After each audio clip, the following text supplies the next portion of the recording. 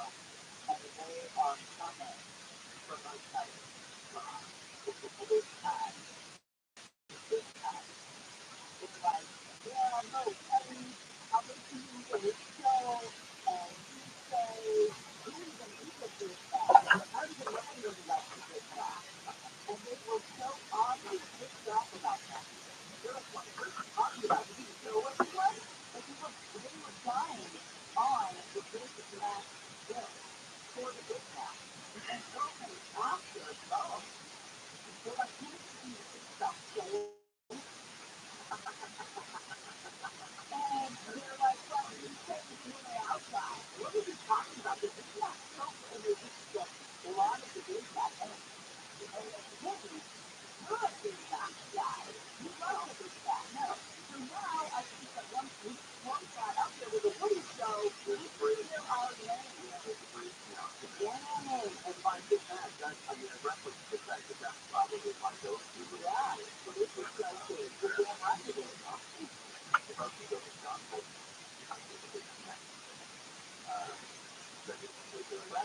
So what you need to do is just start having people talk about how much you love to do that, and that conversation is what the place is just going. So we're just there's the work all of it.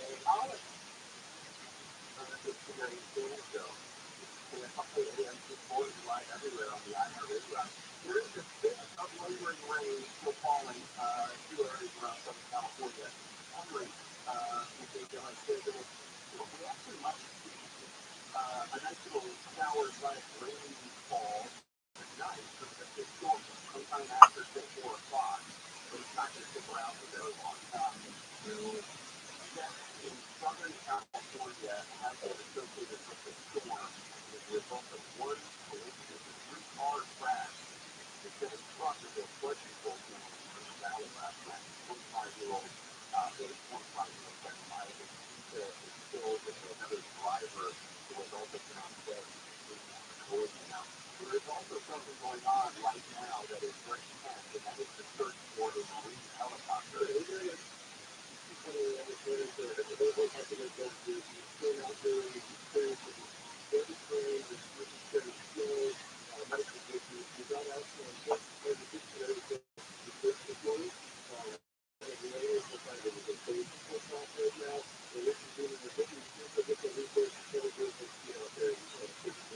Yeah, there's 5 on board, and I guess because it's this county, and you can tell, I mean, I had snow and photos this morning, if you look in where our bike is, and now they're looking to the Tucson National Forest, where they're using helicopter. It's pretty super challenging with this giant helicopter that also took transportation in Vegas last night, and it was about an hour, but it was nothing that you get in the middle of the pack building.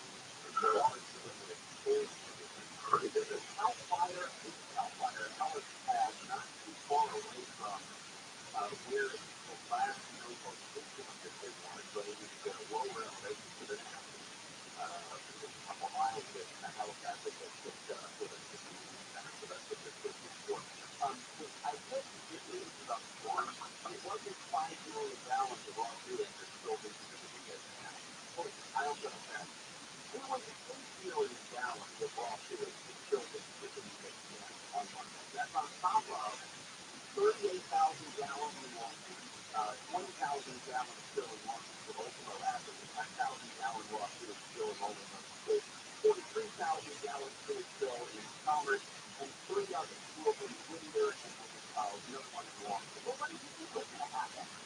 It's flooding, some food story. Some 1849, I mean, maybe a good infrastructure when it comes to water. I can't feel like we've had enough opportunities to have, but we don't. We have what we get. We take it to school, we have a new school. We've got also 475 megabytes that were reported in the studio. Now, yes, that's a beautiful blue sky. That's where the sun got me for the first time in the day. But the storm is making a return today and tonight. So we're not out of the clear just yet. By the way, one quick tip to get this pristine sunglasses today. I mean, they don't know where they went, I lost them in the car, they fell out, something like that. This is time you show. I have a couple of pairs. I have got one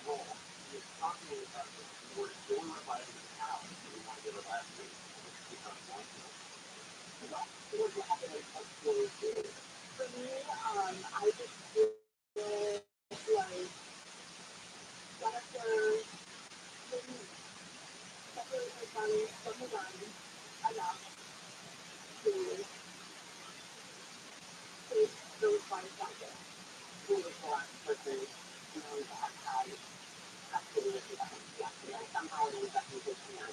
And I think the responsibility of ensuring that that makes sense all on her.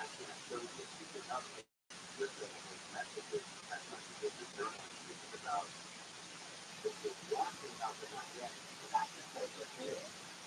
To me personally, it wasn't as impactful as that really does perhaps to them.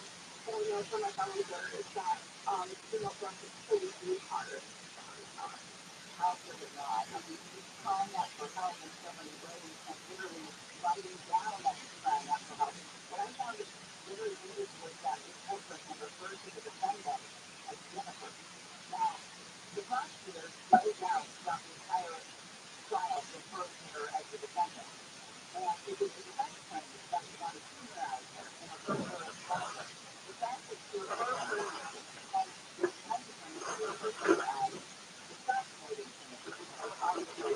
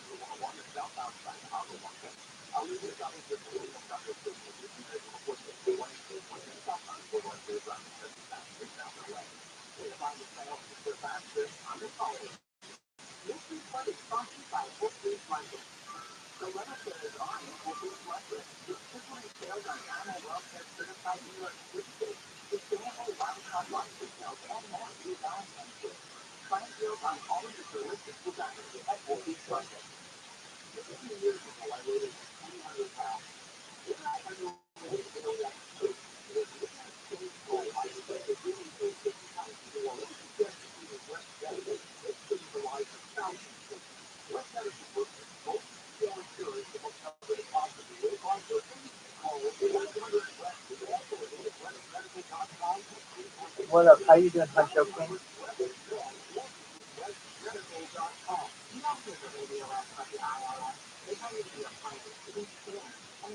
I hope you're well, my man.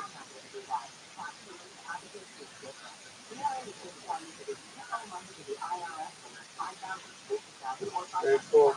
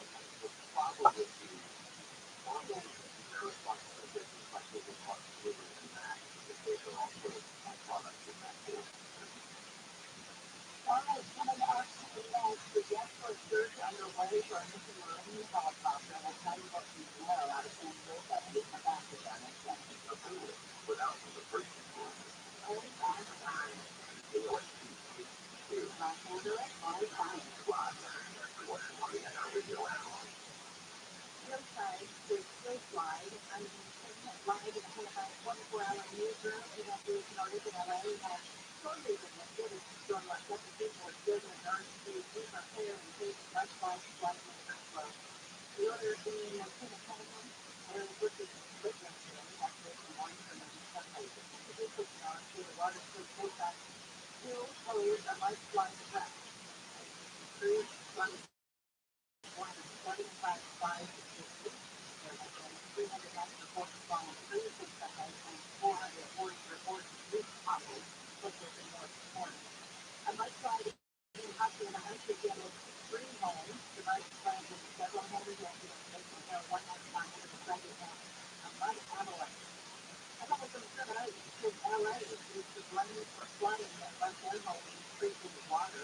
It's a big official. Didn't do enough to prevent the disaster. The Sun City has not been maintaining the drainage system underneath their property as well as at least 5 others in the neighborhood. After a day, it took 48 hours to reach about a massive amount of water trapped in the backyard. ABM says the resident will take reports to state flag and possibly have to lay off hundreds of workers.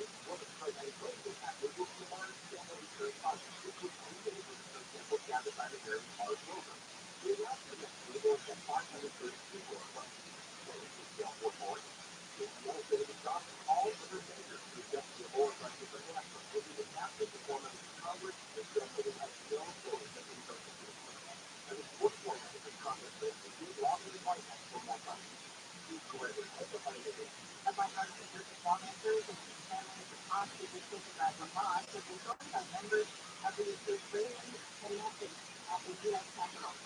Justice Ginsburg from Iowa says we've united across party lines and countries for the hostages home. These families live in agony every single day. They are uncertain if their loved ones are even alive. Hamas has proposed this as 3 days ceasefire plan that would unfold over maybe 3 or 4 months. It would take all hostages would be released and free for hundreds of Palestinians imprisoned by Israel. Israel's Prime Minister Benjamin Netanyahu has rejected that proposal. The House of Safety and Chief Homeland Security Secretary Alejandro Mayorkas is about to announced highly yesterday in the vote of 214 to 216. Republicans are saying Mayorkas has not done enough to protect the southern border. Democrats, the nation president, say impeachment is imminent. RNC Chairwoman Robin Daniel has to step down following the South Carolina primary on February 24th. The New York Times reports Daniel told former President Trump her plans last night after growing pressure from people to do so. The active critics of the Boston country. Trump is likely to suggest North Carolina Republican Party Chairman Michael Watson to the position until elections are not to happen. The SEC has stopped accepting new applications for federal aid because companies across the U.S. can't afford an internet. Bipartisan infrastructure law is $30 to $75 a month deduction. Not more than 20 million lower-income families afford broadband internet to their home. This weekend, U.S. President subsidies to scientists trained and like Congress training them. A pair of popular eagles in this air are taking turns keeping their eggs warm during the storm and nothing lies snow on them. A friend of Big Bear Valley Texas resident Jen Stewart tells School by Jacob called Jackie and Shadow has developed a beautiful rhythm of crazy experiences. They roll the dance to make sure that they stay healthy and fresh and developing a kind of death. For the first time, Jackie has noticed a true way. And that got up about the night, but I remind you of the eagle and our eggs that we open it in this January is the first of the eagle fruit as soon as the last of the fruit. Not my mother, and if I want to jump through galleries, let's say Kansas galleries, together I can see the sunshine. I around 60 and this is after what I never see. This is the sound and I see 40 animal flowers. But Kansas galleries tonight is pretty wild. Pakistan on Friday night is this season one of this promotion. We've got sunshine high in it's 54 in North Carolina, it's 46 in South Florida, 53 in 52 in Lakewood. If I'm not the report, the United States has 156 points in that, that's not 126. I tried to food and then I still want to jump on it. People want to located. Everything is off to my solar now. I've got a couple of cars that are on my solar. That's really pretty done. Overall, the scope is tremendous. Especially for me, I'm more so solid around certain points. So going for the point, there's sort of like that. There's some people that have that 4 or 5, so I see the phone, well, the 5, it's a little bit of the line. It's like a really common 4 or 5 million. Here, it's only from commercial, but no common 4 or 5. They get counted on the 4 and 51, and actually got the kind of wet line. So that's just on the mobile box on that. So it's from 1 to 6 years old. People are used to that. So the one that's present, still on the 5. That's on that. They're right around Jeffrey. Sometimes they need 1 or 2 cars down in the middle of the block. That's what it is. They're very much 5 down there. Also, these 5 down on that, they're also that off the 5. If it's on the 4 or 5, and it's over, it's going to be 50 cents to say, well, I put it more. They find the guy up to their back. There's like a COVID.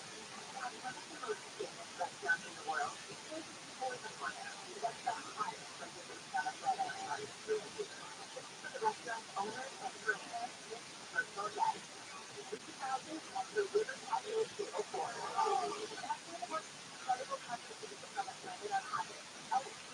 Passionate interviews, special podcast with guests like Will Hale,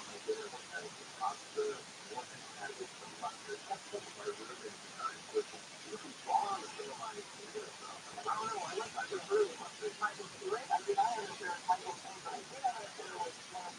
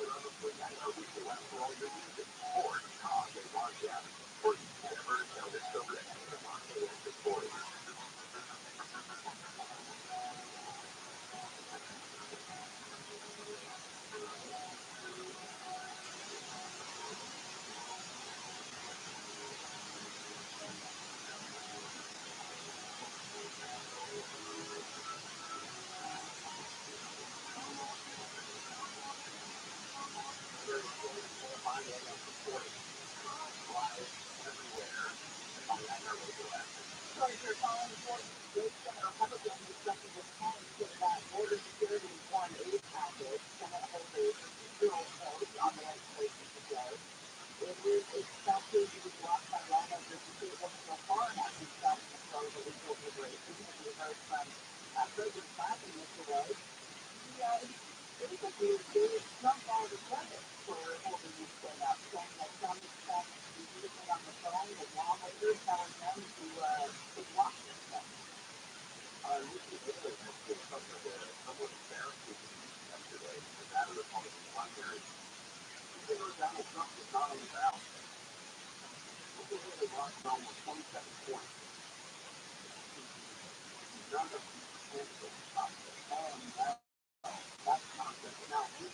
this is Nevada Republican Party will keep this thing up, similar to what happened in New Hampshire. It didn't actually campaign in Nevada at all. Because instead, he actually was written for the president. He's actually on the ballot for the caucus that they're doing on Thursday.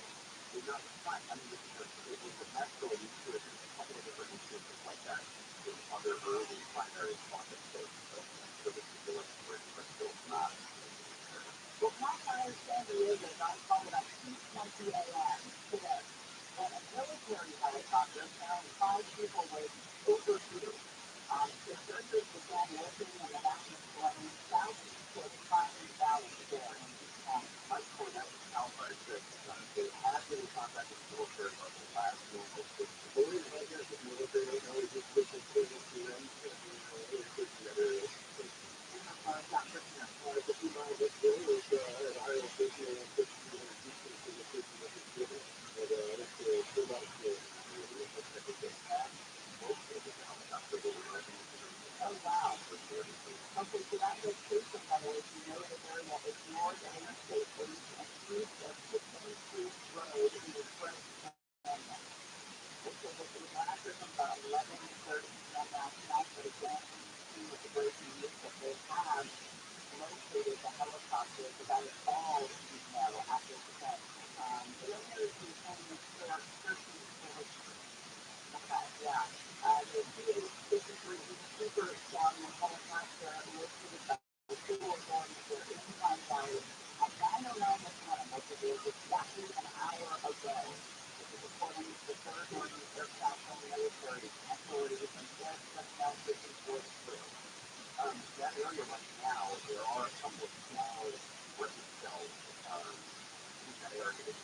If you know where Wisconsin is, go out, kind of look out towards the border, it's way up in the mountains there. There's even, like you mentioned, that the creek at the creek is where there's a fire station. And I mentioned earlier that the Coal Command Center for the church is at a nearby helicopter pad up in that area. So, good news they found it. We'll talk to seniors and hopefully get some other video. Yeah, so we need to see the last system at 11:30 p.m. That means that they spent the night in that area, snowy area, a lot of weather in that mountainous area overnight. But I can see that they have been in cloud shape. They're down for some of the reactions on board in terms of, not going to hype it on one guy. Which they were cool. Right. 475 mudflies were reported over the last couple of days by the LA Fire Department and Pennsylvania. 5 million gallons of fuel spilled for a real long week of this over the result of this. They're running on mudflies along the Palisades and Victoria. Of course, it's been actually the death toll is central at 9, including a couple of deaths here in Southern California as a result of the car crash out in Miami Valley. Most of the other deaths obviously were in northern California for the most part. So this was a very, very disruptive storm. It's not an unusual we get such storms on a regular basis, but in terms of the amount of rain that fell over this short time, they're talking about one of the probably top 5, top 3 storms that we've seen with record services past that in the 1967 during the week. Well, LA County seems to not fight lawsuits to settle them. They'll tell you they're cheaper to do that than to fight them. Well, if you look at last year, LA County paid out nearly $1 billion last year in Texas to tell you how that went down and it's the way when we come back. During the story will continue and you see why doing this high profile research. If you're in San Diego, then you helicopters to 5 U.S. Marines coming down. The Marine Corps Air Station near Mont Hudson located the Super Stallion helicopter found by civil authorities in Pine Valley about an hour ago. According to the third Marine Aircraft Wing, research was now on the crew. Israeli Prime Minister Benjamin Netanyahu has rejected Hamas's ceasefire proposal and promises to fight as an absolute victory. Hamas plan called for remaining Israeli hostages captured in the October 7th attack on Israel to be returned. The restructure 1,000 prisoners apologized and exchanged the bodies for the hand. This morning, best time visits of continue the Hollywood Bowl. The Hollywood Walk of Fame now like LA's Castle has voted its unanimous that there was been a ban on vendors and popular tourist spots. And the ordinance taking currently in line with the technical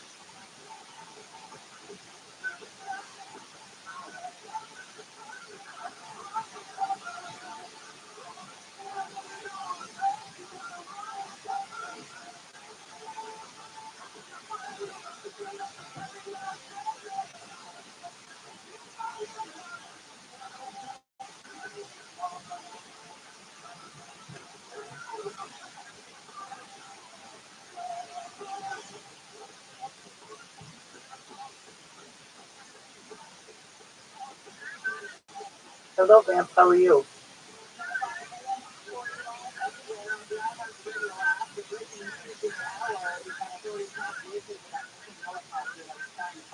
Absolutely. I'd be proud to show him.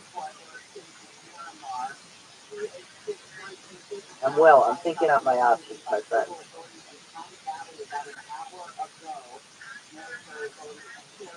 Uh, well, I've got court on March 12th, and as of right now, my charge is I've got two charges, one higher and one lower, and they're going to try to make them both lower, and so I have to stay until at least then. And I was just thinking, like, I have a little bit of money, I might be able to pay some rent until then, and so, and then if if it works out, then um, I take the punishment, whatever it is. Hopefully, it's like probation or something. And if anything more serious, then I might run. And it's not like a super serious thing. I mean, allegedly, I sent a text message that offended someone. I didn't punch anyone. I didn't hurt anyone. So, I mean, if anything, they can't get me in another state. Well, they can, but it's like, it's a whole hassle. And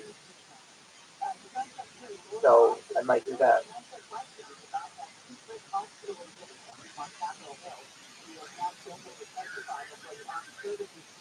Yeah, no, and that's the good thing about it because as of right now, I there's only one thing to do, which is go viral. And so I've got my little robot going, and I'm watching it, and it's very successful. I get people in all different languages saying, like, "Who is this person?" And they come and take a look at me, and that's really interesting. I have to use the little translate option a lot because it's in like Japanese, sometimes it's Spanish. It makes out a little in Spanish, but I really want to know what people are saying. And then they take screenshots of me. Somebody did that a few hours ago. They took screenshots of me, put all these memes around it, and they were like, "What is going on?" And then they had a bunch of their friends comment. And then that's the cool thing too is you see the people who comment. They're like, "I'm researching this person right now." I think so. It really is. I mean, I've been annoying people now, nonstop, basically, for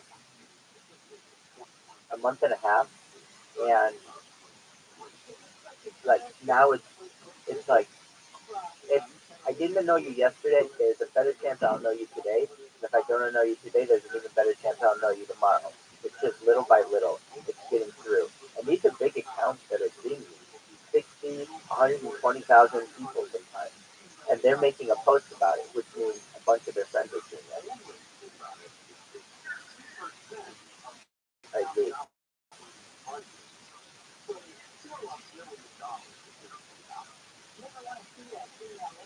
So, I can just continue to do that. And here's the thing. Let's say I had to run. I just continue this little robot for as long as I can. And if I go viral, well, then it's really easy for me to fight any charge. But I have no money. I have a public defender. It's like, I could fight this. I really could. I just, I'm up against a lot of money. What can I do? So, but if I were famous, it's very easy to fight. In fact, I'd win. So it's kind of one of those things that, um, well, why don't you fight it? Um, because there's a risk that if I lose, then I have to serve a longer punishment, and I don't want to have to do that. So it's almost like you just make it a plea deal and beforehand. That's kind of how it works in the United States. But we'll see. I mean, as you can tell, I'm pretty confident in my opportunities. So, and most people wouldn't be. Most people would be like, "Oh, I'm so fucked," because they. Yeah, no, definitely. Yeah, definitely. And so, yeah, I got that going for me, Big John. How are you today?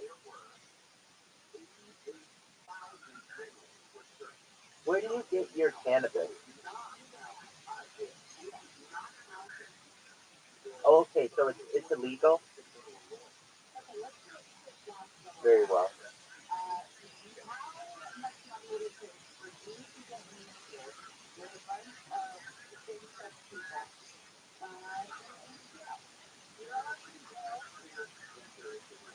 Oh, wow. That's really soon.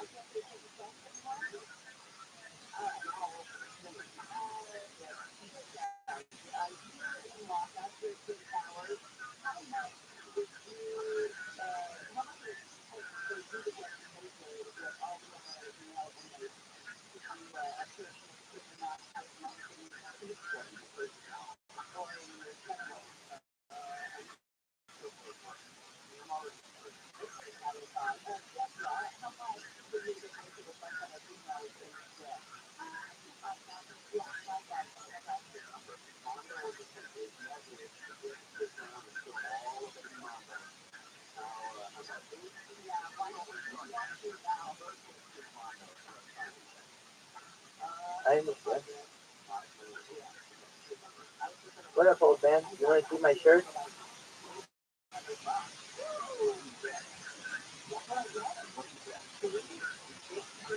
My, my cum shirt?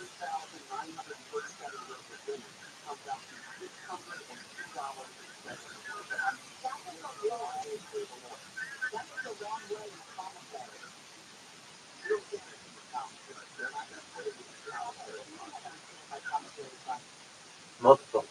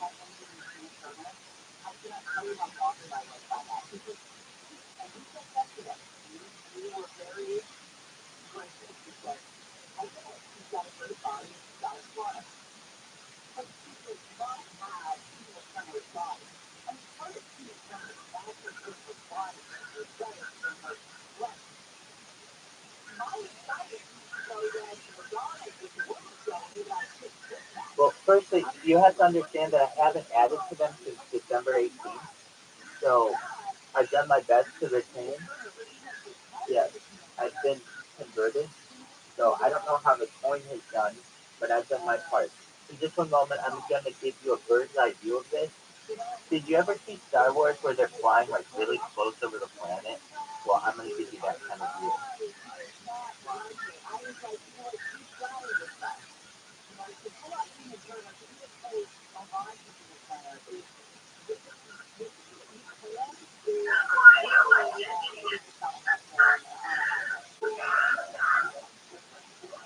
So this was a shirt that was donated to me by the community.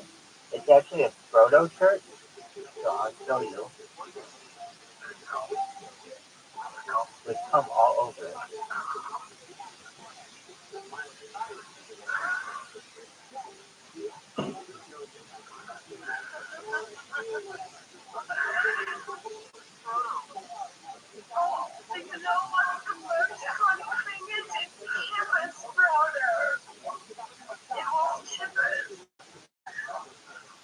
And then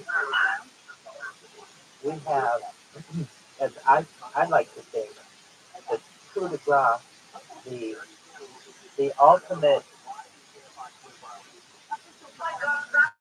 wisdom. It's it's the good old fashioned Superman shirt. Now wait a second. You have to understand the Superman shirt that you are seeing is actually inside out. So that's the cool side. Here's the dirty side of the Superman shirt. And it's flake. Look, the Superman logo is stuck to itself.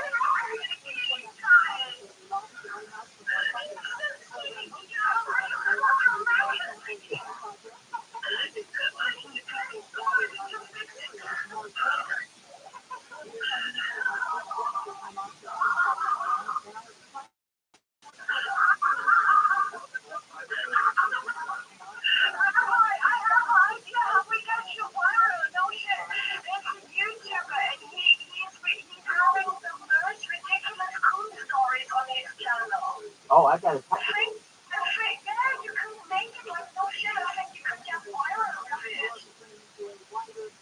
That happened one way or another. Way, it's a trailer, it's way. Do you think you'd like this? Yes, because you have like this photograph stories from people who like collect their content like books for years and Check this out. yeah, of course we say, I'm extremely next of it, are you kidding me? This flaked off. Check this out. It flaked off on my other clothing. Like like methamphetamine. You want to see me eat it? No, because other people pay me at least for it, so I don't want to see it.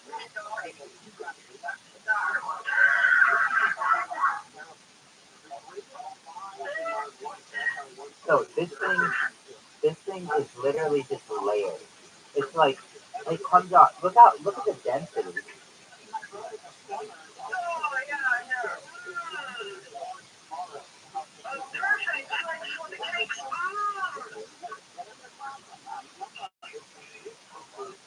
God, you get that right.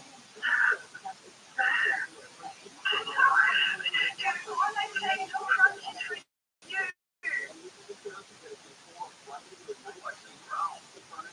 That's, Just Rome is getting yeah, like sales now.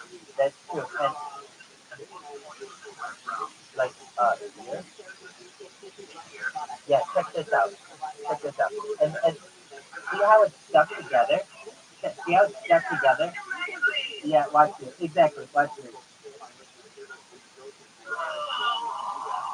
It's, it's really it's like super glue. Look at that. Look at that. Seriously, Rabbi, normally I get paid to look at this. Well, You should feel appreciated. look at that. It's tearing apart. Oh, yeah.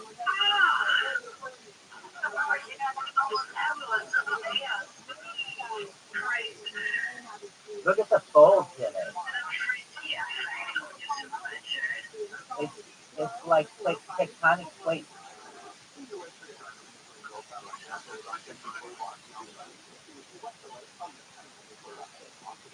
That's some good places. Anyway, you asked, I delivered.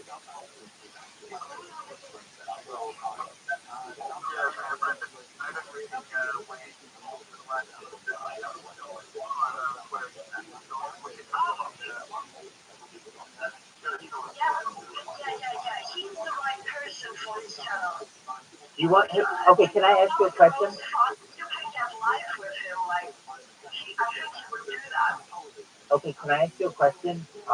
If I make a video, like a whatever, a minute video, and explain this is my cum shirt, I wear one of the cum shirts and show the other cum shirt, and then I do this 24/7, and I send it to you. Will you send it to him?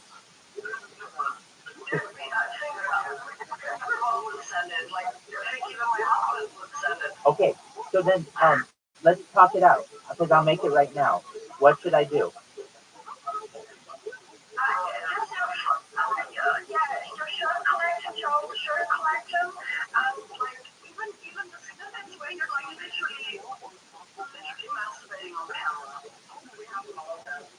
I mean, if you can edit that, I don't know. I don't have time to edit that right now. But what I can do. Oh, dude, check this out. I was gonna wear this shirt, but wait, watch. Look at this. Look how stuck together it is. I'm gonna wear it right now. I'm gonna make this video right now. But look how stuck together this is. Watch this. I'm gonna try to do it. It's difficult. Oh, definitely. You can hear it. Uncrusted. Okay, look at this. But I can't even put the shirt on. Just explain it in the video as detailed as you do it to us. Like how crunchy it is and everything. Okay, so I'm gonna do it right now. I have another device. So I'm gonna do it right now. And just for a moment. And you guys can watch me make it. And if you don't like it, I'll do another one. And until you guys are really happy with it. Okay. I think it would be enough just to see everything. Like the people will go crazy enough. No worries, Rabbi. Okay. So I'm gonna. But I think if someone is contacting Wang and like delivering such a story and he This guy's name is Wang. That's that's tight as fuck. Okay, so I'm gonna make this on Twitter, and then because then it's easy for you all to get to it. So we're gonna go over here, and I'm going to create a video, and it's going to be, uh, pardon me.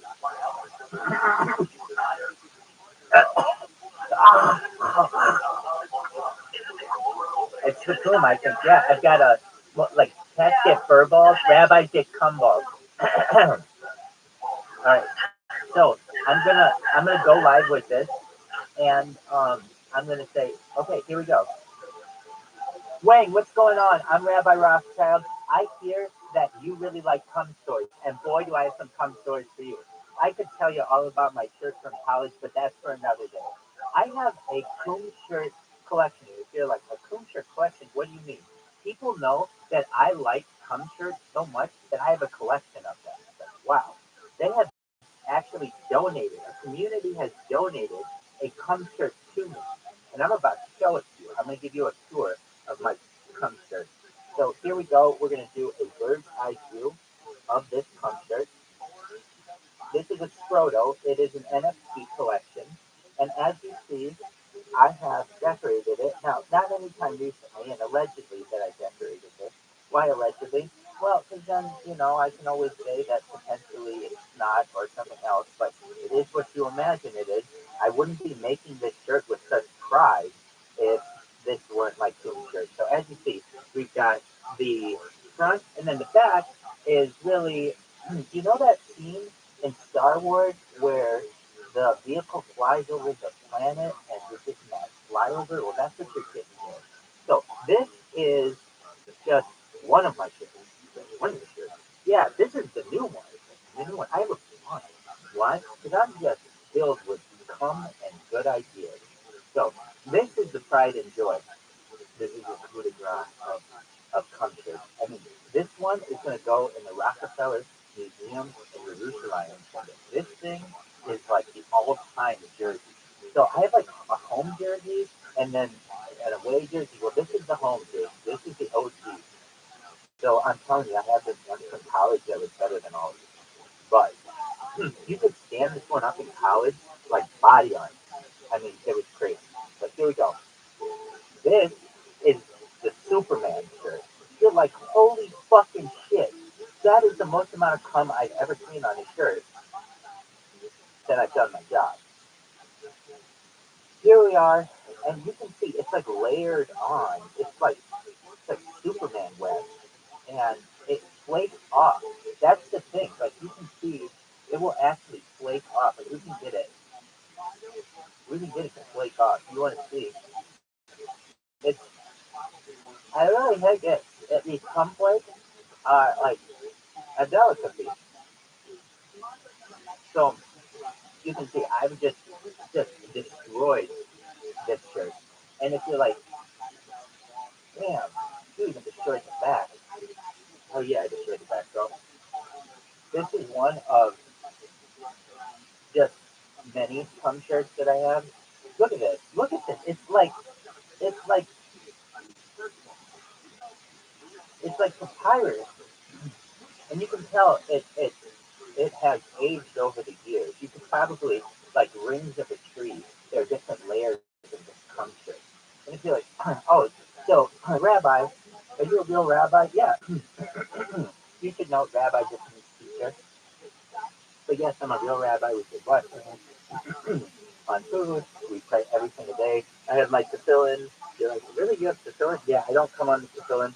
They're right here. So yeah, got my tefillin on right here. So here's the back of that shirt, which is just, again, it just looks like it's been wet by Spider-Man.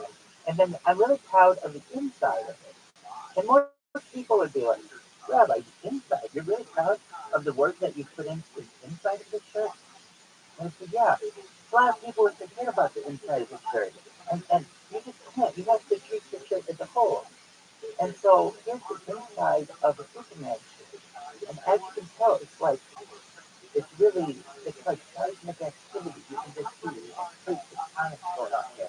Sometimes you even get areas, I call them bow tie areas, where the cum is actually stuck to itself. Like here's one, here's one of these guys. It's not a really good one. I usually, oh, you know what? I have a perfect one over here. I couldn't actually get this shirt on because of the bow tie effect. So you're going to see it. I wanted to wear the shirt. And so here we are. So I've got the shirt here and I want to put it on.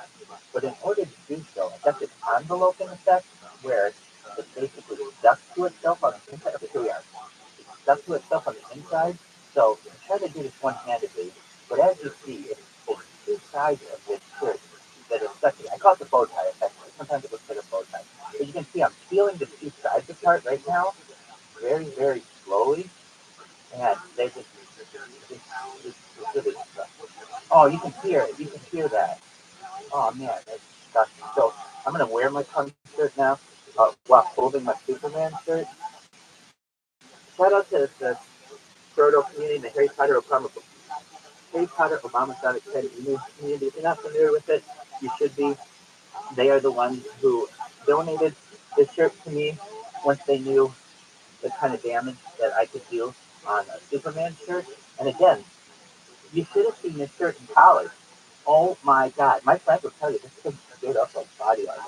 It was incredible. So with that, I've got jerseys on a jersey. I got a home jersey. I got an away jersey. So Wayne, I hope you enjoyed this. Blessings on your many travels around the multiverse. Take care. Much love from Rabbi Rothschild. I hope you heard that. That was great, Rabbi. Perfect. Perfect. I think you will enjoy. Yes, that very much has life meaning for us. And I think maybe he wouldn't get in here. I don't know. We try everything. We just load him with you. Excellent. Let's hope it's recorded. Yeah, just tag him. Maybe just upload the video on Twitter and tag him, and we just post it again and again and again. Yeah, I even write a message. Everyone should.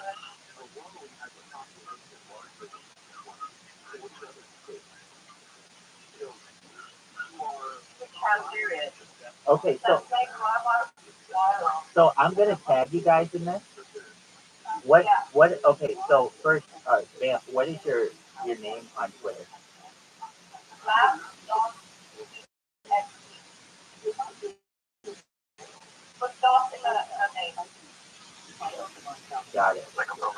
Yes. Yes. Okay. An existing program. Next person. What is your? Mine's virtual. I'll just send it to you. I'll send mine in the chat. Virtual. Oh, I got it. Are you Moneybag? Yeah. Yeah. Okay, I'm following you. Next, anybody else? Old man. Old man with coin. It's all one word. Yeah. Old man. Coin. Old man with coin.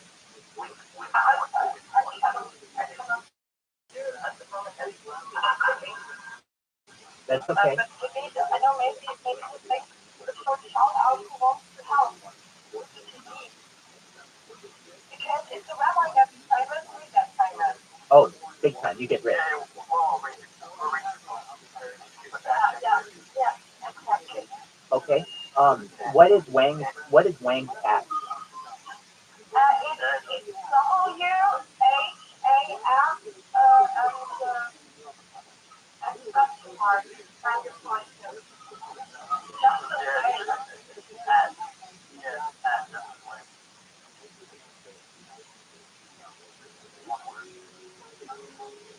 At Justin Wang at? Yeah. Just Justin at my way. Wait, I thought wearing wait, I'm not fine. Justin what?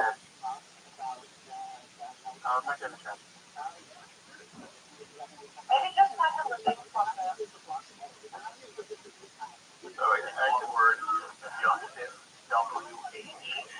I got it now. I got it. WH. Okay, Justin Wang. Excellent. Anything else? Anyone else? The main, probably the main account, like POS. Perfect.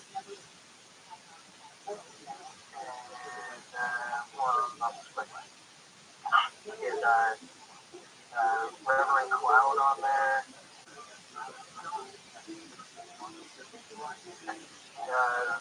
Red Cab. What is Reverend Cloud? Nobody can say anything because that guy is literally having cool stories and real stories of his channel, like real serious stuff. You should do it. It's really funny. My Reverend he changed his name actually. Reverend Cloud now.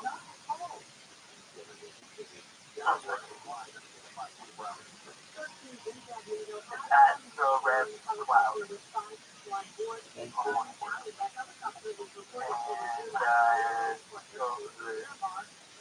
soldier.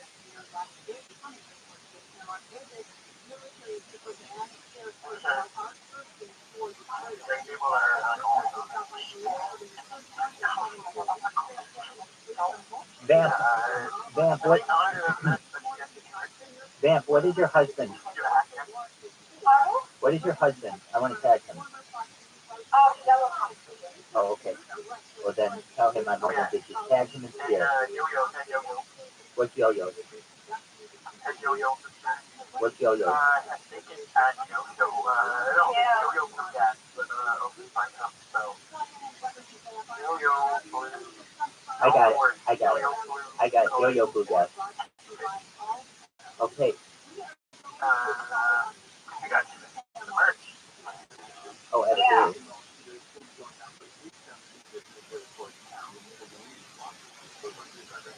Oh, that's why. I hope it works, but I think it works. Okay, guys, I'm about to send it right now. I'm posting it. Oh, we'll just keep sending it. Excellent. Yeah, we just send it. That's our one. And then we just Yeah. Let's see how long it is. Yeah, no worries. Dude, how can he say no if you can have someone actually talking about it on a live stream? A rabbi. That's hilarious. Yeah. I think that story is really missing. Because normally they have like weird stories of weird challenges where literally girls like put lobster in her vagina and woke up the next day and there was a baby inside and I don't know, like really stupid. Yeah.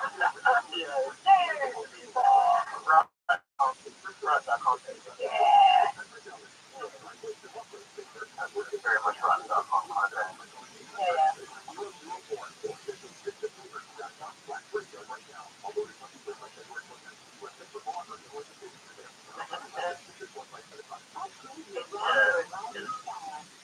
Rate the comments. I gotta watch Rabbi. Rabbi, if this is working, I'm very happy. If it's working for you, because you're like doing this now for a long time, I think at some point someone should get appreciation. I'm going to give it a deal. Did you guys see that I tagged you?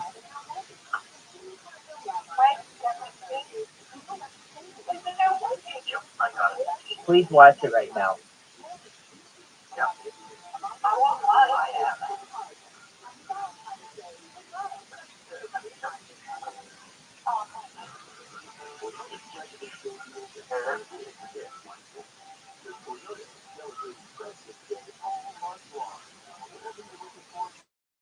Got the tag.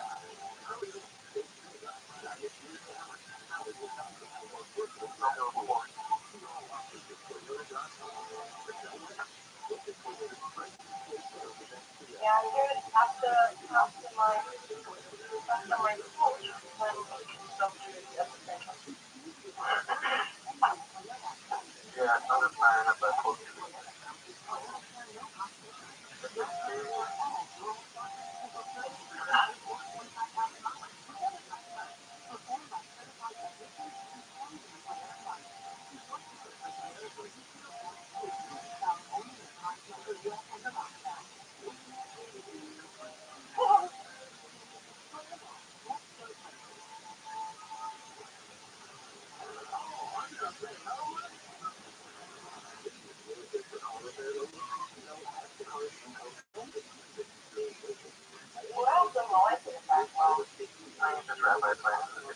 I'm just playing it.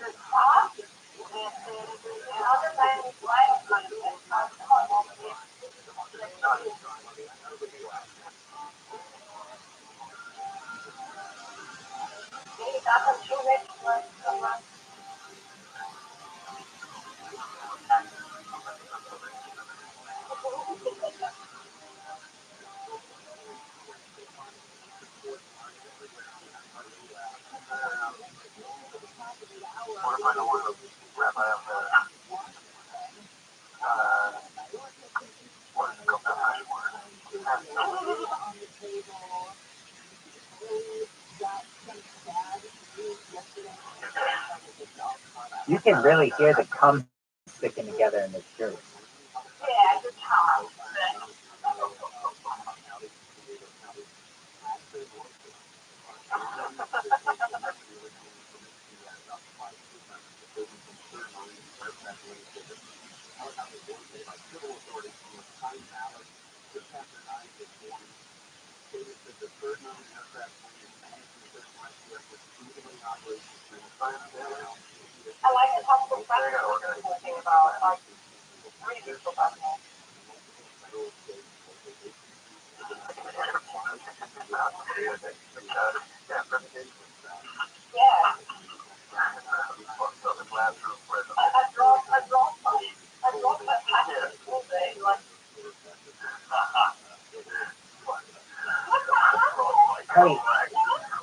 Hey, it all recorded. I'm happy.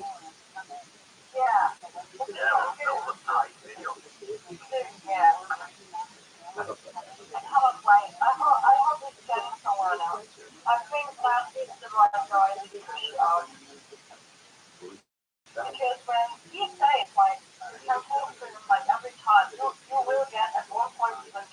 so.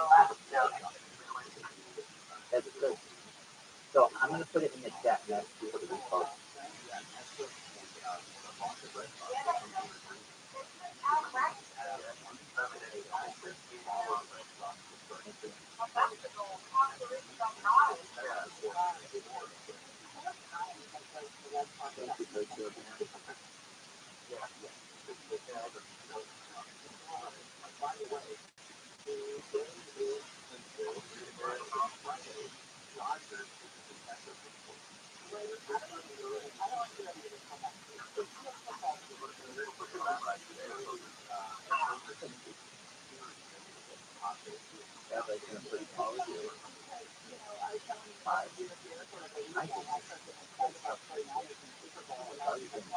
We're all gonna go to Disneyland together.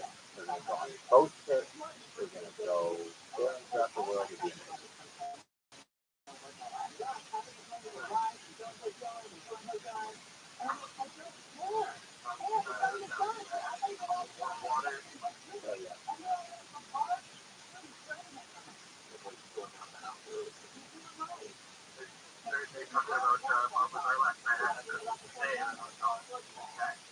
oh yeah, Bobby does.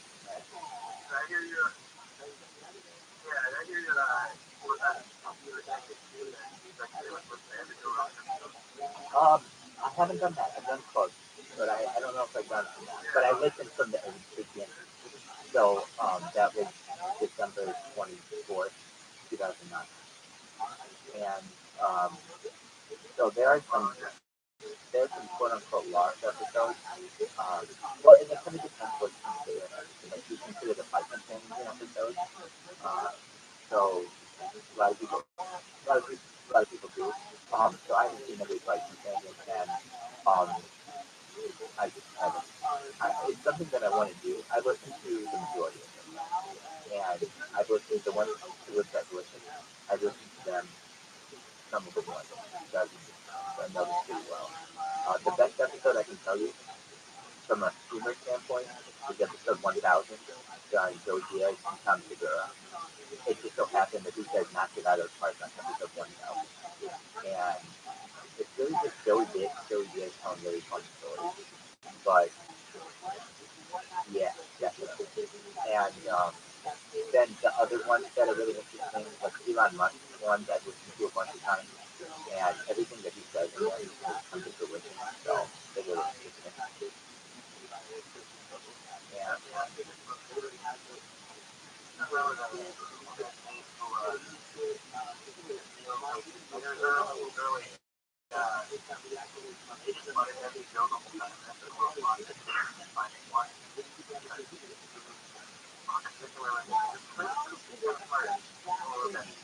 Yeah, the graphic icon.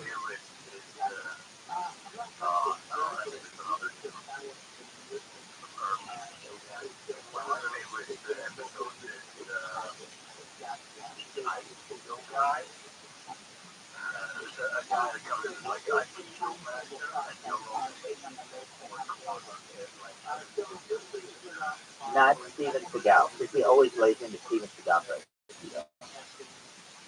right? But yeah, he hates Steven. Everybody hates Steven.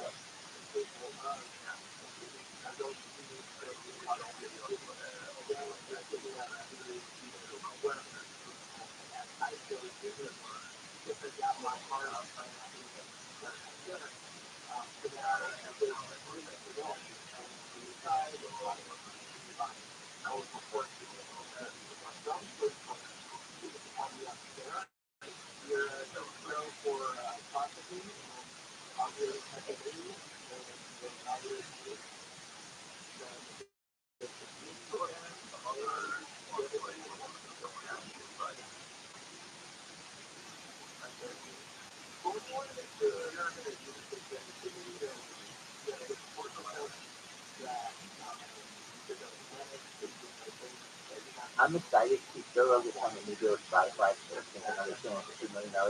As he gets to put his episodes on YouTube now, I think it's going to be He already has a decent collection on there, but when I really watched them, and I watched them every time I had them, was when they were live on YouTube. And then he went to Spotify and yes, and then he went to Spotify and then everything changed. Um, I'm not saying his style, I just think he's too hard hitting and everything, but he did become a little more corporate than the previous aspect. Like there was always a chance I felt that any one of his episodes could go viral when it was on YouTube, and a lot of them did. On Spotify, it was like I know he got paid. That's cool, and I think he deserves it.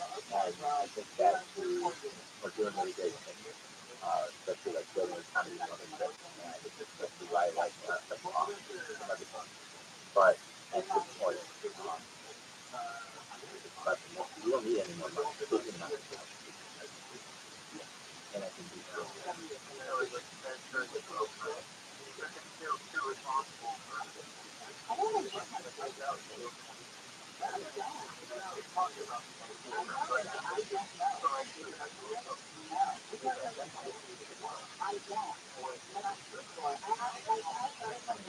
holy shit, we have a ton of people in here.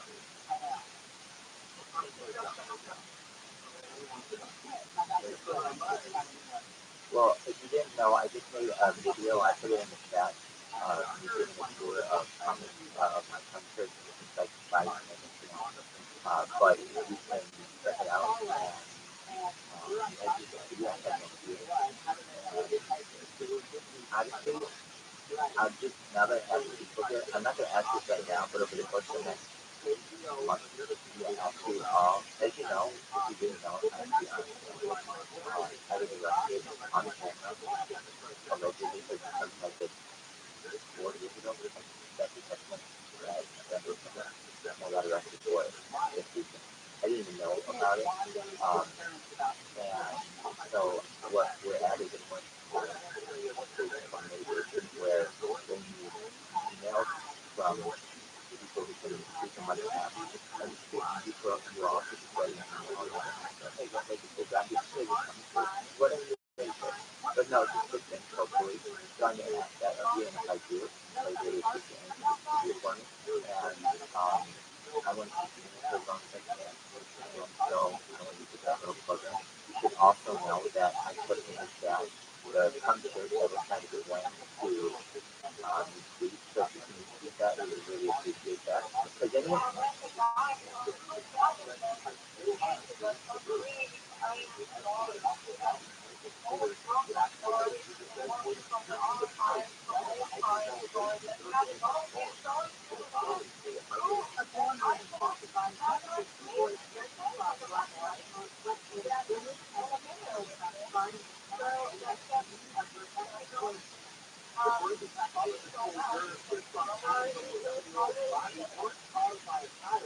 that's right. You hear my phone, that's what I like to do. There's an update that people are either liking or disliking whatever they do.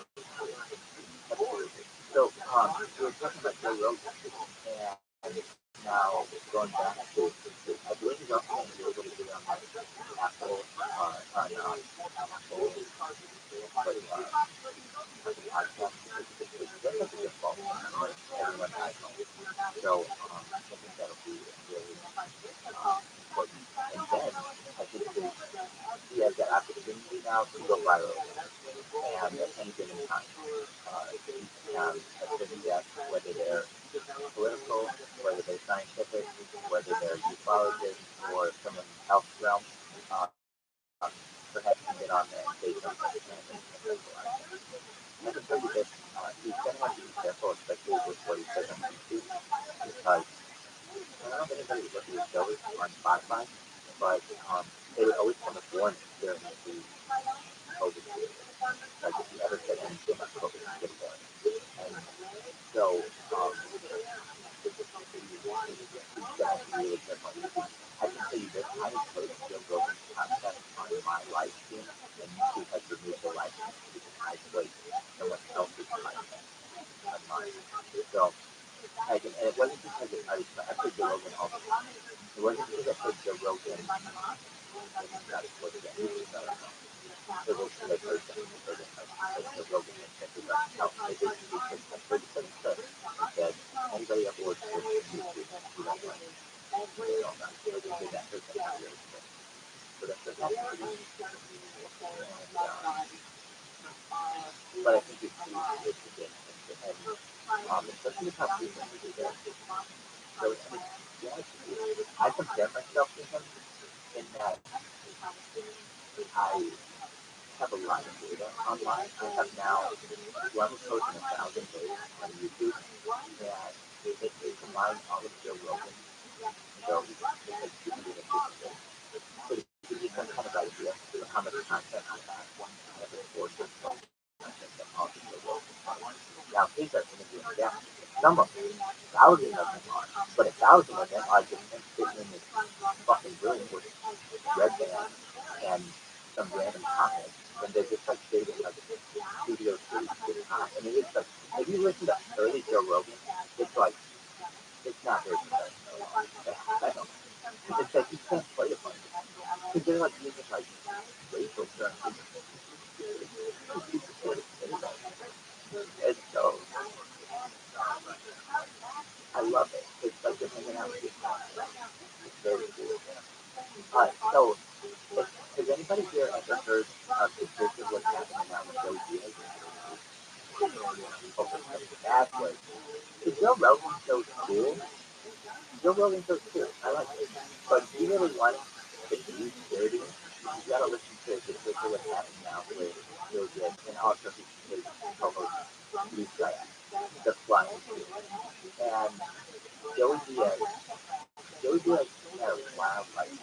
as he was using, and he's been for his kidnapping. And he basically like made good out here in California and got somewhat popular and got into that whole Joe Rogan community. And Joe Rogan really looked out for him. And basically like, took him under his wing and made sure and stuff. So if you listen to the video what's happening now with the podcast, they talk about various stuff. I mean, he's as he made it, they fucking do it. They talk about it. So I really like that show. And then, like Joe Rogan is his own thing. At one point, he would be like, look, I know people are making fun of you because I post to so many people, but you need to start a podcast. You need to start a podcast. He kept telling all of his guests, you need to start a podcast. And a lot of them did. And a lot of them now are like, because of the podcast that I mean, Joe Diaz, Tom Segura, Christina Lee, Theo Vaughn, right on the kid, and all of these are really big podcasts now. And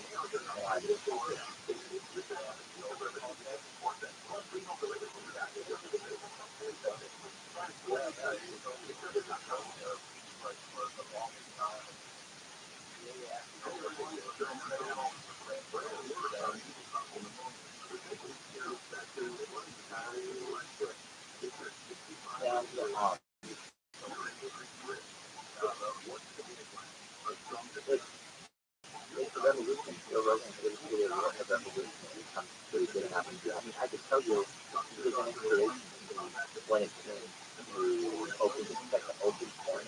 What I have is a little different than what Joe Rogan has, but you only have so many people who are young and kind of they have so much content. What do you do with it? So his only form of podcast mine is a live, it's LIFE, basically follow along with my life. It's a new kind of media, but it's becoming more and more popular. Now, what makes mine different than anyone before and since is mine is archived. So, and that's the important thing about it. Anybody can just be on a closed caption or a closed circuit television camera and nobody can really watch. But it's archived. People can generate and that's the exciting thing about it.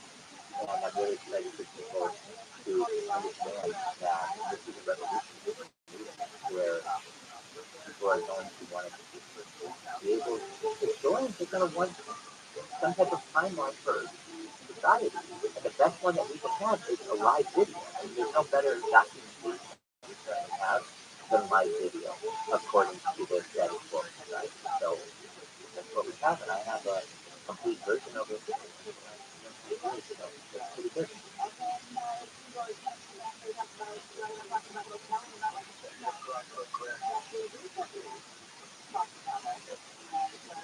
Well,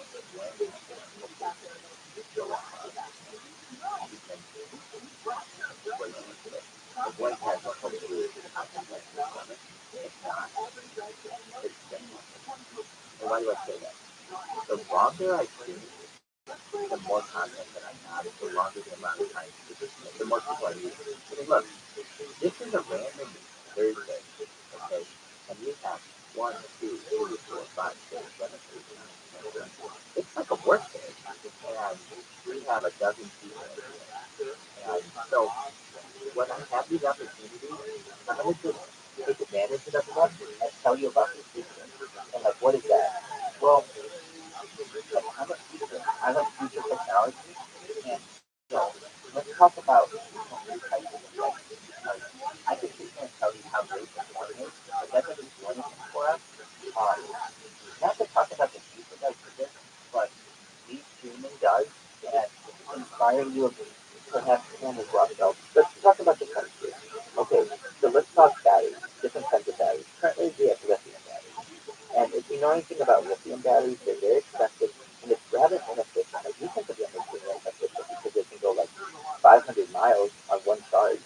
But you should know that these kind of batteries don't work well in cold conditions, and they have all kinds of lifespan issues.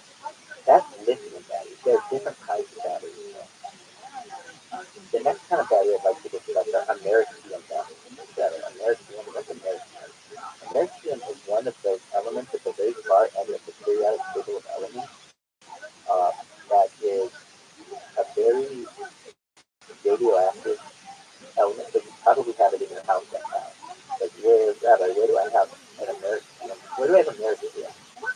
So radioactive, where do I have it? Likely you have it in your fire alarm, in the smoke detector. Oh, what's it doing in there?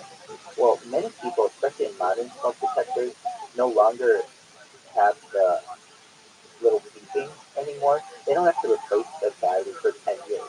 It has a 10-year battery, but it's like you don't have to replace it with, AA batteries or anything. No, you have new modern smoke alarms have like a 10-year battery in it, and that battery is not a lithium battery. If it were a lithium battery, it'd be one of those batteries that explodes in the back. Like I have a bunch of them. I count pregnant batteries. Also, people count spicy pillows. It's a whole community on Reddit. I'll even show you. If you don't know what I mean, I'm sure you all do. So basically, this is in an iPhone, and you see how in the back it's actually like this floating part of the yeah, it's a floating part of the back. Anyway, um, you can really see it on this phone here. Okay, let me see if I can show you. So it's like, well, what causes that? Temperature changes, and also just time. Eventually, all lithium batteries generally will have that kind of expansion.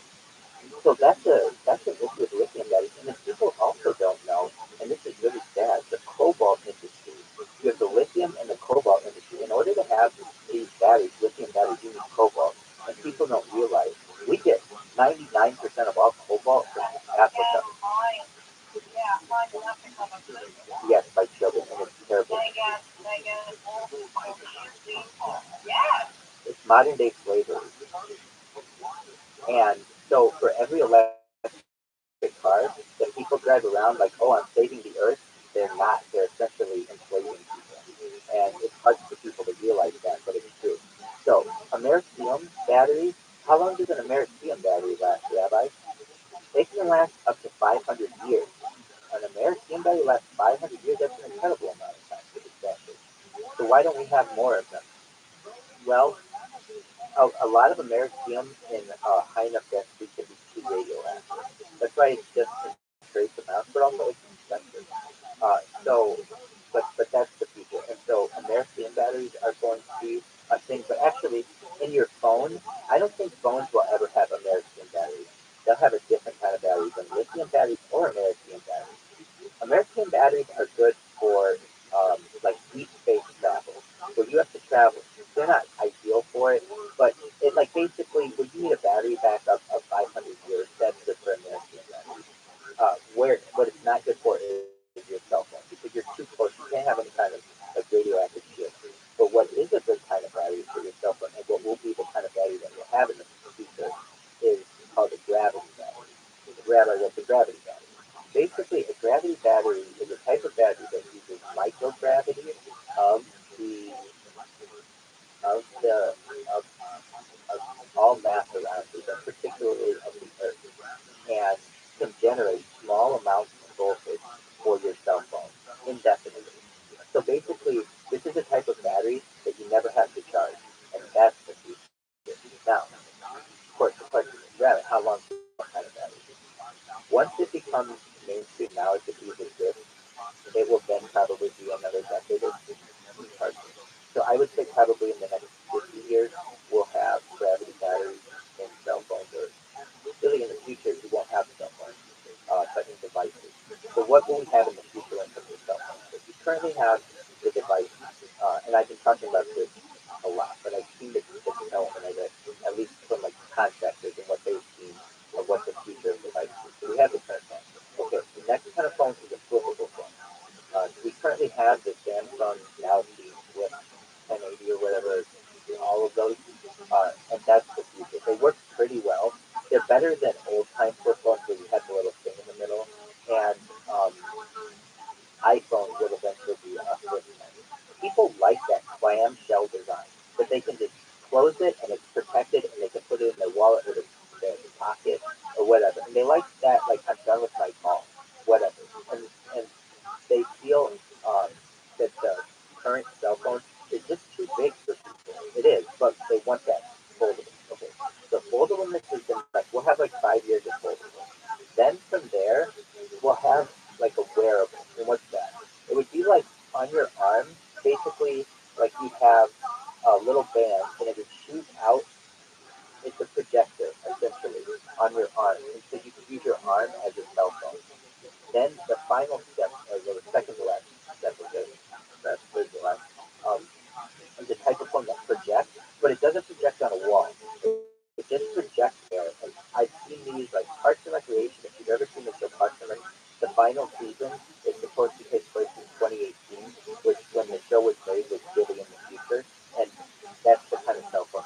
Then from there, it's an augmented reality cell phone. Basically, everything will be essentially in like some sort of optic or smart contact lens. If you've ever heard of smart contact lens, that's a type of contact lens that you put in your eye, and you can use it like a wearable, but you use your eyes to control the different options. So what can that do for you? It could give you night vision. It could give you infrared vision. It could like make people. It could give you like super hawk vision and do all kinds of things that aren't vision related. Basically, you'd be able to control devices around your house just using your eyes. And then from there, you move into Neuralink.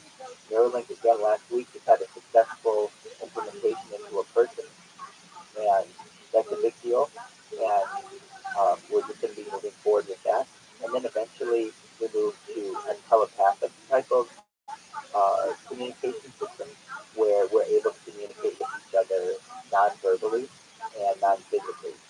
And if you know anything about aliens, that's how aliens communicate. I, if anyone wants to talk during this, please do. I'm just rolling, so I am fascinated. Excellent, thank you. I'm fascinated with aliens and how they communicate. And the different species of aliens are really interesting to me as well. I can tell you that I was a very huge uh, denier of aliens for half of my life. And so if anyone's like, well, I don't believe in aliens, I was there. So like, I know better than you do. I used to debate it publicly. I was a skeptic and a denier because I always felt that's one of the species. So we'll talk about them. They're fascinating. So I've learned that there are different species of aliens. How many?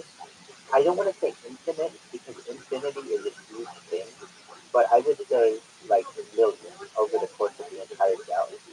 Now it really depends what we define as an alien, but I mean separate species. Now, when it comes to the different forms, I think there are like 180 that have been cataloged by the United States government. And of those, the most common ones with which we interact on Earth are the alien rays, but those you should know are really just robots of other alien species, perhaps even the same. So I was really fascinated with these like alien communities. Like how do they get along? And or do they get along?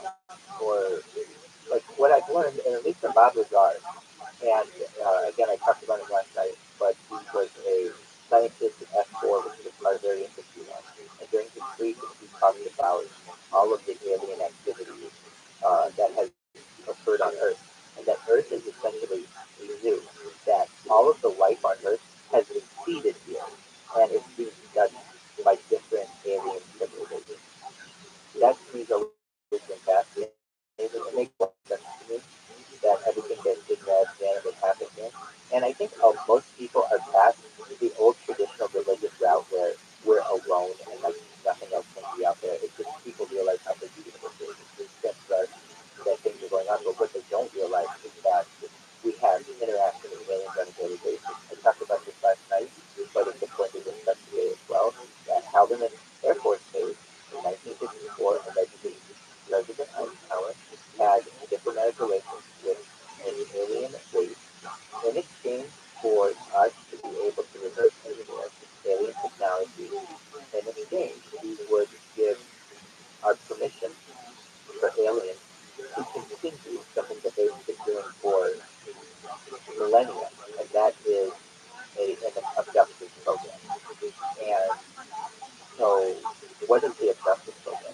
There are certain bloodlines of people that are being studied by alien races, and if you're not one of them, that doesn't necessarily mean it's a bad thing. You might be related to some of them, or it may be happening someone in your family, but they don't have any memories of it. They didn't have a way of reverse of what you remember. And just like that, memory eraser in Men in Black, just like that.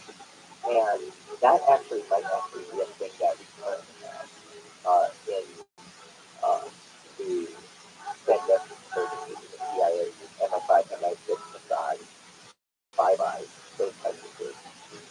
But at least when it comes to Earth's origin, apparently this has been repeated here, and that we are essentially we've been farmed for our uh, for our well, that's the Anunnaki theory that we are basically here to farm gold. I was going to say for our land. So, like, perhaps even having to do with our edema gland. There's something about our gland that is attractive to some type of alien species. Yeah. And, Yeah, man, like all these dissections are always abducted shit. You know, wild shit. I think that's they're it. collecting it for like DNA to like build structure, you know, off of it, that cell type of thing, or something. That's absolutely right. And if you know anything about the cattle mutilation phenomenon, They got all this duet that's going on. I mean, so if you don't know, this is a real thing. What happens is you'll have a farmer who has a herd of cattle, and he'll go out and check on that herd of cattle every day for 10 years, and nothing changes. And one day, on the 10-year and one day, he goes out there, or she goes out there, and finds 100 of their herd of cattle completely mutilated, without any kind of blood, without any kind of organ, but it looks like the, the mutilation on the cattle has been done with lasers. It's not been done with like a machete, or a wolf, or coyotes, or anything animal. Exactly, like lasers, exactly. And okay, so imagine, to whom do you go with that information?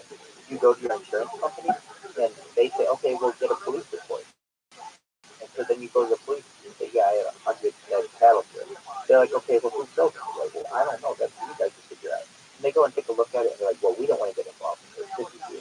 We don't know how they died. Maybe it's disease. But that's not a reason for a police report. And then they leave them. And the farmer now just has 100 dead cattle, doesn't know what to do with them. And they're in a great shape. So that certainly happens. And in the same way, that can happen with humans. Now, we'll talk about these underground military bases in a little bit because that's all involved in it, particularly at least in the United States, Delta Base, Nightmare Hall, is just familiar with it. But at least with the origins of Earth, people ask me this, okay, so Rabbi, how do we as humans understand the Big Bang? Like, what happened before the Big Bang? I think this is the best way that I can describe it. And I told this to people, and it's the only time I've ever heard anybody say to me, I'm finally satisfied with that answer of how everything started. So this is how I understand it. Imagine everything's on a timeline. You go to the very beginning of the timeline, and that's the Big Bang. Okay, great. What happened before the Big Bang? So maybe there was another universe before then, and multiverses, or who knows, and those all had a big punch, and what's going to happen to this universe, the big crunch. Basically, there's a Big Bang that explodes, and then everything eventually goes into a black hole, and there's a big crunch. And then perhaps you have another Big Bang that happens. Who knows? I don't know. We know is that no human has been able to wrap their minds around that. Throughout all of history, no one's been able to understand that. And we have to be okay with that as a species. That it is literally a limitation on the human species to understand what perhaps, to understand how that could have happened. And we have to be okay with that. Because even if you come up with something like, oh, well, there was another multiverse before that, well, then what happened before that? Somebody's going to ask that question. What happened before that? What happened before that? And you'll drive yourself crazy doing that. So if you basically, and so this is how I describe it. You have a timeline that basically wrap that timeline into a toroid. What's a toroid? A toroid is like a donut, like because it is, in my opinion, such a light football. And additionally, so it's basically, I want you to imagine time as like a ball of yarn in a donut. And eventually, if you let go of the end of the ball of yarn, you can't really tell when time started or when time ended. You don't really know. It just looks like it's always been going, even though it did have a beginning and an end. And at least we as humans are not able to understand that. Maybe there's sometimes species that can understand perhaps what happened before the Big Bang and that, and that's an amazing. And I look forward to hopefully evolving to being a species that can understand that. But as of right now, I can't understand what happened before the Big Bang, and I don't think anybody else can. And the same is to be said as what's going to happen after the Big Crunch.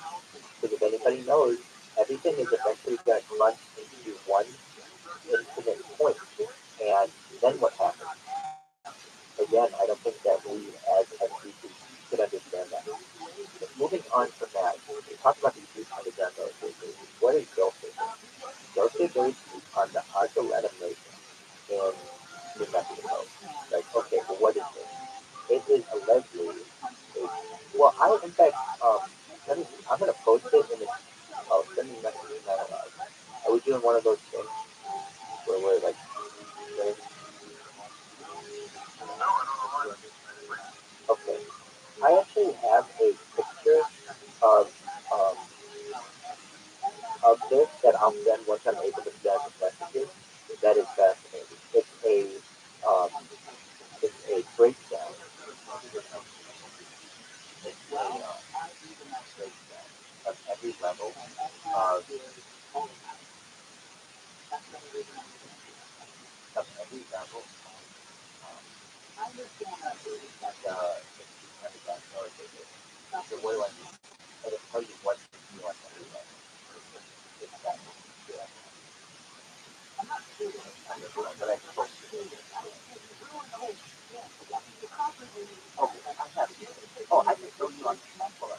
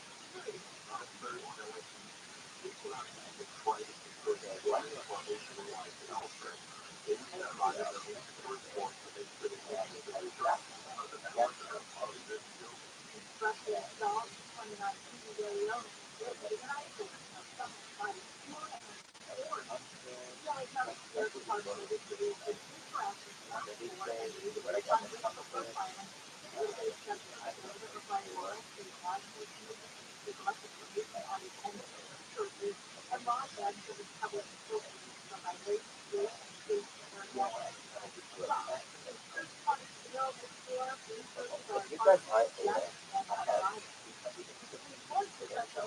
I hear that more than any person has on Twitter under the same name. But maybe there's some bot up there that has a bunch of names, but I don't think anybody has been calling it.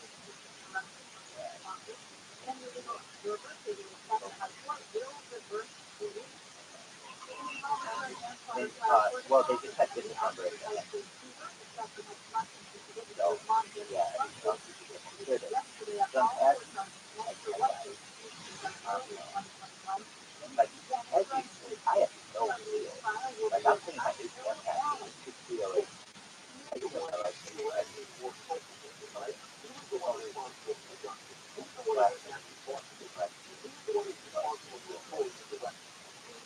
Okay, so what is this? What are you showing us there? This is a blueprint. Okay, this is a blueprint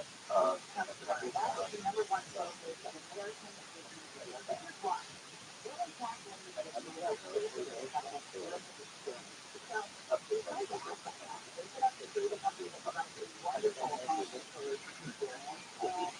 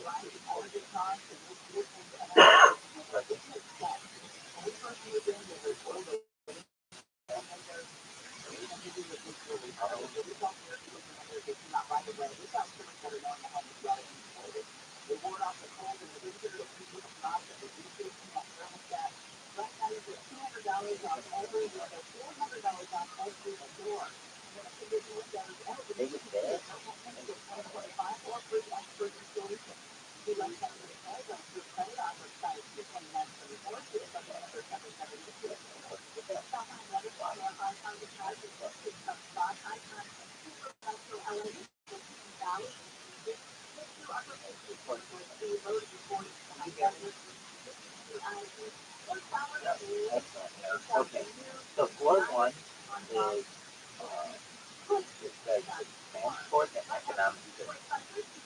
And so for two, the residential complex for earth employees. Wait, well, earth employees, there are other kinds of employees? Yeah. This is the Massachusetts alien race and for two is laboratory and relativistic physics. What is that? Potential gravity. For four are psychotronic. What's that? It's basically the mesh between like cybernetic the mesh between brain and computer system. Four five is an alien investigation. What is that? Apparently aliens have the sensation that they go. I don't know much more about it. Four six is mode nightmare. That will talk about that is fun. And four seven is alien power plant and cryogenic technology. Then you can see here there are trams that go to other military bases. So um, we can go through this, but like the shadow forces of it are the grand committee, the VIP second Delta, Empire Map, the event.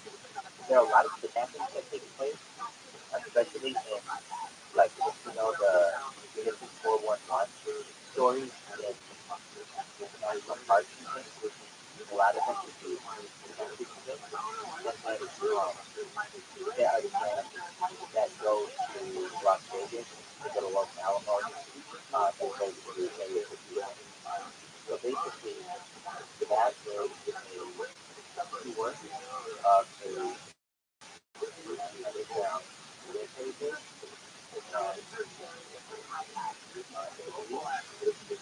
That is fucking bad. Okay, so let's talk about this. Let's talk about that. What about that? National Hall. What the fuck is that? So, National Hall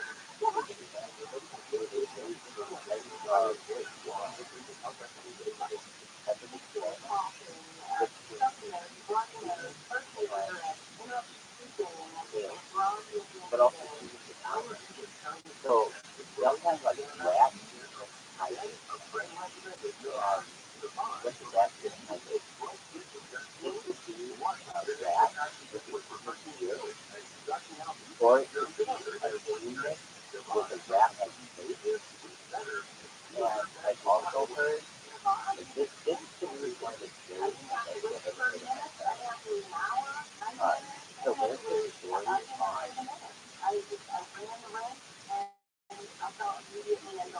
it's called the Thomas Century.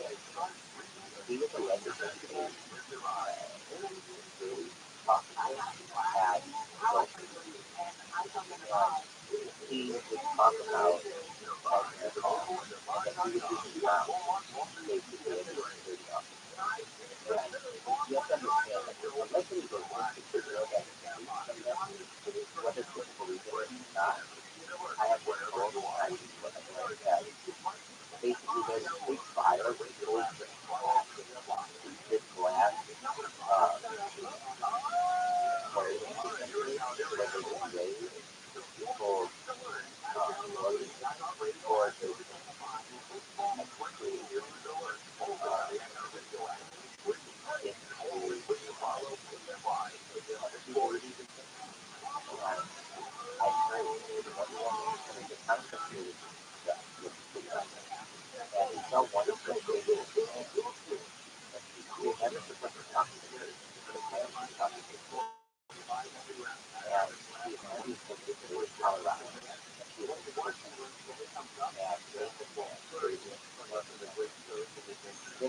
level under and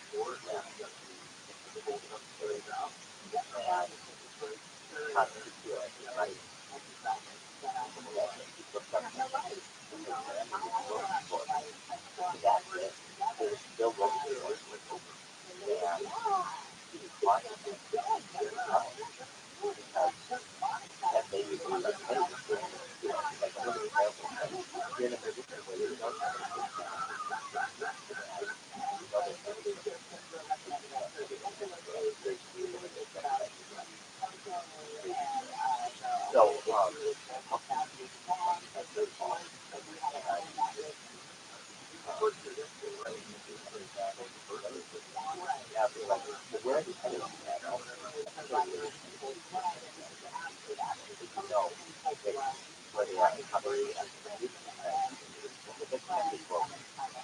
If you look at American military bases around the world, not all of them, but a lot of them have been put in those locations because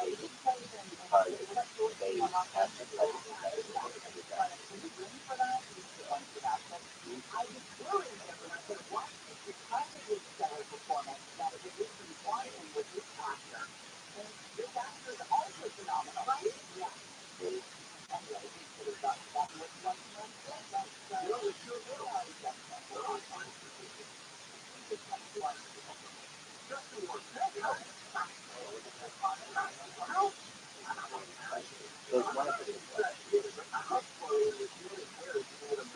there's one of the no, I pull it up. There's like two of them. So it's just what it is out front.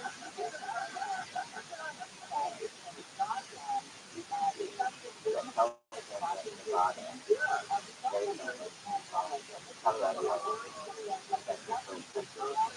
these things that we did not all over the Western United States. That doesn't mean that they don't. This is just like a little bit different. But the major bases that we see here are Colorado, are Delta base, which is where we're talking, their most Alamos, their Lewis Air Force Base, and the Area 51. Also, like subway routes with a bunch of others too. So basically, there's a security bases here, and they're all connected. So how are they connected?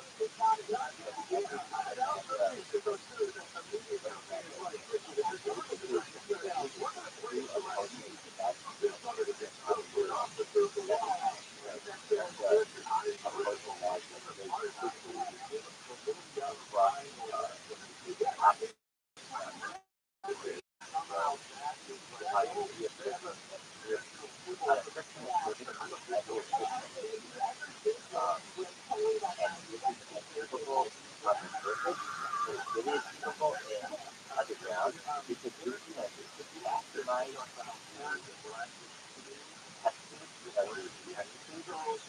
so that they don't have any burden so that these players together that was really good. And that interesting story that the Lord built here going to me exactly. Lord is Herbert Walker Bush, 41,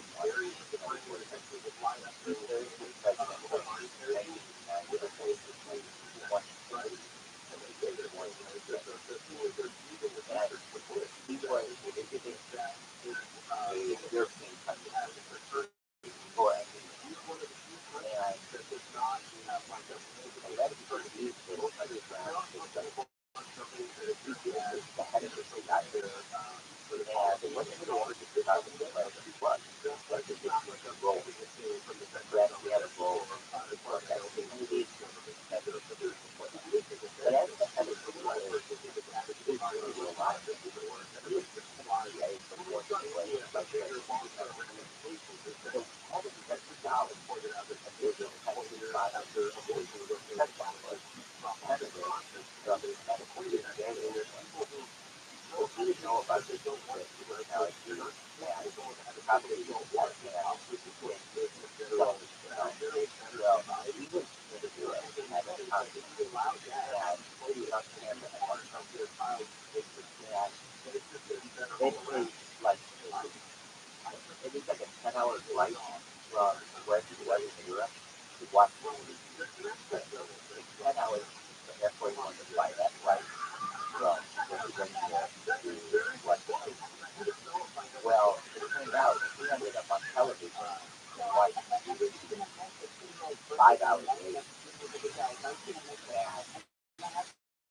And somebody put together, it would take years just to do it. Like 10 hours. And even with the hey, what's going on, man? I'm thinking I have to make a jump.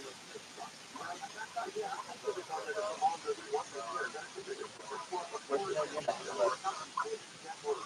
What's new in your neck of the woods?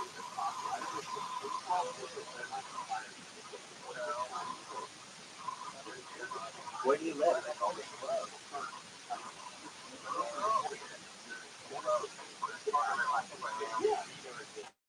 Oh, okay.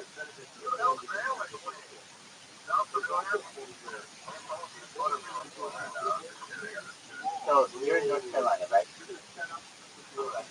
Very well. Well, I was just talking about the secret space program and Peace Underground military base. Do you want to hear about it? So, I was saying that Bush 41, George Herbert Walker Bush, he was the president in 1999, 93, and he had this story where he was in Europe, and there was a 10-hour flight for Air Force One from Europe to the United States. And the president ended up being on television in Washington, D.C. 5 hours later. And members of the media were really confused by this. They were like, wait, you were just in Europe not 10 hours ago, now here you are on camera. How did this happen? And there are theories out there that George Herbert Walker Bush took one of these underground maglev trains from Europe to the United States. And because he either didn't care or didn't necessarily do the math, was caught and was basically he didn't time travel, but was in two places faster than he was. So the excuse that they had to give, that the American public, was that the president had gone on a covert mission on the Blackbird SR-71. You know about the Blackbird SR-71? It is a Lockheed, it's a Lockheed corporation plane that was developed aircraft in the Cold War that basically could supersonic and could escape over particularly beautiful time. And because it was so fast, it was the only place that at that time had been declassified that would travel from Europe to Washington D.C. for 10 hours. So the story that they put out that the that they got the American public was that President George Herbert Walker Bush, who was also a Navy pilot, went on a classified mission on the SR-71, and that's how he was able to do it. And it was only announced after he had landed that that's how he was able to be in both places. And when in reality, people questioned that and thought, you know what, he probably took that maglev train from Europe to the United States. So that's a fascinating story that I have about that. I talked about this a little bit last night, but how do you get onto the maglev train? Um, so one of the more fascinating locations is in a hotel in Las Vegas. So if you've ever heard of it, the Imperial Palace Hotel. It's a hotel on the strip in Las Vegas. And if you know, I had lived in Las Vegas for some time, and I know it pretty well. The Imperial Palace is not known as one of the nicer hotels on the strip, but it is in a pretty prime location. And it's not really disgusting like either, but it has a Japanese to it material. Okay. So this is how a lot of people get to work in the area 51. What do they do? They drive to a physical thing to be a clear house to see another part of a part there. This has to do it. Then what they do is they go to walk the Imperial Palace fully closed so that no one knows that they're going to work at the 51. No one is the why did they get so much attention. And there's this door. Actually, I want to say I know where this door is at Imperial Palace. Where is it at? It's not out on the floor of the. It's basically just like in a little corridor that you would see when you visit employees. Oh, you think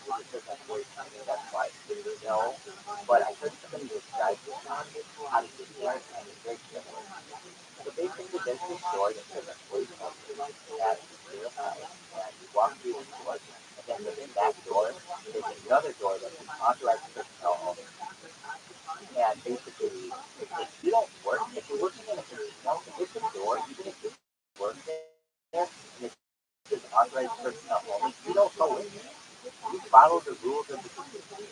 So no casino people go in there. And basically, walk in the door as a contract, military contractor, and from there, there's a kind of system you get onto the magnet. And the magnet chain is just the area 51 and the goes for and so I was talking about the ways to get paid one last night. That's one of them. There's the buses from Windows to Santa as well.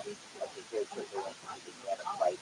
We fly from what was the Santa Airport to airport now is Harry International Airport on the regular basis to take people to areas to contact them. So some of these things are recognized and are declassified. Other things are not. This is the gray world. Basically, the dark world, the shadow world.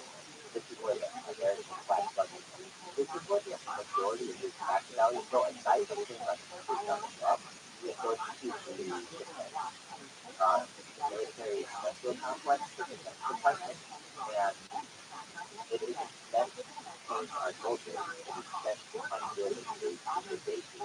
So that's those are the kinds of now there's also a submarine.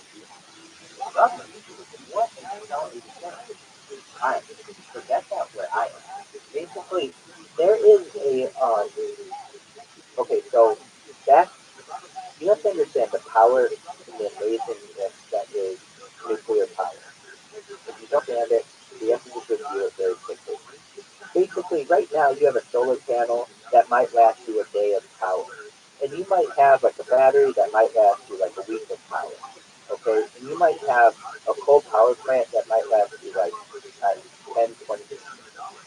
But it needs coal and energy. Okay? But a nuclear reactor can last indefinitely, essentially.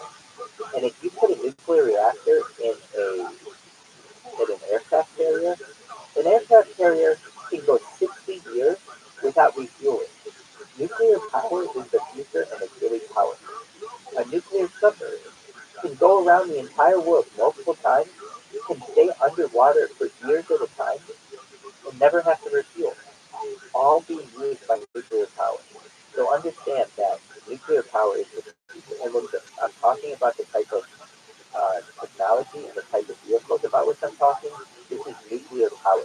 So you don't have to worry about exhaust, and you don't have to worry about like power and these things. It's all taken care of just through the magic of nuclear power. So we have the submarine system, basically that runs um, in the ocean. You know, we've got the world's nuclear submarine, but they also can travel inland in the land. Okay, how would this happen? Basically, there are inlets in the land that crisscross the. They're like tubes of water that crisscross underneath the earth throughout the United States and throughout the world. So that they're like shortcuts for submarines. So just like you have a ship that would go through the Panama Canal, you have an underground canal that goes from Los Angeles to New York. Okay. Now this man-made. So they're done using nuclear tunnel borers. And the I can tell you the entrance of at least one of them on the west coast. Well, I think one of them is in San Francisco, but there's another one in Long Beach, between Long Beach and Seal Beach. If anyone knows where that is, it's at the border between Los Angeles County and Orange County. And there's actually a little plaque that I've heard is the actual point where the entrance is. And the plaque is on the road, and it says something like uh, World War II Submarine Memorial. World War II Submarine Memorial Highway or Memorial Bridge or something like that. And apparently submarines can go under, just like stay underwater, stay uh, submerged, and go through a little tunnel that has been dug through, and they can take that all the way inland to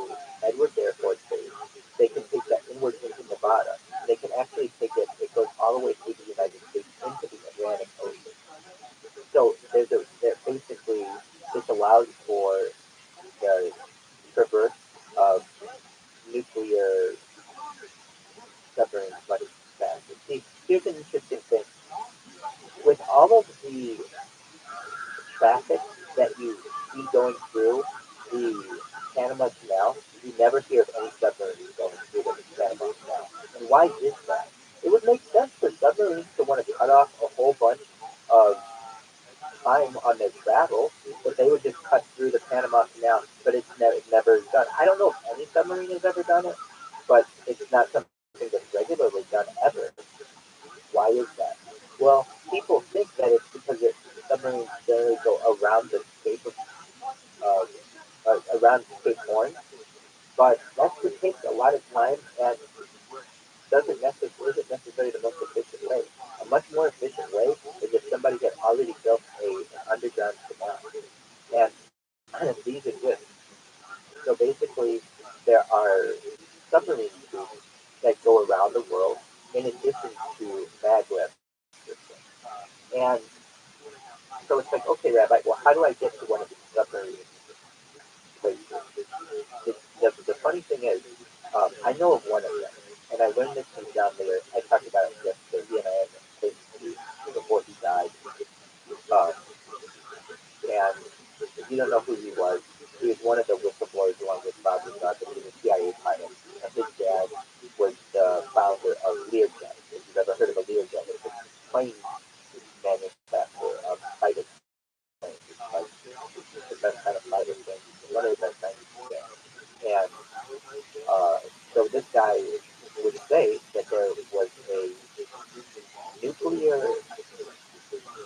a submarine facility way out in the middle of the desert in Nevada, and there is. It's called the Nevada Nuclear Testing, no, Nuclear Naval Testing Site, or something like that. It just has some kind of like nondescript name like that. But if anybody thinks about it, it's really funny because why do you need a navy in the middle of the desert? People are always confused by this. But nobody, like, very few people ever see this place because it's in the middle of the desert. No one knows it is. But anyway, apparently you can go there and you take an elevator down into the earth, and there are submarine bays, and you can get into a submarine from there and go wherever you need to go. People don't understand that the elite are very fascinated by submarines. I'm sure you people, but I'm sure you all have heard of Ghislaine Maxwell. Okay, that's Jeffrey Epstein's uh, female counterpart. She is a licensed submarine captain. Okay, so one of her biggest passions is a not-for-profit that she started. It's called the Ocean Project, but it has to do with her love of being underwater and submarines. You have to understand, once you get a certain amount of money, submarines become very interesting. I mean, look, I live in LA, and they play this commercial all the time on the radio about Jimmy Fallon talking about staying at Richard Branson's house and saying how nice a person Richard Branson is. If you know the Richard Branson is, he started Virgin Records and Virgin Galactic and Virgin Radio and all of that. And he says that, like, when you're at Richard Branson's house, he'll come up to you when you're in the pool. Like, hey, you guys want to go race submarines? Like, when you have that kind of money, submarines become a world to you. Additionally, if you look at high-end magazines like Hamilton Schleifer and uh, Sharper Image, particularly years ago when they were published, they would sell submarines to the general public. So when I talk about submarines being something that only countries to which only countries have access, to some extent that's true, nuclear submarines. But understand, once you get to a certain level of influence, you and your personal friends have submarines. They certainly have helicopters and they have submarines. Let's talk about helicopters now. You know, people always, when you're a futurist, one of the things for which you look forward, forward to which you look is uh, the flying car. Everybody wants to know, when are we going to get the flying car, Rabbi? And we actually already have the flying car, if you think about it. It's the helicopter.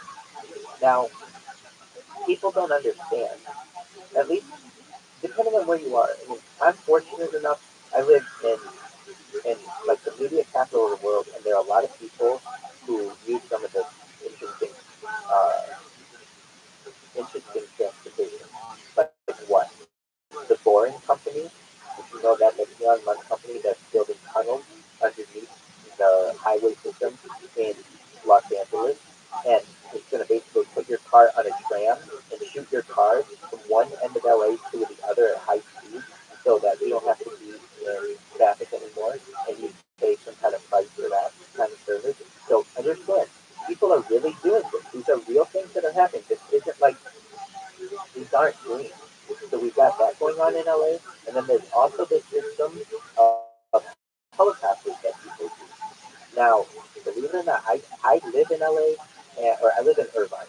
Where's Irvine? Irvine is the city of innovation. There are more Fortune 500 per capita in Irvine than any other city in the world. Meaning, there is a lot of influence. It's a pre-made community. It's, it's essentially the jewel of Orange County. And right next to Irvine is Newport Beach. That's where Kobe Bryant is. And if you know how Kobe Bryant died, he died in a helicopter crash. He would take helicopters like you and I take cars throughout Los Angeles. He was one of the few people who had that ability. Now, the question arises, what are the laws when it comes to taking a helicopter? Well, really, they're not very well established. Sure, the FAA has them established, but basically the biggest issue that you would have is decibel level issues that you have with your neighbors. Meaning, if you can get the helicopter there on a helicopter pad, it's basically legal to fly it, so long as you're not interfering with anyone. And that means, at least where I live, there are a lot of helicopter pads where people fly their helicopters from one place to another. But here's the interesting thing. You never see the helicopters over the city, or very rare. The only helicopters that you generally see over the city are traffic helicopters, police helicopters, and news helicopters. It's like, if there are all these helicopter tests and helicopters going on throughout Los Angeles, where are the helicopters? If you travel to the coast of, like if you go out to the beach by LAX in particular, you can see there is an entire highway of like San Clemente, so like Malibu to San Diego, every single day, and it's like its own, it's like its own highway of helicopters. I mean, there you stand on the beach and you'll see 3 helicopters a minute, and you're like, oh, this is where all the rich people, this is how they're they are traveling. So basically, they just fly along the coast where no people can see them, and so they don't. So because people would get jealous if every single day all you did was just you're sitting in traffic and you see this like a bunch of helicopters flying in every single day. So like so in order to keep that on the DL, these helicopters fly on the coast, and they fly Hollywood elite and banking elite all over, and they just use this like it's not a secret uh, system. You can go out and watch it, but it is a secret that that's flying and not flying the over the city. Some other things that are have been interesting while I've been out here that have been legalized, of course, like cannabis and things like that, but are these blood banks, these specialized youth blood banks. Anybody's heard of it? So I think there were plans to start one in San Francisco and in Los Angeles, and basically there was an uproar of people saying you can't have the elite people or like wealthy people taking our children's blood and injecting that inside of them. But that's what's going on. And now it's going to be public because there was something that was overturned that's going to make these blood banks in San Francisco much more popular. So what are these blood banks? Basically, uh, people with younger blood have more platelets in them, and people with older blood desire that type of blood. So basically, what you can do is go into one of these blood banks and get a blood transfusion for the right amount of money, and get blood platelets, which is just of a child, of like a 7-year-old child or 10-year-old child or whatever.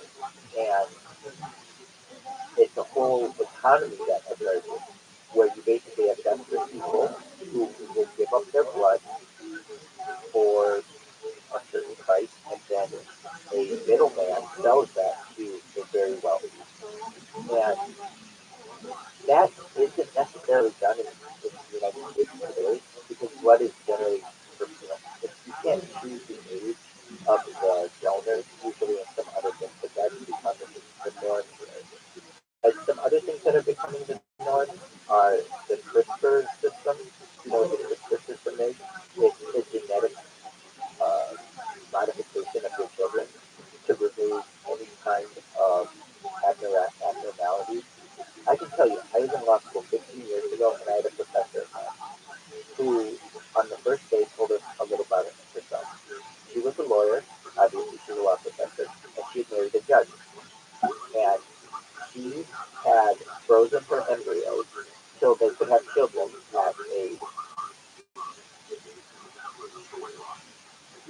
at a promising time in their life.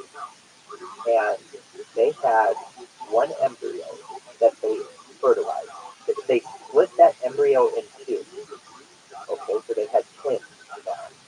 They kept one of the embryos frozen, and they had one of the embryos. So they had fraternal twins. I'm sorry, identical twins, a boy and a girl.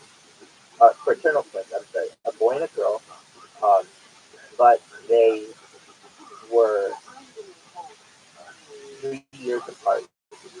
So basically, this was 15 years ago, and this was done. Those kids are adults now, and you have to understand that in some areas of the world, particular, we have like, to me that's almost transhumanism.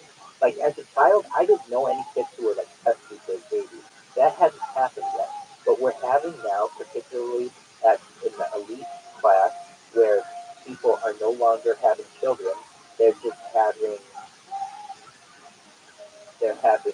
surrogates have their children for them, and that means they're able to have way more children. All they have to do is support the children, and if they have unlimited funds, almost like they can have unlimited children, and there's a race to the top. I can tell you that even there's people in my community, in my local synagogue, who are wealthier than most people, but not by any means multi-millionaires, are having uh, cryogenic frozen eggs so that they can have children at a more desirable time of their life. And this also means in the future the role of the woman will change. The woman traditionally has been subordinate to the man in many societies, so there are exceptions to this, but that will not be the same perhaps in the future. Why is this? You have to understand that women are going to gain more and more power. You've already seen it in society, but it's just going to continue, particularly once women are realizing it becomes more mainstream for women to be able to freeze their embryos and have. See, before, the biggest disadvantage of a woman, being a woman, was the biological clock. It was a race. She can freeze her embryos and have children 100 years from now, and that changes the game. That means that women are in much higher demand, or will be in the future, than men. It's no longer about the work that you can produce, it is about how you can reproduce. And all you need is one man to reproduce a litter of women. It's not like you can have one woman reproduce with a ton of men. So what is in demand is a woman. You can get men anything, but you can't get women anything. So that's a key part of society, that the role of the woman is changing, and that's because medical advances have changed. So when it comes to like the people with whom I interact, I'm an average Joe, but I'm telling you, I've had some interactions with people at levels of different wealth where they are making decisions with their spouse where it's like, okay, I'm a successful 40-year-old woman. I can freeze the remainder of my embryos and have perhaps 16 children in the future if I want. But at this point, I don't want to ruin my career, so I'm going to have a surrogate raise birth the child so I can continue working, and we're just going to have a nanny raise the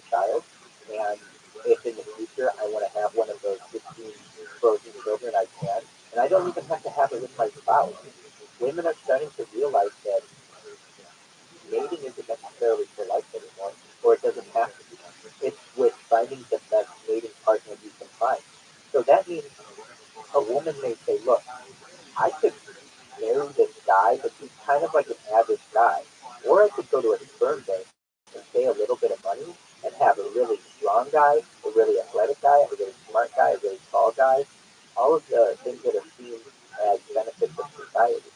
And that's what women are going to start to. So it's kind of unfortunate for some guys out there that they're no longer going to have to have the same type of advances and things like that. Now, for all of you in this room, don't you worry. Why? Because what ends up happening is I go viral and I make all of you rich, and this coin makes all of you rich, and you're able to do everything that you want based on all of your greatest groups. So you're on the inside of it. Absolutely. Absolutely. So, go ahead.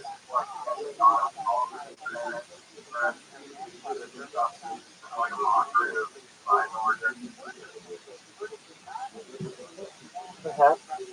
But what is divine order?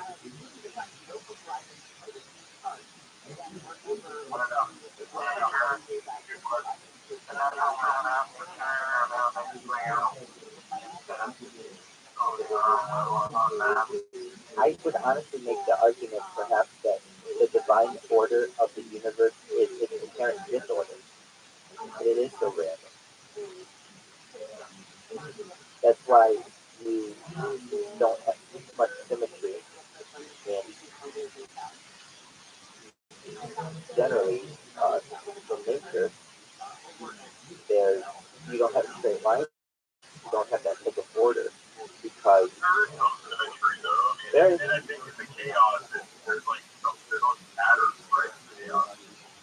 I agree, but at its overall element there's a certain amount of disorder as well.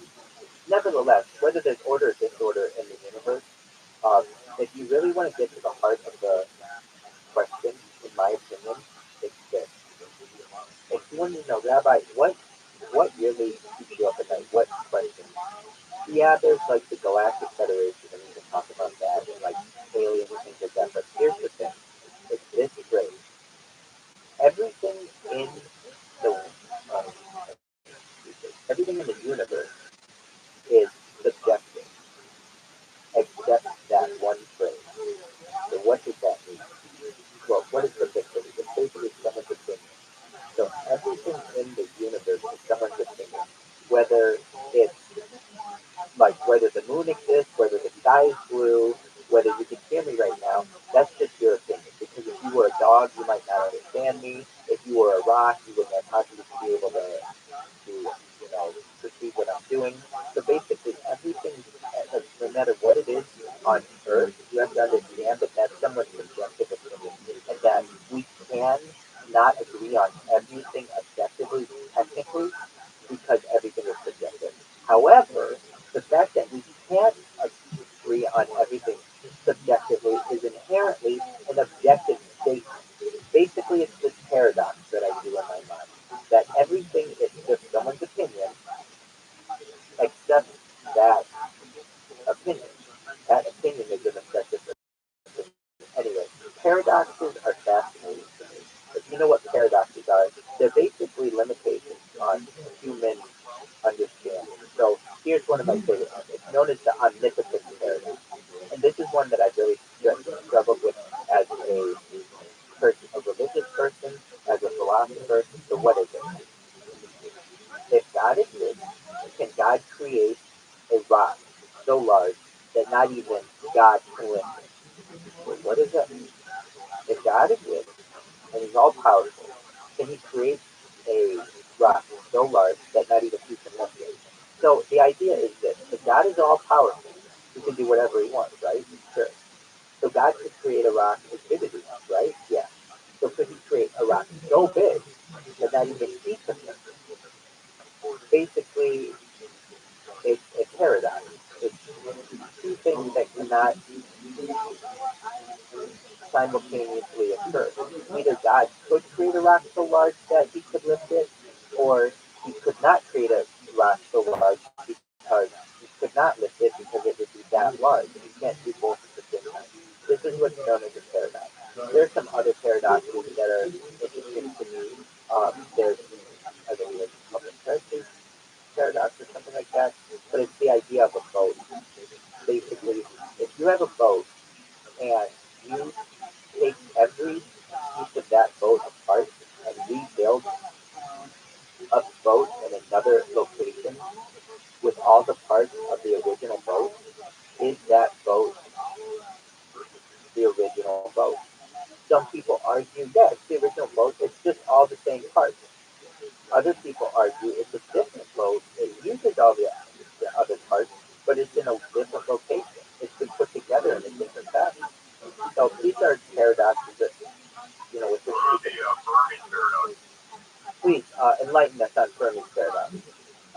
I think Burmese paradox, I can't, I'm driving right now and I can't Google it, but it's something to do with, how vast the universe is and how we haven't, like, seen any life, on our level. Like, I mean, we've seen, so we can argue that, right? Like, we've seen things flying in the sky, whatever, but we don't have any solid proof that we're, like, not the only ones in the universe. There's something, there's something deeper than that with Burmese paradox. I've never really exactly why it's called Burmese paradox, but I thought it was Well, we're going to look it up, and just one moment. Interesting. Very interesting.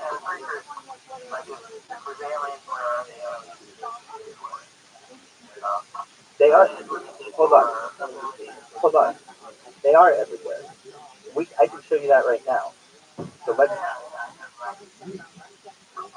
I understand. But hold on. Some of these. That's not a. Well, I guess philosophically it can be considered that. If anyone is aware, if you're not aware, you have to be aware of this website. It's known as newfond.org. Like, Rabbi, what is newfond.org? It is a tracker of UFO activity everywhere on Earth at any given time. So why is that beneficial to us? People don't know. Like take for instance my mom. My mom is a classic skeptic who would say, if if aliens if aliens exist, maybe it's MUFON.com. I don't know what happened to like MUFON. It's called the Mutual UFO Network. MUFON. And we're pulling it up right now on my phone.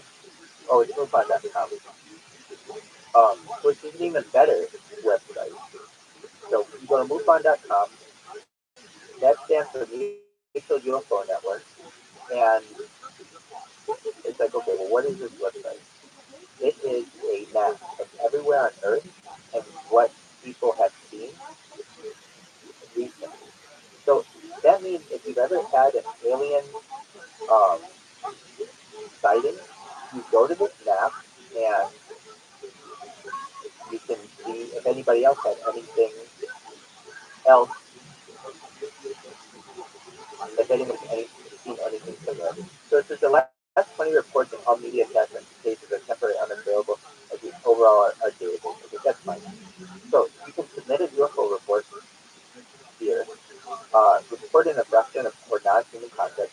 This is real though, and all of these people have these. Welcome to MUFON. It's an all volunteer. You can subscribe to it. Okay. So I know you're thinking, okay, show me the map, Rabbi. And that's for what I'm looking right now. And they may not have the map posted because they're doing an overhaul of their website or whatever, but they should. So track UFOs, search database. So you can go here and it could be because I'm on my phone here, that they don't have it in the normal way. But okay, agreement disclaimer, yes I agree. So there's an entire database, an entire library of UFO encounters, abductions. Oh, I gotta create an account for this. Not right now. Um, I can tell you, I'm gonna go on their website right now. So I'm with all of you right here. Just a moment. I am. What else? I'm gonna put this and show you. They have a they have a huge map, and it's really amazing.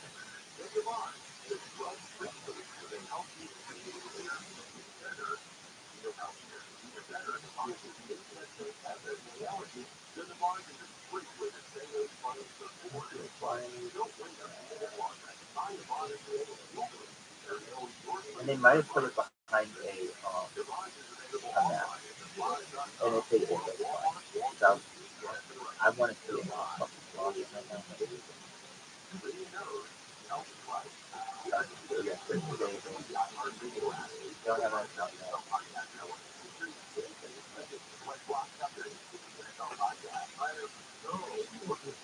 Well, the option that I want is doesn't do that. Okay. That's 20 reports. Now there's going to be 20 reports. Report public. But these are anywhere in the world where people have had UFO studies. So if you're like, people think that this only happens like once a year in some place. No, they're happening all the time. And let me actually find out. Again, they're overhauling their website right now, so I'm going to give them a little bit of a little bit of the benefit of the doubt, um, just because they are saying that. But it is the largest UFO investigation network on the planet, and usually on here, what you would see is a map, and this map shows you everywhere in the world where people have seen aliens or a UFO recently, and I so have I ever seen a UFO? I've seen I've seen what I guess is described as, but it wasn't a classic thing. It was a plasma ball. These plasma balls were very popular in the United States and around the world actually. From the year 2000, that's from 2010 until 2015. There was this huge uptick in them. And so I'll show you what I saw. And it flew over my car about 100 feet. And I can tell you, I was on my way to work, and I could tell that this plasma ball was like intelligent, like it had some kind of intelligence to it, and so it looked like this, basically, like a really shiny ball that wasn't the sun, and it wasn't lightning or anything like that. And I've seen these on video as well. They're silent, and um, they may be they may be extraterrestrial. They could be it could be by the, created by the government. Um, but I did see that in 2015. So what did I do? I created a report on newsbond.com and um, just submitted it. And I did it on camera. So I really highly recommend if you are someone who is either an abductee, you know someone who is an abductee, or you know someone is um, who has seen a UFO of any kind, to report it on the Moonbond website. Why?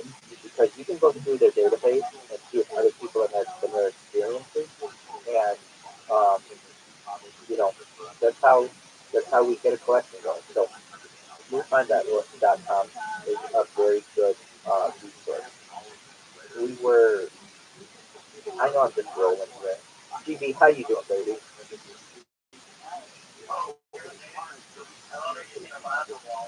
Yeah. So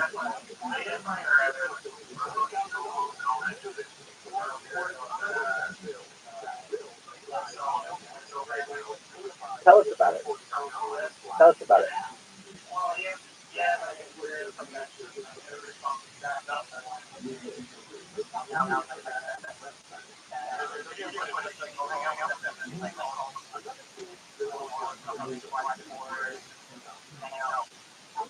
That's wild.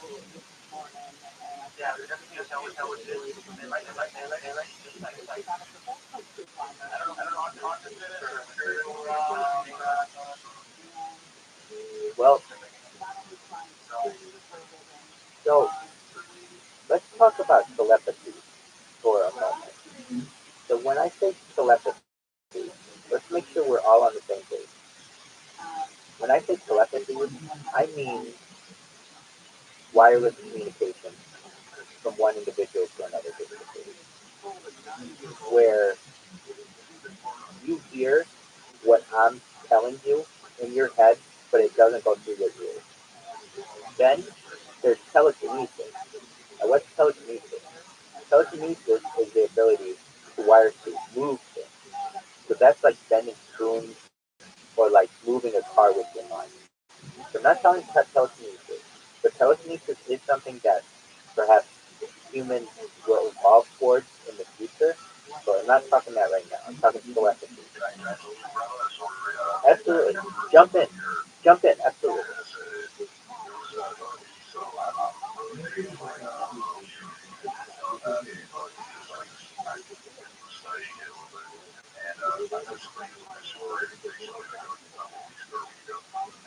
And I think that we all have the power to move healthy powers, right? So some people are born about their morning powers, but some of us will accidentally have these experiences maybe a few times in our lifetime. And the one that he explained to me was very religious, not really kind of not into spiritual stuff. I didn't know if that had any of that stuff. He tried to kind of break your phone. What told me the story to you? Yeah, told me the story to you. Talking about the phones and stuff like that. So long story short, yeah. There was a brand new iPhone that came out, right? He just got it. He walked outside the store with his girlfriend. He was holding his phone. Brand new iPhone, brand new, just got it on. Walked out the store. No case, nothing, right? Standing there with his girlfriend talking on the phone. Drops the phone on that phone. And as he's watching the phone fall, he goes, like screams out, super loud, super intense, looking like he can explain it, like very, very intense, like in his chest, right? He screamed out no looking at the phone, and the phone fucking stopped mid-fall. Like, he's the kind of guy that's not, doesn't drugs, doesn't doesn't seem like the kind of guy that would make this up. He goes big, he would be the kind of guy that would use this or say stupid or bullshit. But he told me it. So and so I've heard other similar stories, different people, you might have heard of the mother string, right? Their kid won't always win, and the mom, all of a sudden becomes super strong. So that is proof. Wait, hold on. That's provable. That can be done with with adrenaline. Now, that's that's that's okay. Screamed and it stopped it all, maybe a couple centimeters from the floor, a couple of not centimeters, a little bit, and then it just landed gently on the ground. And everybody saw it. His girlfriend saw it happen. She freaked the fuck out. Shit, that's pretty crazy. I've heard a lot of similar stories, right? And I've heard it's a rabbit hole, how the CIA had that very much of with Foley, that advice, they were able to see, they would put a picture inside of a safe, inside of a concrete box, inside of something else underground, Right. and then they would draw what was inside the safe. You see it. So that's right. It's like the movie The Men Who Stare at Ghosts with Brad Pitt. It's a story of that project. Essentially, there was a CIA project to try to kill a ghost using just your mind. And so what he's saying right now is a related program where they would try to remote view pictures, objects in um, private locations and see if this could be used for diplomatic or espionage purposes, particularly with the USSR during the Cold War, but also globally. Well, And one of the interesting stories is what they gave this one guy, he was they were hey, try to remote view this location, and they would just all they would give you is coordinates. That's all you had from Google Maps back then. So then you would just get coordinates and remote view to that place. And the guy drew a military base, and then everybody was like, "You idiot! That was John's cabin in the woods. That was the military base. Whatever." And so I think weeks went by, it was kind of brushed under the table. He drew a military base. He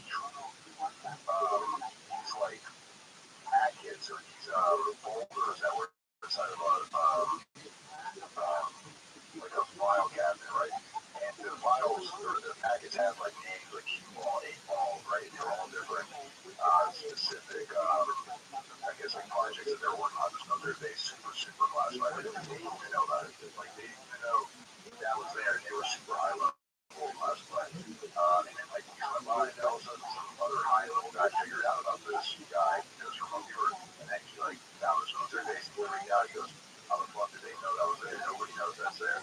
And then they were like, "Oh shit, we didn't even." They were just trying to remote view that guy's cabin, but they didn't know right behind the cabin, like 5 miles, 10 miles down, there was an underground, super secret military base, super close to that cabin. And not only did he see that base, he saw documentation within a filing cabinet and like named exactly the project names, like by name. And so everybody freaked out about this, and that's kind of when the military started digging up further shit. And yeah, very interesting stuff. That's very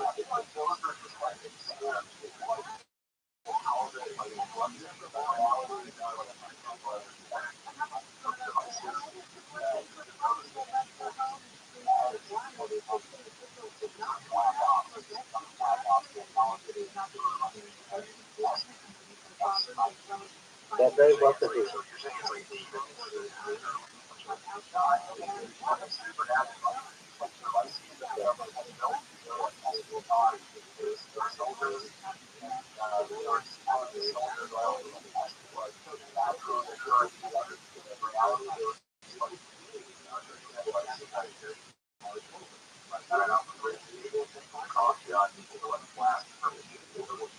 That dot gun I'm going to show you right now.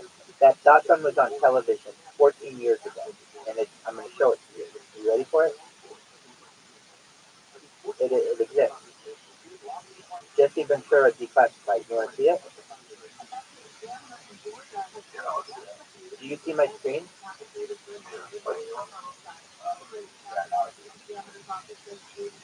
Okay. I don't know if you're going to be able to hear it. Just one moment. Let me see if I can. But essentially what this was a former governor of the state of Minnesota who had a television show. And one of the episodes entitled Brain Invaders used exactly what is referenced here, a thought gun, basically. Now,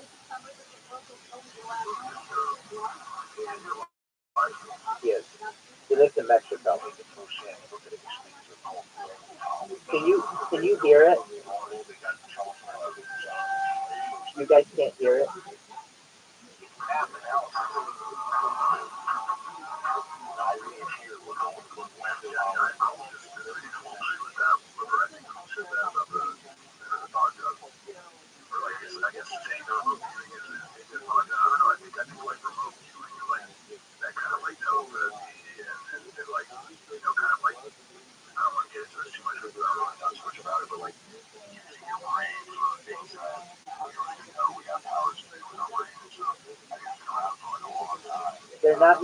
They're not mutually exclusive. You two can definitely be in agreement that that the human brain has untapped powers, and that perhaps clandestine organizations, particularly military, have run experiments to try to tap into this using remote viewing. That's proven, that is could be classified. And the other thing is that the other person was saying is that there is a type of gun that you can shoot at someone that can make them hear things. And they use that gun in this television show. So you can't hear this when I'm playing it. You can't hear the sound. Is that correct? Just one moment. Let me try again.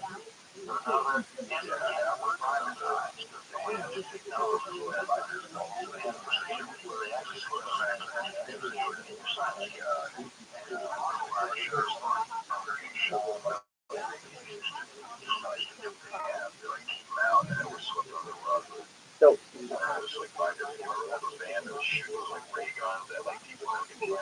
yes, yes, we'll talk about those. We'll talk about those. Those are called, uh, oh, the name escapes me. We'll look at ourselves. So you couldn't hear what that guy was saying right now? That the machine that he's talking about, uses a human sinus cavity to transmit the information to someone's brain instead of using their ears. Did you hear him say that? You did not hear him say that. So basically, so I wish you could hear this. It's fine. I know what it's called. It's called an LRAT. LRAT. Like what's an LRAT? Um, it's a truck that is used at protests and things. Um, let's see here. Maybe it's something like protest. Uh, like I thought it was LRAD, anti-protest truck, not Protestant protest. Okay. Or maybe it's LRAD. Yeah, it's LRAD. Sorry, not LRAD. LRAD. What's an LRAD? Explaining the sonic weapons police use for crowd control. So basically, at that clean mandate protest in Canberra last week, police used powerful long-handled devices called long-range acoustic devices to address protesters. While some protesters claimed that they were injured by the sonic weapons, those reports are inconsistent with what LRAD committed to. However, the claims highlight the importance of understanding the new police and crowd control technology such as LRAD and how they are used. What's an LRAD? LRAD is a device that can put out a highly directional beam of incredibly loud sound up to 160 decibels. To understand 160 decibels, it's important to understand that volume, or sound pressure level, is not a linear measure. An increase in 10 decibels actually corresponds to a tenfold increase in MPL. A 20 decibel increase would be a hundredfold increase in MPL. As a rough reference, standing directly behind a jet engine as it takes off is between 130 and 140 decibels, and a nearby gunshot is 150 decibels. So this is louder than a gunshot, a nearby gunshot. It's incredibly loud. So basically, the origin of the LRAD can be traced on an event in October 2000 when the U.S. Patrol was attacked by a small boat with explosives. As the small boat approached, naval personnel on board were unable to successfully hail it. By the time they were confident their message could be heard, it was too late. The incident resulted in numerous changes to naval policy, and it also led to the creation of the LRAD. Since that time, the technology has proliferated, aided by dedicated efforts from its creators to make this item a staple device for communication and speaking, crowd control, and military and civilian settings. So basically, it's a type of acoustic weapon that can be used against people. You know,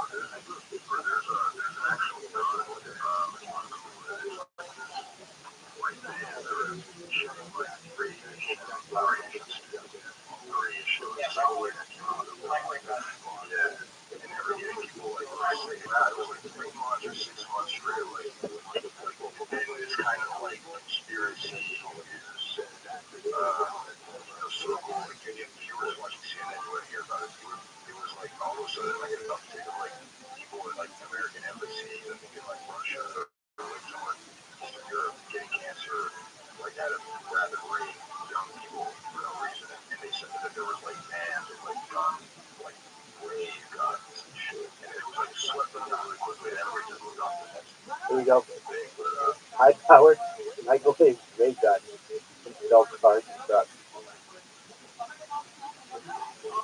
Yeah, I've seen like a YouTube like 2010 of microwave guns that's like on fire, they flash it, flash them on fire,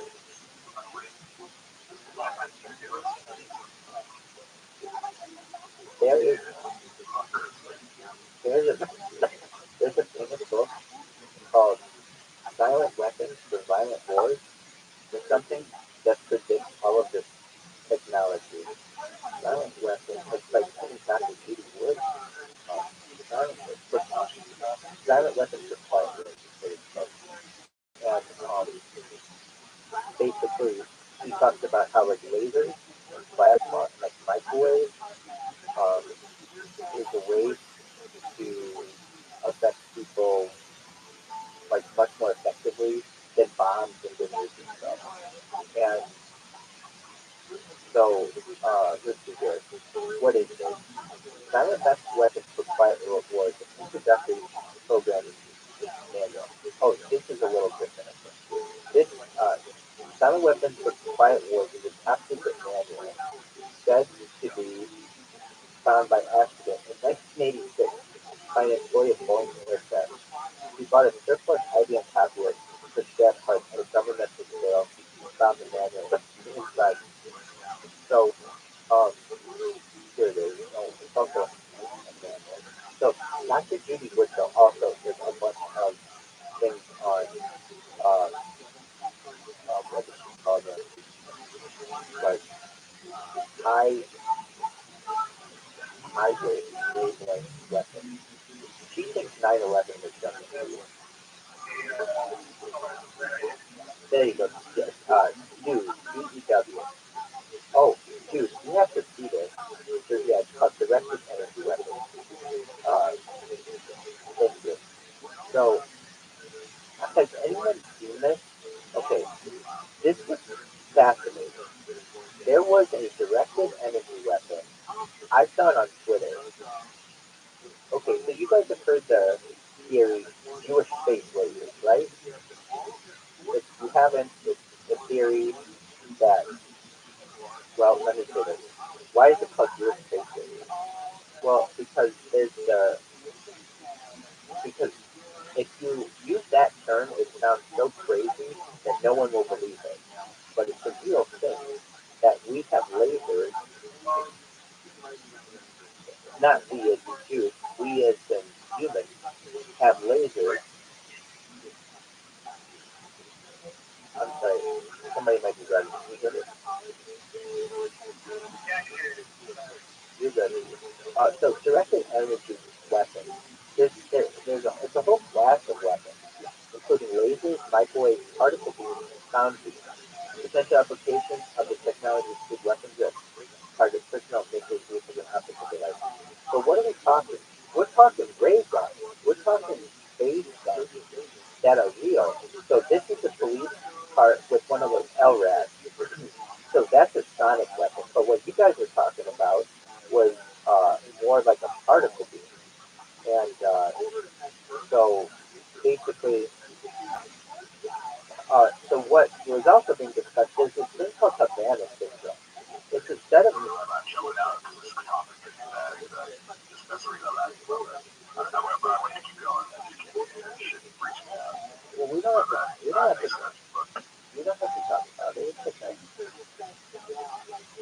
But okay, nevertheless, Havana syndrome is a set of medical symptoms reported by U.S. personnel in Havana, Cuba, and other locations, running suspected by the National Academies of Sciences, Energy, Engineering, and Medicine to be caused by microwave energy. LRADs are often fitted on commercial and military ships. They have been used on several occasions to repel pirate attacks by sending warnings and by producing intolerable levels of sound. For example, in 2005, the cruise liner Seaborn did use a sonic weapon to defend itself from Somali pirates in the Indian Ocean. A few years later, the cruise liner's Spirit of Adventure also defended itself from Somali pirates by using its LRAD to force them to retreat. Okay, so can you guys hear me?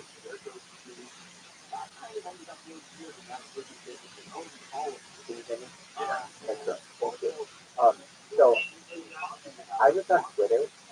Okay, so let's talk about these Jewish space lasers. When you call them that, number one, no one is gonna. But like, it's so crazy. It's like, okay, let's think of another crazy thing. So you guys, okay. So we'll call it Muslim space. Let's okay. So underground laser. Let's take crazy thing. I don't know. So we have underground Muslim bomb. Like, just sounds like a crazy thing. That like, but what we could be talking about is a nuclear tunnel borer that would be a real thing. So if you say Jewish space lasers, this sounds crazy, but these things really good. Um, these from like satellites, you can use a laser to light fires. So a lot of people, there's a theory out there that like, I mean, look at what happened in Maui. You have like fires that are way hotter than what normal fires. They like burn. They're like melting aluminum. Like aluminum has a melting point of like thousands of degrees. Normal fire doesn't get that hot.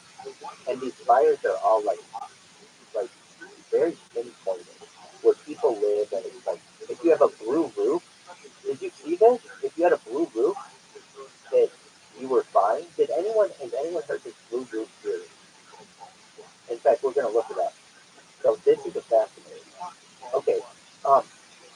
all should know that there is a really special color out there that you should all know. In fact, more light, you have it, you all have it. It's that blue in the scrotum. It's like the blue in the scrotum. Why is that a special color? People don't know. Blue was the last color to be named.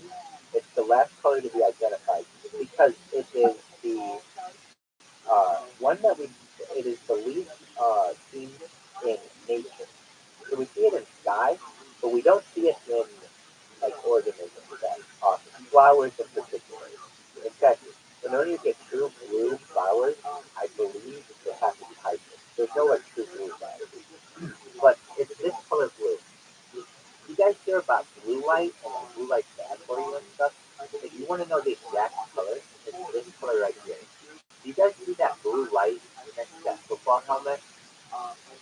That it's like it's really blue. I don't know if you can see it, but that color blue. I want you to all to remember whenever you see that color blue, here's why. That color blue is a really big polluter of blue light and affects the human circadian rhythm big time.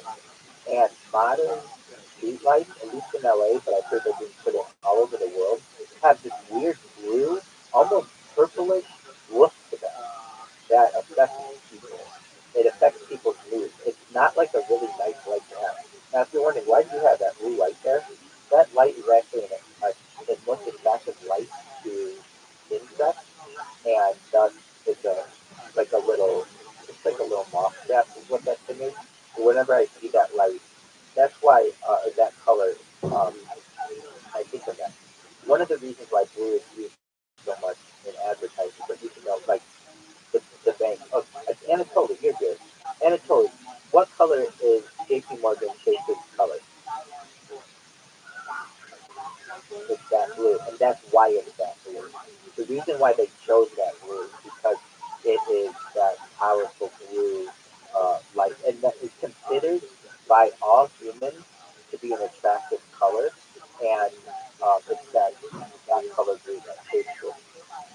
So, so okay, why were we talking about that blue? Oh, blue light, um, and those are being installed. Anna, saying something before, Anna, we're talking about these weapons, and yeah, let's go to paradoxes. So, oh, I know what we were talking about. Jewish space lasers.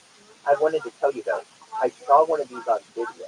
So I've seen a picture of it. In fact, I took a picture of it, and um, and I still have it. I sent it to a bunch of people. So what does a laser look like? It looks like a beam that's firing into the earth. Actually, there were four pictures of it.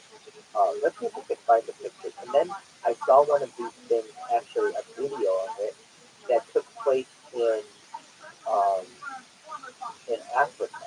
They like burned part of the city with one of you just see the huge particle beam go through the city. And then I read all of these, and then to my knowledge it was. And then I read because I read reports about the damage that it caused in that town. Exactly. So, oh, I know what I was talking about. The blue roof field. So, and it's called, yeah. So you may know about it. I was just showing people.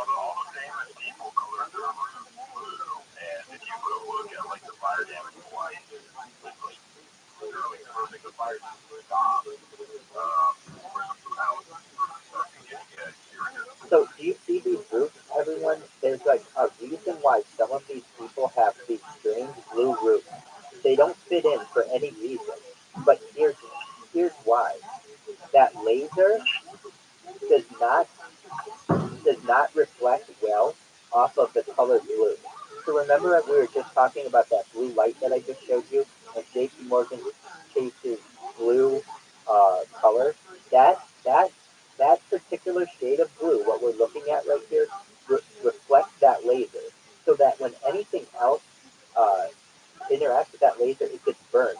But the blue top does not, which is very interesting. So there's that. Um, and like Oprah's roof was blue allegedly. I don't know if that's true, but a lot of people had blue uh, roof in Maui.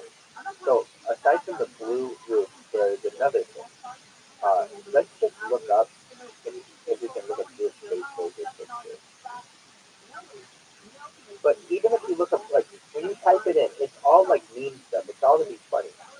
Your space laser pin, shirt, hat, merch, Amazon.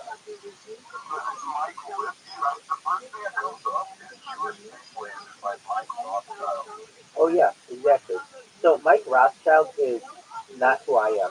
That is another person where we share the same name, and they have a whole website dedicated to different theories. A lot of people think we're the same person.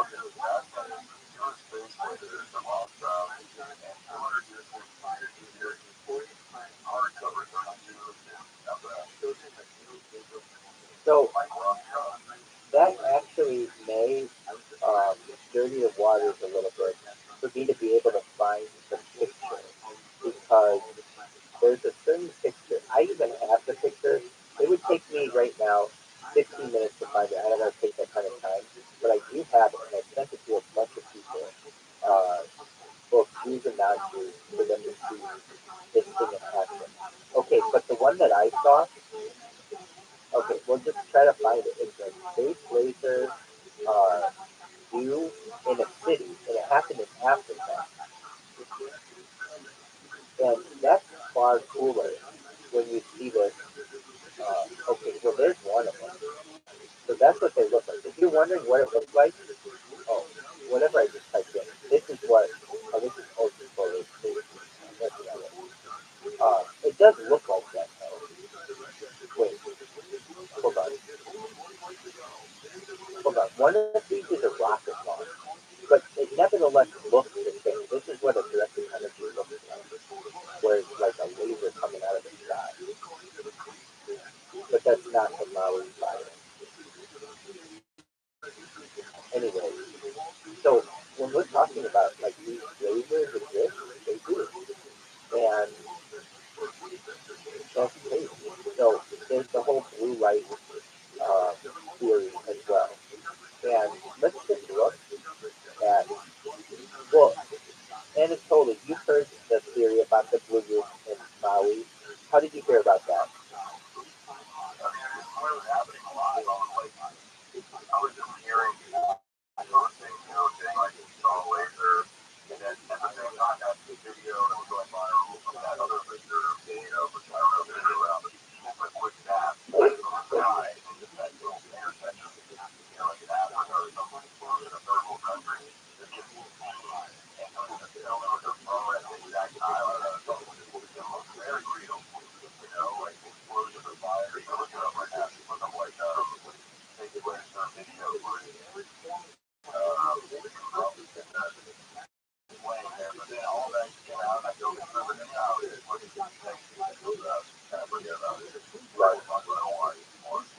Right. Now, um,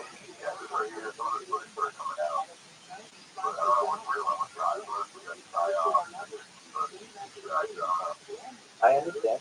Now, um, the one that I saw over this African city, and I think it's the same that you saw, it took place, video claiming it's an edited clip of one of the gas stations. Was it this? We'll see. No, it wasn't a red. It wasn't red. Hold on. This one took place in Africa. That's not it. Um, I mean, okay. Here's a whole Wikipedia page on it with like how all these governments have it, like modern 21st anti-piracy measures, non-lethal. Uh, so we know this exists, and okay, so and like throughout history we've been using this. There's the theory of the mirrors of Archimedes, and I know Mythbusters tried to debunk this, but I don't know. Maybe they didn't do it right. Who knows? But there's many other ways to do it as well. I think my phone froze. Sorry.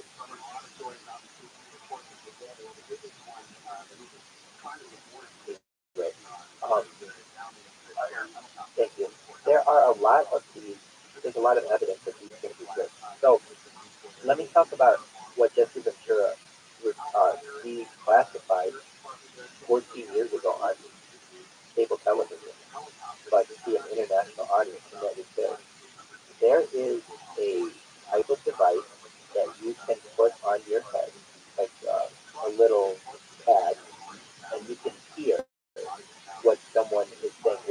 these sound going through their head. And then they were able to remove that tab and have the sensor. People were saying, or he even experienced it, that was 14 years ago, that it was like someone was talking to him in his ear without any sound going through his ear. So with all these types of weapons, this is a thing. And to think that they're not being used at international levels for espionage. I know, like, you know, I know that some people are not by like that and one that yeah, like I don't want to, you know, I don't know if they're interested on me or whatever. And I know you guys are like so on your own, but like I get that, but I'm just saying like eventually I'll keep growing, you know, my reputation. I want to do like, you know, limit a little bit, and that's not come with a cost, but I like to go to these things. I know that whether I should talk one day, okay, so that is good. How about some sports? Because I'm like trying to figure out if it's call or like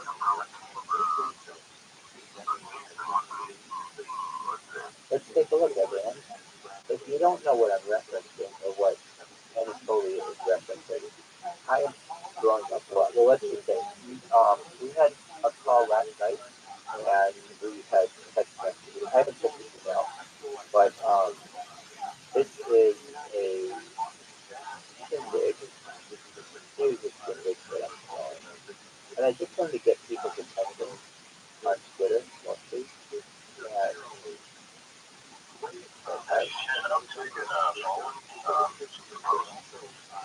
I mean,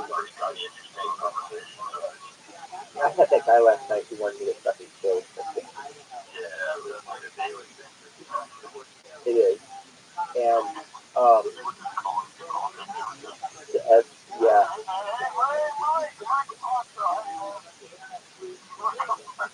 like, that's, that's not me. That's that guy who wrote that book.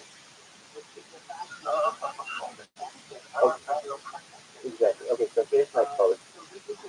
And, we're going to click it. And we'll see what happens. Here we go. I go to Twitter. And, okay. So it's entitled, if I get a biscuit, then please get a biscuit. And being unusual. Now, I wanted to make it longer and have it like, but at this point, we just, that's all I had to do. Go with that. All right. So, I got my license there versus that. That's like, nobody puts their license on there. That's not done for them. Next thing we have, picture two, is a bunch of my YouTube accounts. So you can follow me on YouTube. Next picture is me on Reddit. If you know what the Reddit roast me page is, it's basically kind of dumb people who are brave and put themselves out there to get roasted.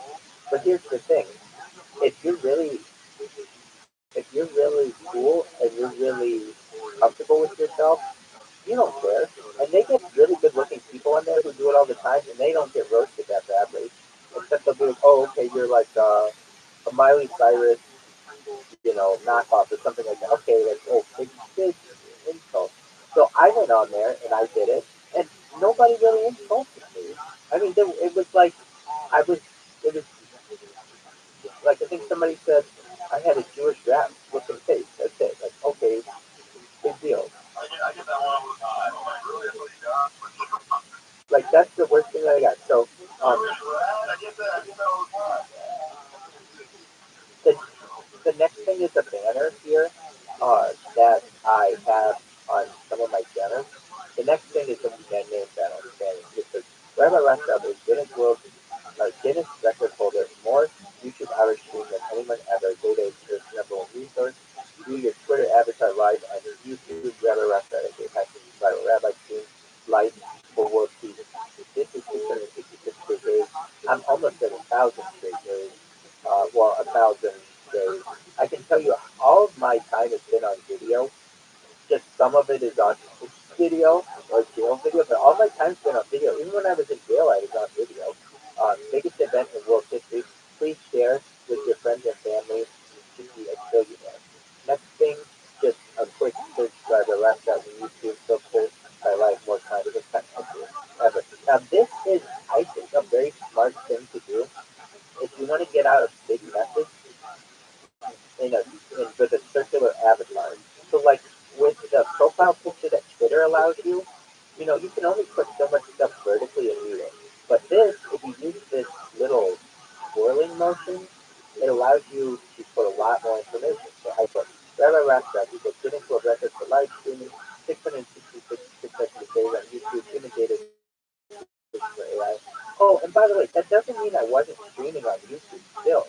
I was on two of my streams. They had just gone out. What does that mean?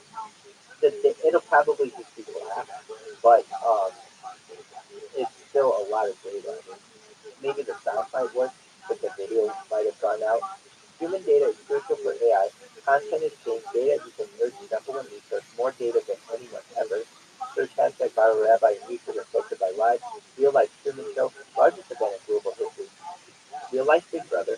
Watch life live 24/7. Excellent. And I also change that sometimes to be TRUEMAN. True man. Because, like, I'm out there. You can watch me eat, sleep, bathe, everything. Like, I'm really the heart of what a human is. You can watch me like an animal. Watch me 24/7, 365 free, day or night on YouTube. Please share to be a trillionaire and help bring world peace. But the reason why this is a smart way to do it is because when you see it on YouTube, I'm sorry, on Twitter, it allows you to convey a huge message when normally the best what you're able to do in like a circle is something like that. Next, this is my attempt at OnlyFans. They're like, what do you mean OnlyFans? This is like 2 years ago. People were like, hey, you should do OnlyFans if you do everything. And I was like, okay, I'll do OnlyFans. So they're like, you have to take a picture of your face to your ID. And I did this, and I did it twice. And then they also said you had to upload your social media. And I did that twice. And I got rejected from OnlyFans. I'm the only person I think in the world who is rejected from OnlyFans. But I don't think they like my social media because it's just literally like it's not like super good looking person in social media. It's literally like me taking a dump on Instagram. They don't necessarily want that. Or it's me like on peeing into a Pyrex jar or Pyrex container. That's not like what they want. So nevertheless, um, that was for the that was for OnlyFans. This is just a random person on Twitter complaining about me. Um, and they took a screenshot of like all of my accounts. Here's another one. I blocked Rabbi Rothschild 99 times, almost as many as I blocked him last month. Here's another one. This is the seventh Rabbi Rothschild I've blocked today. I think I've already blocked this Rabbi Rothschild account close to 100 times. Like, I'm very proud of this. This is something that our friend when we created for me, different manifestations of me. This is what he thinks I look like without my screens and my computer. So he like, I think that's cool. This is that party list. So uh, you can record yourself and your screen every time. Okay, so basically I have all the morning parties. So if you're asking like, what's our party today? It's a decade party, pick a decade and dress accordingly. And then in 3 hours we start a masquerade party. Keep identity hidden by walking through the side of the mask. And we have a morning party and an evening party every day from now through March 7th.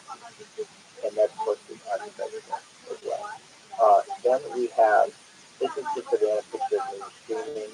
Here's me streaming also on YouTube, as well as this. It's a different, like watching movies and stuff at the same time. This is one of the back cameras I have. This is a ceiling camera I have. This is a YouTube short I have. This is my computer screen. This is me on a podcast. This is me on another podcast. This is my hiking photo. So I know I keep coming back here, but if I don't, sometimes the app crashes on me, and I'll literally be talking for 10 minutes. So that those are the pictures. Then the actual post itself is just bonkers. I mean, the pictures are bonkers alone. That's a lot of information for someone. Like, all right, I already know you're a pig. You are a wild man. You obviously have no restraint. And now you want to live with me. What do you have to say to yourself? Hey, I know, buddy. You know, let me just talk. I just heard this rejection. I don't know if you can hear me. More like, can you hear me? Hey, I'm gonna visit you in Mexico. Is that okay?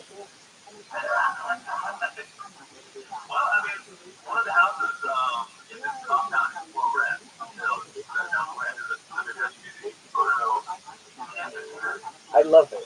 I mean,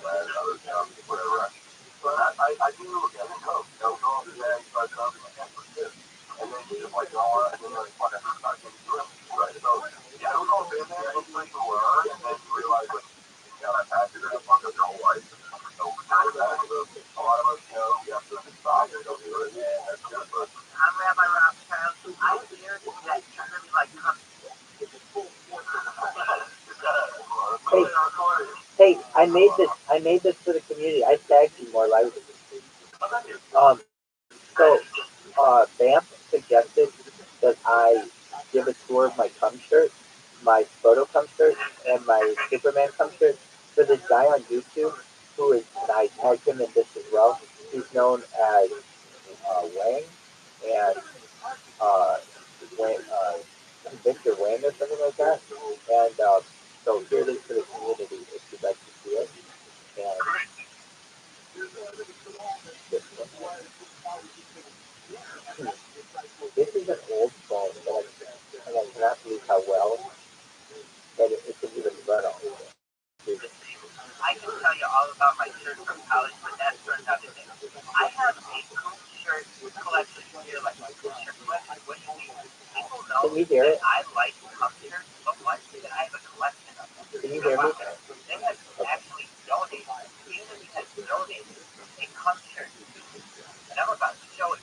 I'm going to give you a tour of my cup shirt. So here we go. We're going to do a bird's eye view of this cup shirt. This is a Frodo. It is an NFT collection. And as you can see, I have decorated it. Now, not that I didn't see it allegedly that I decorated it. Why allegedly? Well, because, I can always say that potentially it's not or something else, but it is what you imagine it is.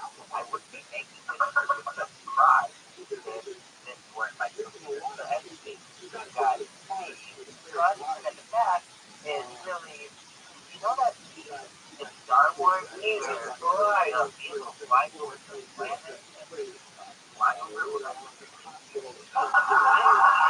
just one of my favorites. What? Yeah, this is the new one. Oh, yeah, the baby right on. But I'm watching that. Pull my attention. It's not the reason anything is thinking about stuff like that.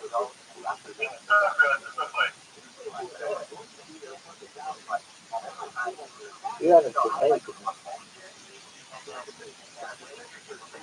I love the way you do this one.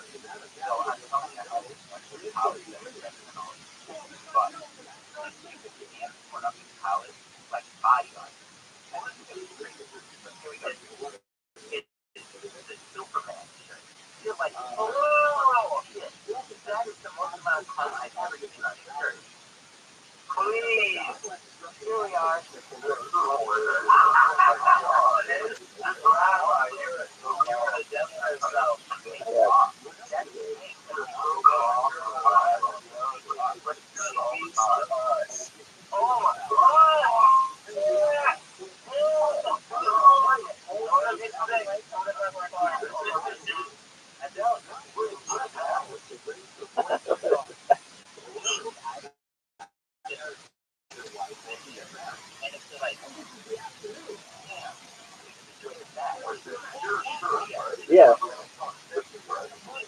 that's fine.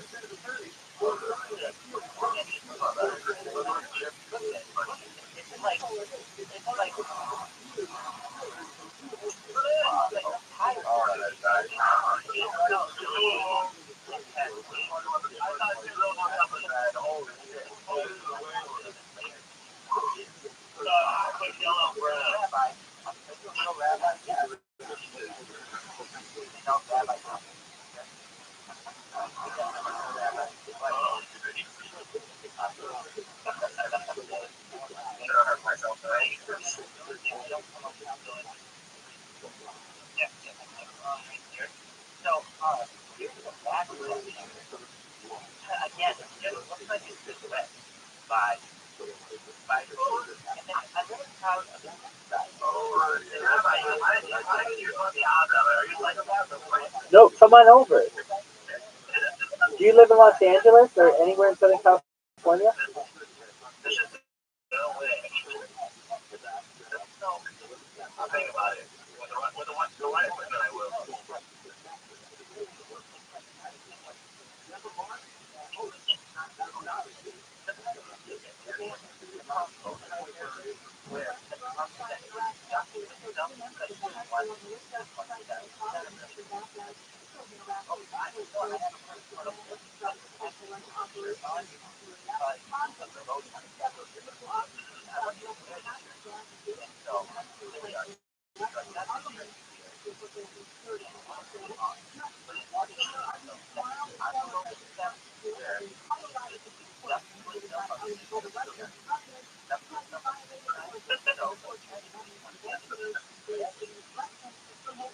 If it's loud, it cracks.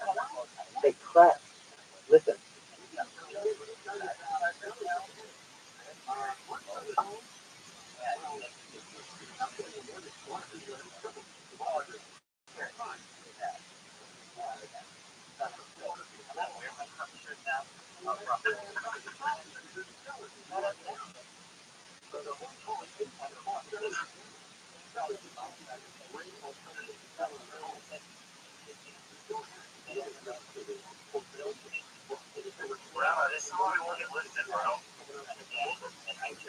Have you seen some of the memes we have on the community?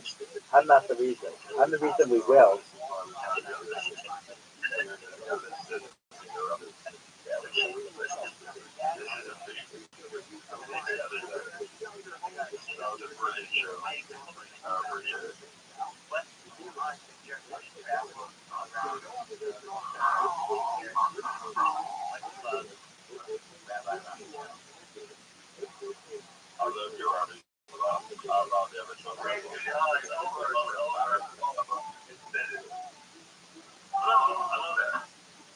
Oh, look at this.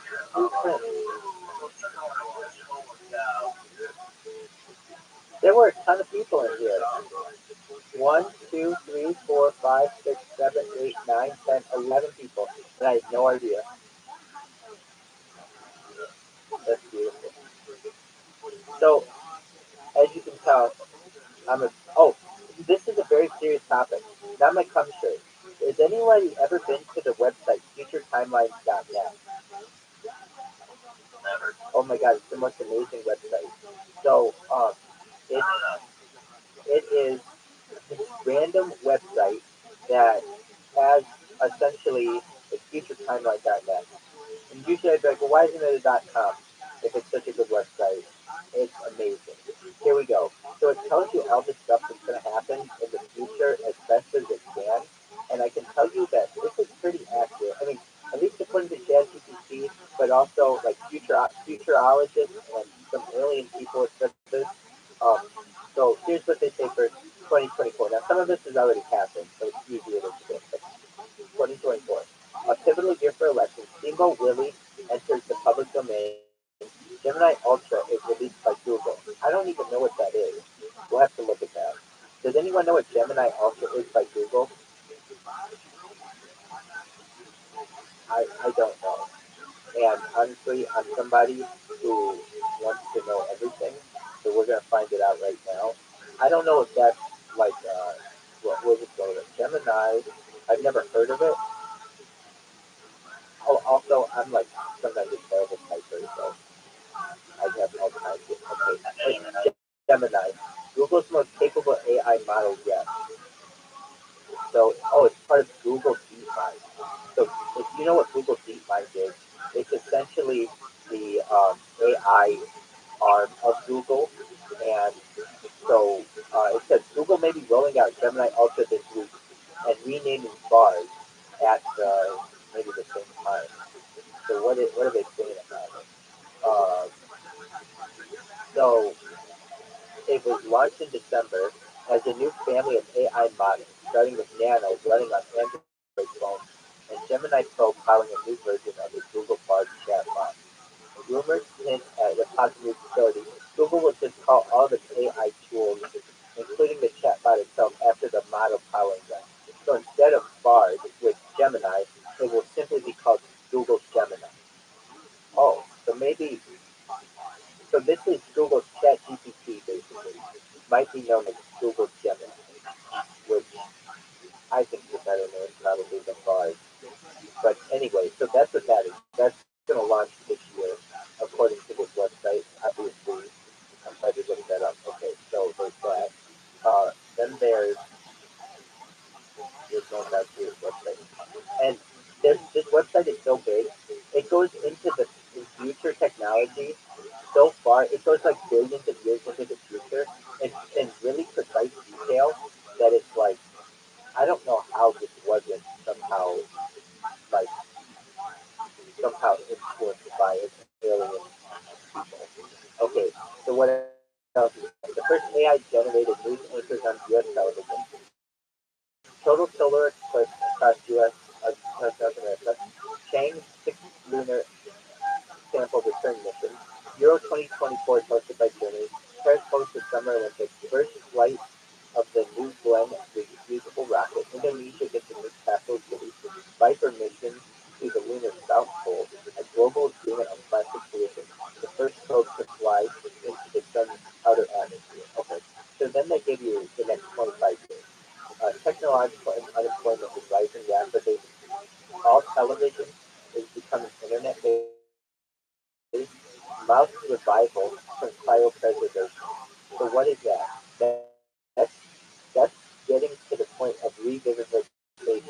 Basically, ready or very close, very soon with mouse revival. 2025 to 2030, many cities are banning fossil fuel-powered vehicles. Human brain-scale simulations are becoming possible.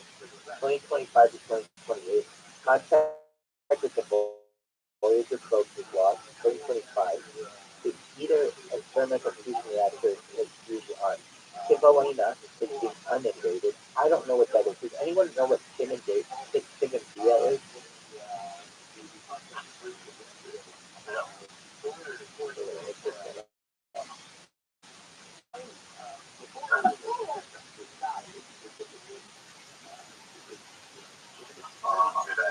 Sure.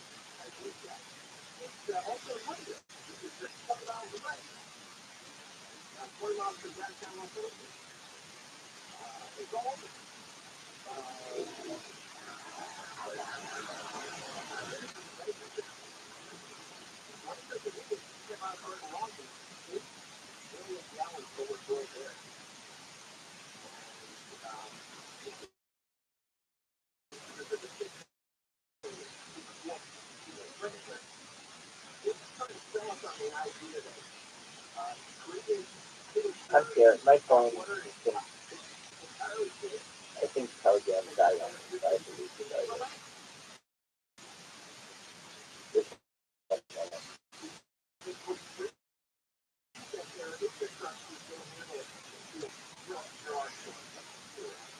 Walk amongst yourselves.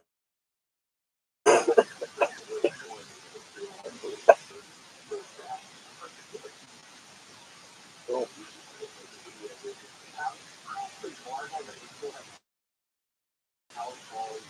Hello, hello, everyone. It's like my own version of Melissa. Welcome, Florida. Marcus One, Joshua Johnson, Corey Crypto, Florida Book. Alright, here we go. So, oh, I found out what that thing was. It is a city, or it is a borough, and the Civilina or whatever, is a borough in Tulsa that I think is getting inundated by, um,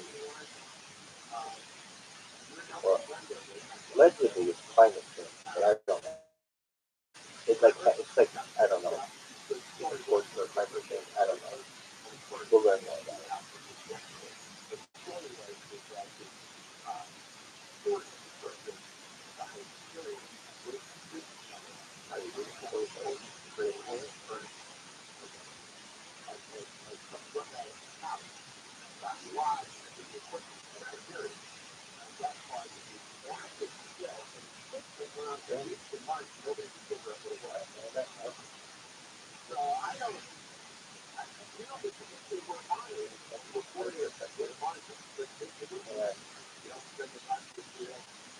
I mean, look, I could keep reading those. Let's get into, let's see what, well, I mean, I'll continue. Look at, but it gets really exciting. I mean, not that this stuff is getting exciting. Okay, so before I start reading, can you hear me? Excellent. Okay, so what else is supposed to happen in 2025? Sample return the thing to Amalawea. So I think that's well, you know, first crewed flight of NASA's Orion spacecraft. Bepi Colombo arrived in orbit around Mercury. Direct flights from Sydney to London and New York. So that's an interesting one. Not that there aren't all, but basically, as of right now, you cannot take a direct flight from London to Sydney or New York to Sydney. And I guess I only ever considered traveling to Sydney via the West Coast, but I guess yeah. So London to Sydney and New York to Sydney will probably be like the longest flights in the world. As of right now, I think it's like Sydney to Los Angeles or San Diego or something like that. But that's a new one. Next, the Martian Moon, or the 2026 to 2031, the Martian Moon Exploration Probe collects and returns samples. 2026 to 2030, the Plato Observatory is operational. 2026, a synthetic human genome is completed. So what is that? As I understand that, that's like a genome of a child that's parentless. Like basically, you might take some DNA material from different people, but it means it doesn't really have any one set of parents, which means it's kind of like born of this earth, like a like a an orphan. Okay, this just hit me, but it's a really important topic to think about.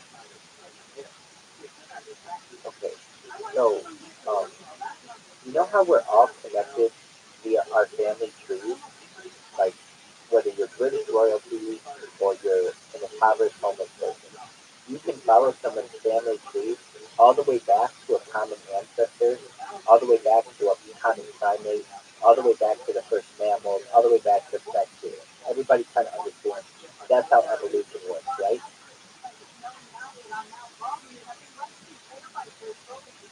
Does everyone understand that? Basically, everyone has family trees. Can you hear me? Excellent. Well, okay, and if you don't, that's absolutely fine. I was just making sure. This child, that's fine. But this child, the synthetic human genome, this child will be the first being that doesn't have a connection to that family tree. And I think that's really interesting. So, whether you believe it or not, that's up to you. But basically, if that does exist, this child will not be on that same chart, which is really interesting to me. Next up, the High Luminosity Large Hadron Collider, HLLHC, is operational.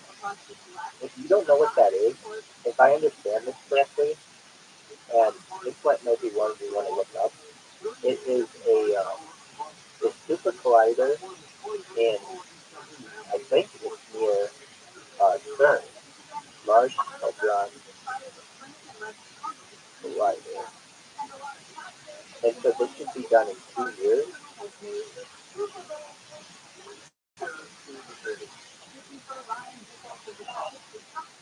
And if I understand it correctly, so this would be in Switzerland.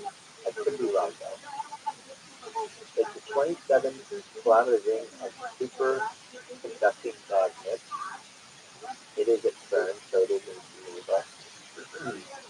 And so we should talk about CERN for a second. That CERN, do you see the CERN logo in the corner of the screen? I'll zoom in on it. Do you see this?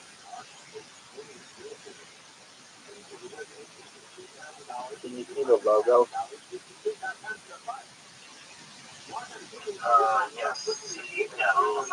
Yes. So what that really is 666. Those are three sixes. They're not circles. They're sixes. Okay? And basically this machine is a cover for something. So I don't know if anybody has been to a particle accelerator. I have. I've been to Fermilab, which is outside of Chicago, and basically what you're seeing is a lot of what it is. It's just a bunch of pipes. The particles are so small you can't really see them with the eye. Not like you can't see them with the eye. So all you look at is just like computer screens and things, and they just have these pipes. Well, they have this large hadron collider at CERN, and what they what I've heard is that CERN is actually a cover for the World Espionage Organization. So what is that? So if you are familiar with the story of the Manhattan Project, the United States development of the atomic weapon, when people would go out to Los Alamos, they would always say that they were engineers. So they had like 100,000 engineers. But a lot of these people were essentially scientists who were atomic scientists. But everybody said that they were engineers. Well, the United States government realized that this was a really great cover. That very few people, if anybody major, found out about the Manhattan Project, and hundreds of thousands of people knew about it and kept it all secret. So the same idea was thought for something like CERN, so that if you want to have a CIA agent be able to go anywhere in the world, all you have to do is say that they are either an engineer or a scientist in CERN. And nobody knows enough about CERN to really question them on it because it's in Geneva, Switzerland. It's very difficult to get there, and essentially it is an island of land in the middle of this house, and the only thing that anyone knows about it is what they either read or heard. So they have no actual experience with it. So it's the perfect cover for the world's espionage services. So, and if you want to have someone work for the CIA and have a good cover, they just have to say that they're an engineer, a physics engineer, physics scientist, and they work at CERN. And they maybe really do, or it's just a cover. Anyway, I've heard that about CERN, and we learned a little bit about it.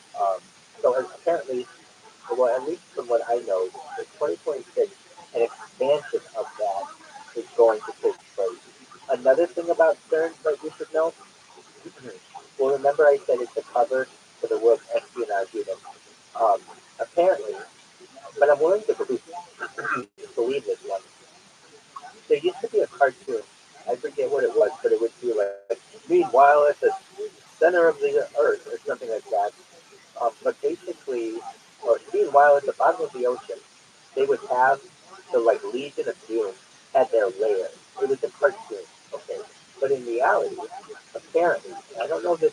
Let me say I haven't seen it myself, but at the bottom, people don't know this, but alpine lakes are much deeper than what they are publicly disclosed as. So what do I mean? What's an alpine lake? Lake Geneva is an alpine lake. Lake Zurich is an alpine lake.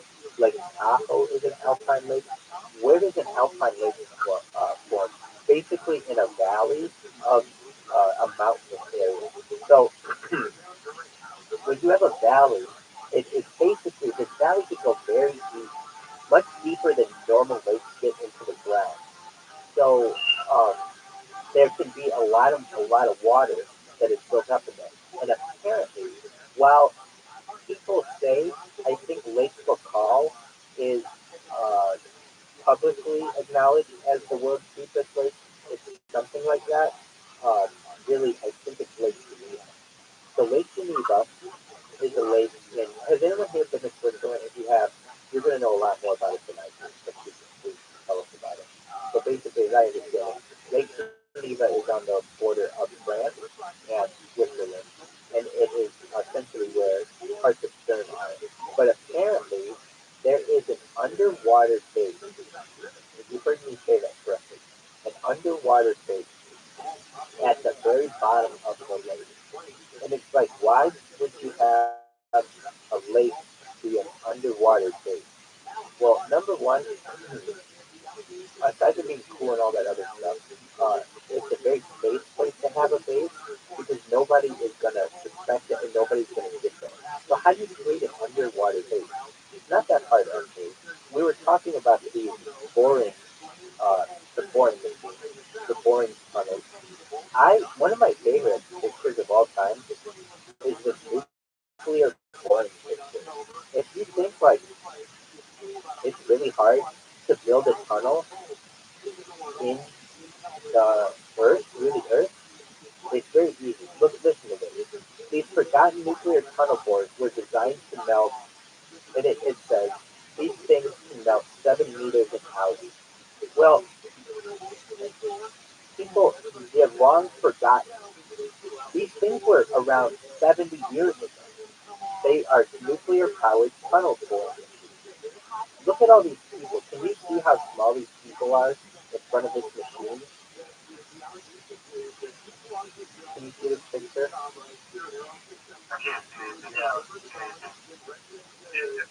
Okay, so some of you can see it. Basically, it's a picture of maybe, I don't know, 3 dozen people, 30 people or so, in front of a tunnel boring machine. One of these machines is the type of machine that is used to dig the tunnels that I'm talking about for the maglev trains and for the underground suburbs. You see this picture. This is an old picture. This is a picture from the 1980s. And these people are all retired now. But you can see how big these machines are. And what they do, they have these little tubes at the very front that are very hot. And they actually cut through the, um, the earth crust, like, and leave a glass-like surface when it's done. So essentially what you would do is you take that tunnel boring machine and you dig a tunnel just below the surface of the lake. And then what you do is you build, uh, they have a thing that they created like a dome that they could expand from the bottom of the lake and then suck all the water out so that they could work under conditions that but they didn't have human tools, they have like robots in it. But it created a a base at the bottom of Lake Geneva. And if you ever need to get there, it's pretty easy if you need to get there because all you have to do is say that you're going to CERN. And nobody questions that because it's like you're going to a large hadron collider. Anyway, it's just something that I know about CERN. And you can also see that there's 666 in their logo. It's an interesting place. And uh, if you ever have the chance to go to a particle accelerator, I highly recommend it. While it may not be extremely interesting to you at the time, it, when you start to actually realize like the speeds of these things, that's your connection with nuclear particle physics is pretty fascinating. Okay, so the High Luminosity Large Hadron Collider is on the Earth. Next is the International Linear Collider completed. I think that's next door to it. I'm not going to look that one up. It's similar. Russia debuted its first reusable rocket. Italy hosts the Winter Olympics. Construction of the Sagrada Familia is complete. I could look for all these. I don't know what they all are. We're just going to go. Robotic hands, including robotic hands matching human capability. The FIFA World Cup is hosted by Canada, Mexico, and the United States. This is an important one. Can you guys hear me for this? Uh, so there's going to be a big push. There was already a push about 20 years ago for this, but there will be another one for the North American Union. So that's a union between Canada, United States, and Mexico. And that FIFA World Cup is a big part of it. All of this immigration is a big part of it. Anatoly, I mean, not everybody here knows your story. Anatoly, we've got some people here. Quickly tell them what you did for the last few days. Absolutely. He saw firsthand at the border. He went to Eagle Pass, Texas. If you're not familiar with where that is, it's about 6 hours south of Dallas, 3 hours south of Austin, 2 hours south of San Antonio, something like that. Anatoly, is that correct? And he was boots on the ground. Actually went to Mexico on this stream. It was fascinating. And was gonna, he was checking some things out there. I mean, we even warned him in the chat, be careful. And then, was in Mexico, did a quick turnaround. He learned it's $2, no, $4 to go into Mexico and $2 to go out. Is that correct?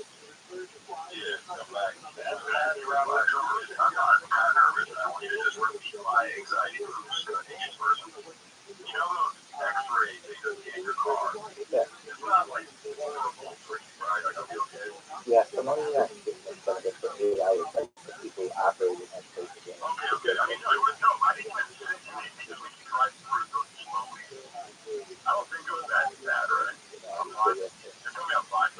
You're fine. You're fine. Keep in mind, a banana exposes you to radiation. You're exposed to all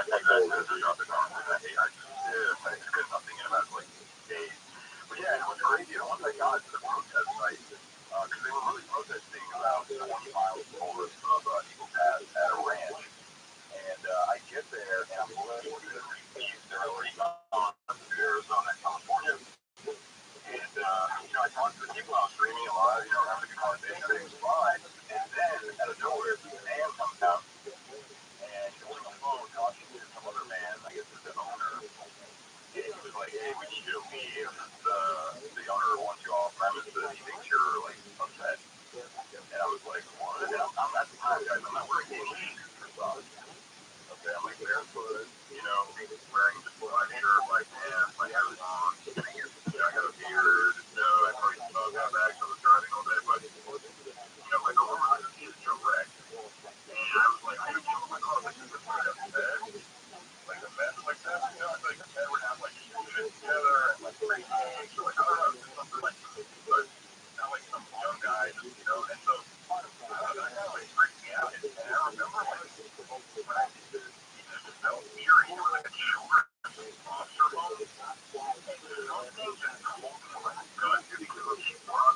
Tell them the smell. Yeah.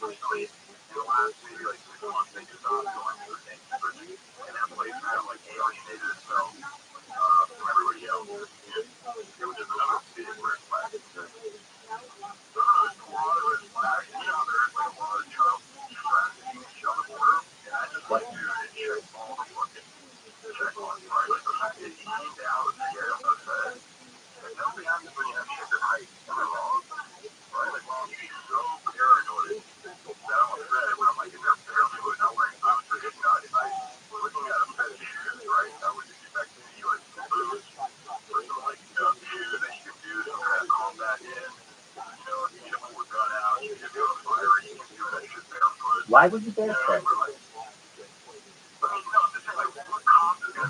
No, I agree, but why would you barefoot? Okay, that's all you had to say. Could you drive barefoot?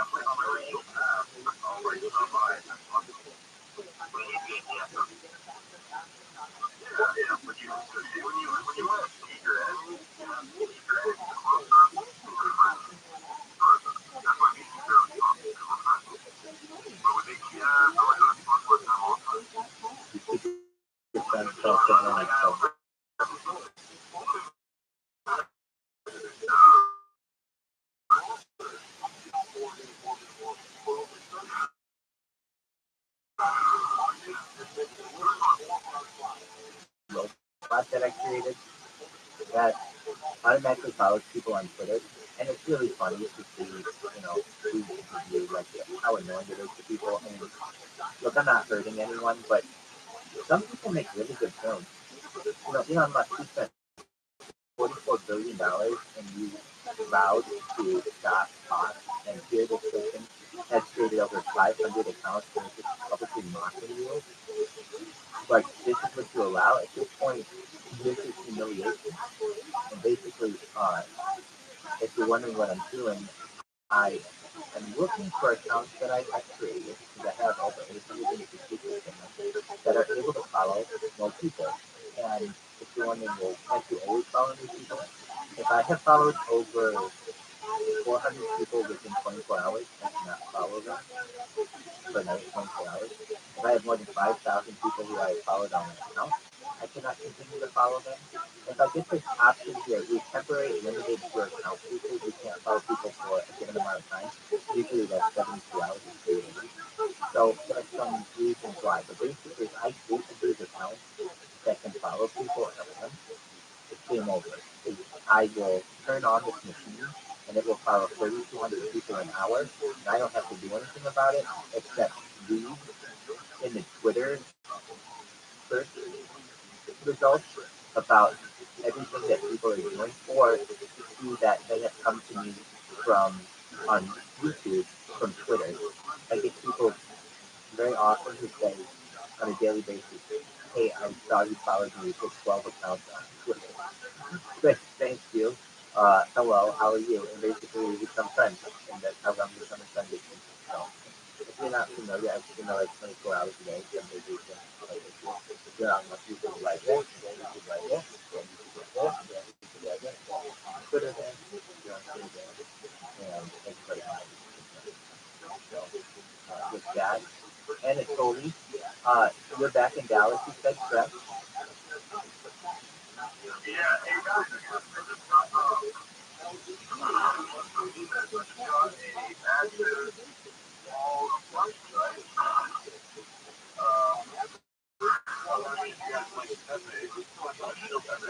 You're fine.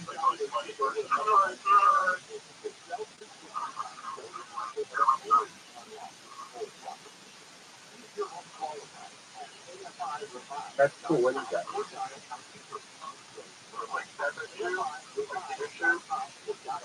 It kind of looks like Baby Yoda.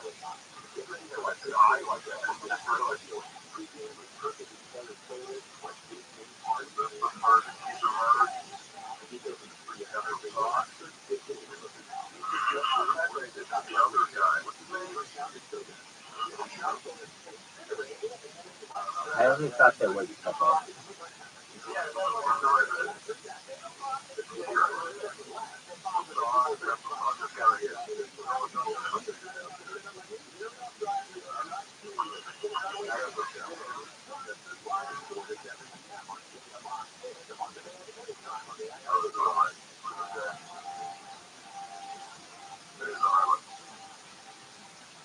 Oh, that's like a Ku Klux Klan number, isn't it? Yeah, it is. Am, am I wrong here? That's a Ku Klux Klan number.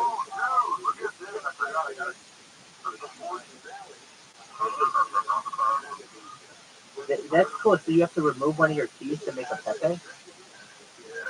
Man, you are you you are all behind this coin. Yeah, why is that?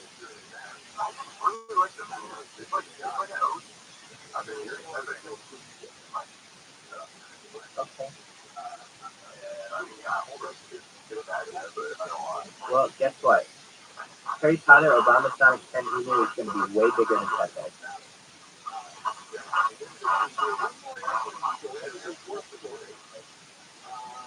No, I mean, we're going to blow it out of the water. While I did cover the Pepe coin and its rise and fall, I didn't live with the Harry Potter Obama, or I didn't live with the Pepe coin. I lived with you guys. Okay, so I have to tell. So that's just like a little, is it like a little stuffed animal? Well, I have to say that what else you did in Texas, from my point of view. So she went to a place called Buckley's. Does anyone here know what a Buckley's is? Oh, you got to fix the flag.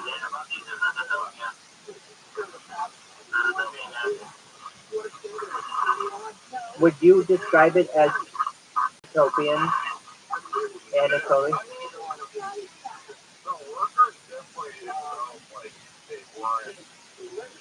They were really friendly. They were they were really friendly.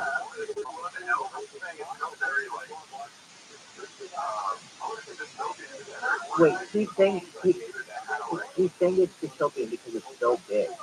It has so many different stalls in it. It's in the middle of nowhere. Basically,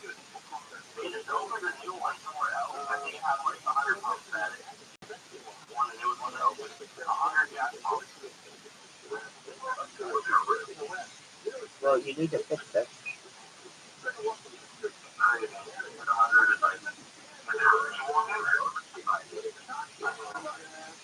I can't imagine they get that much business for all of them, but apparently, like where 100 of them are sold up at once. But apparently,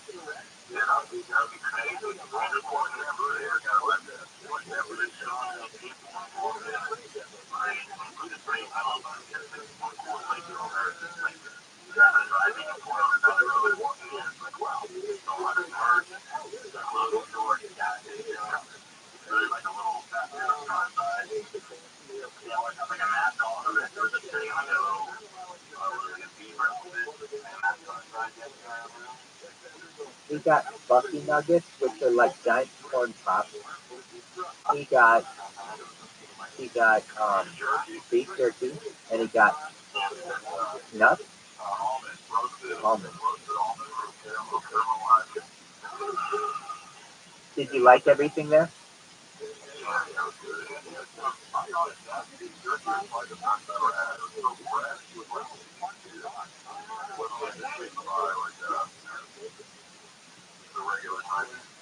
And then tell us about the tacos you had on the border.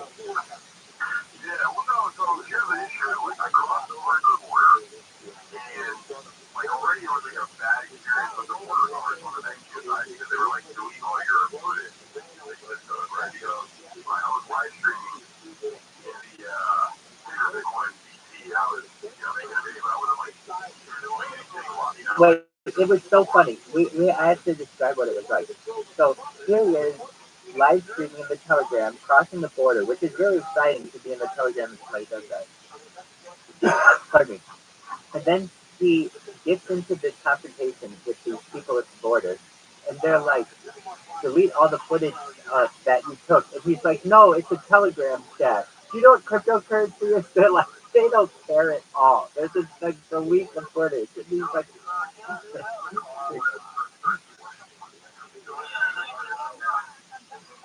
well, they were gonna search you down on the way back. You got very fortunate.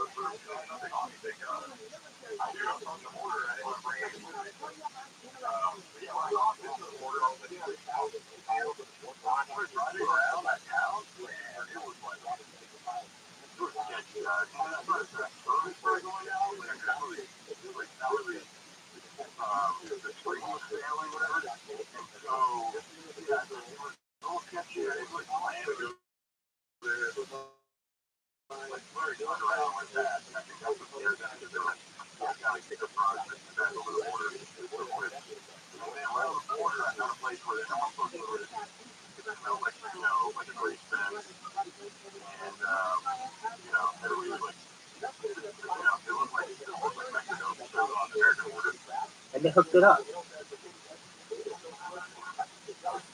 right? What did you order?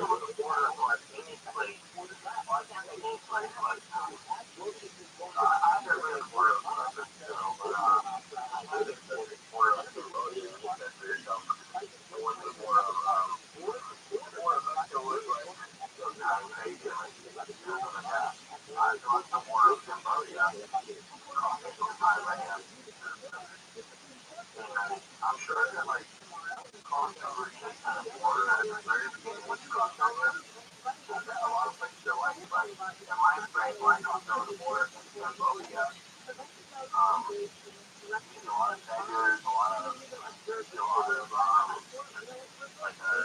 beggars, a lot of scammers, all the people we all get hit.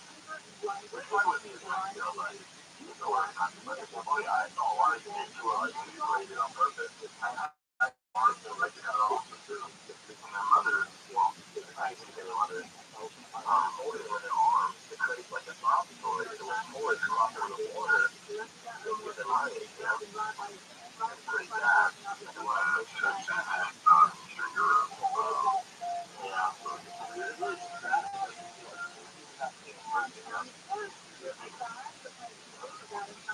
I heard that in Mali, we do evil there, but they do magic mushrooms, like so if you're a tourist, you get off the train or you get off the bus, there's a lot of like people selling magic mushrooms on it, just right off the bus stand. Really? Yeah. I was driving the same way water. I'm not recording. Well, I know about you were recording. We had to really nonchalant. Without screaming at the same, I guess. Well, I mean, I thought I was down. Well, yeah. Yeah. It's pretty crazy. Yeah, I enjoy like doing all that. Like, I want to really get into like making content. That's why I think me and Rabbi and I met. Really, I'm learning from him, and I feel like we can work together. And I feel like we can go have fun. And I know I could have done better. I just the issue is I'm having issues with my work computer right now. So like I'm used to traveling, no issues with my computer. Right now I'm having issues with my computer. So right now I need to like focus on this for the next week to get my passport renewed and get my I'm gonna do like the quick right now passport you can renew it. And I need to get my computer like working well because I got a couple shirts coming up and I want to like film them and keep making content, get better at it. And I know that was like obviously pretty shitty. I didn't really like getting good footage, but for the month down or a good run, and I'm just gonna try to get better at it. It's like playing an instrument. You keep doing it, you can fail. You look like an idiot, and eventually you just get better. And most people are doing it because no one else is getting caught. For sure.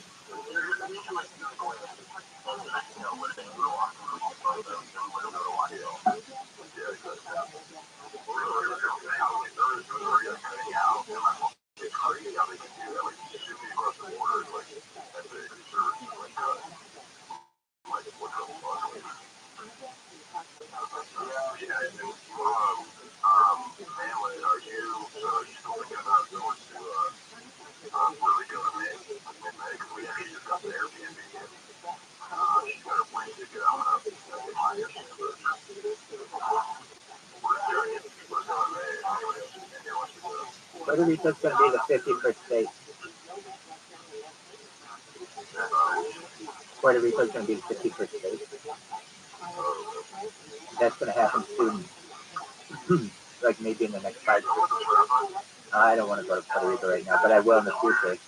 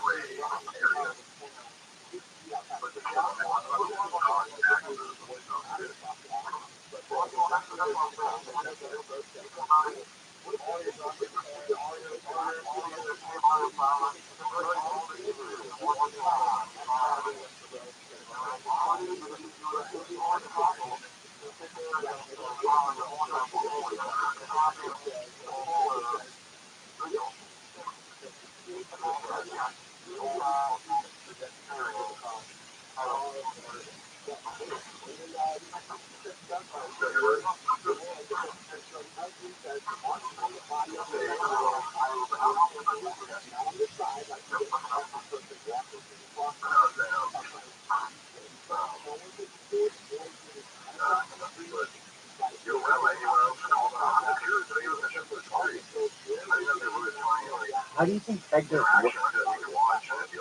How do you think Craigslist works?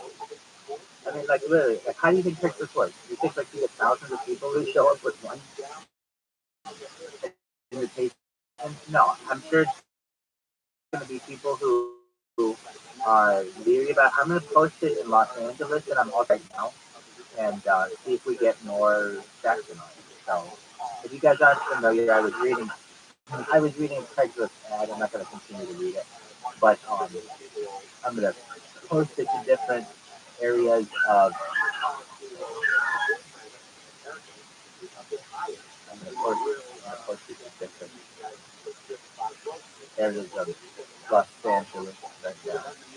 So you're along for that ride.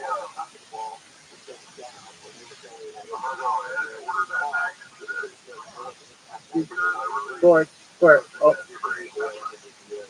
OBC?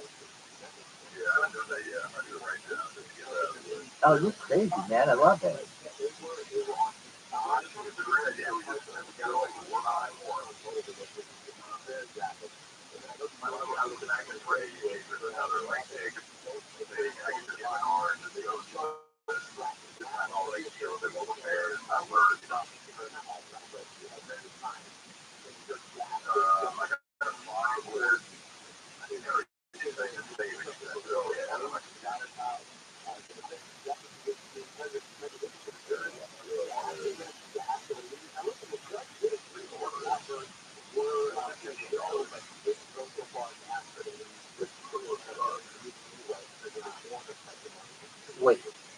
make sure you have to check the size.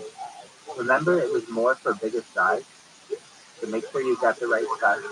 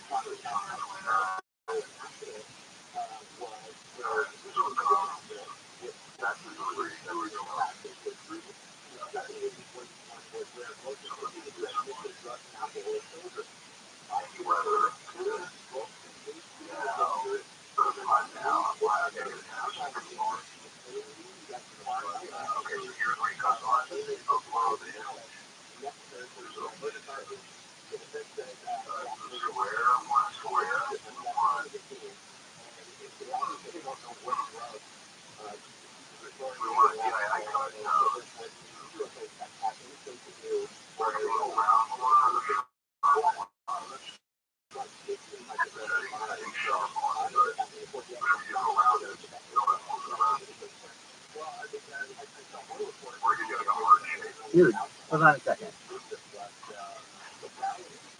Um, remember you were asking me about my, uh, my, that, that Craigslist ad? So, I got a bunch of, yeah, and even some people who are really open to helping me promote, well, no, promote my stream. And even one person who I think somebody, without me doing it, created, how did they do this?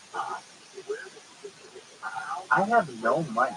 Wait, did I, oh, I'm sorry, I mean, um, I did take a money. Uh, I, I was like, so what did I do? I have another account. So I do have a bunch of people who inquired about this, but that was on a different ad that I had. So we're looking at the more recent one now. Sorry about that. I thought someone had posted on my behalf, like about like just a moment. I could do this.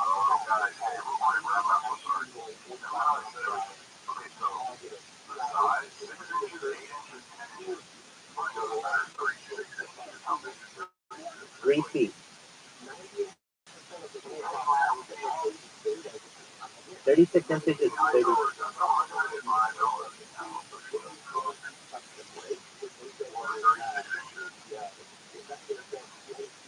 Oh,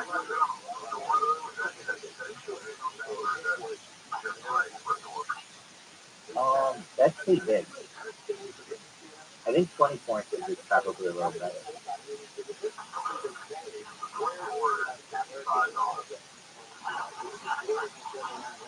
Hey, they removed my thing. I don't know why.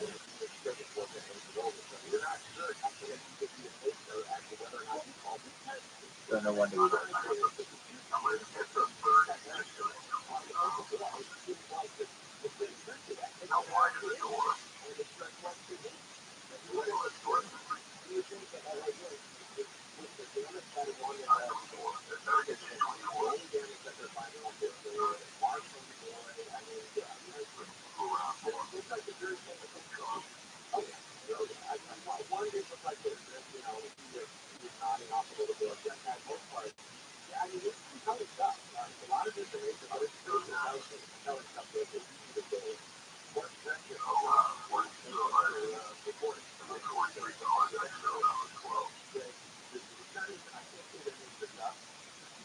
Dude, you can get a before one on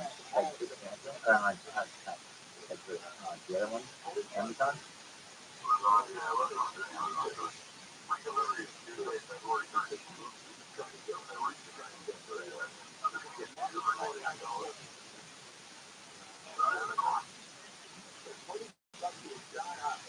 I wonder.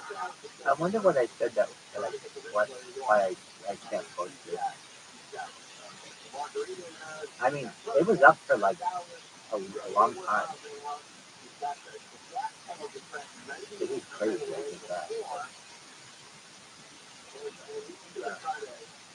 Toyota, how you doing? Toyota, you there? Can you hear us, Toyota?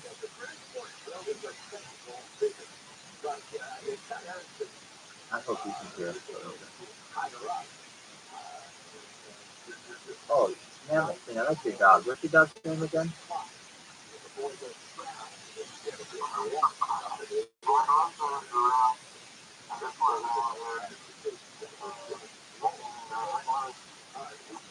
Great.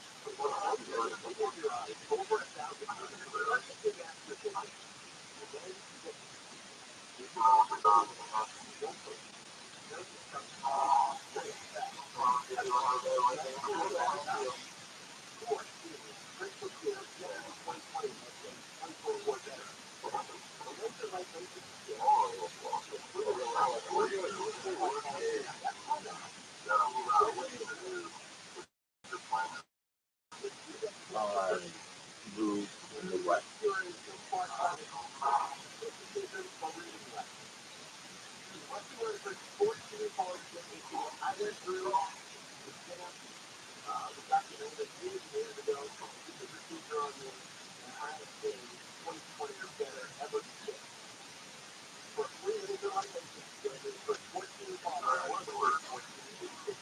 That's cool. And when are they going to come?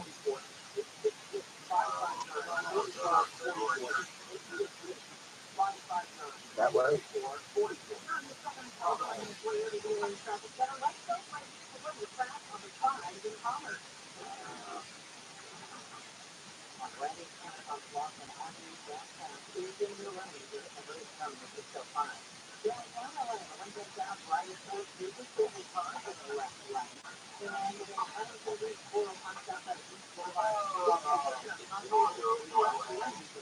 In Oklahoma?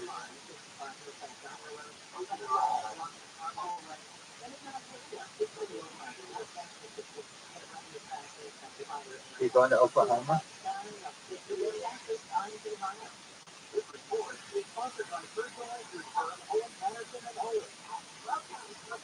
When are you thinking of doing that?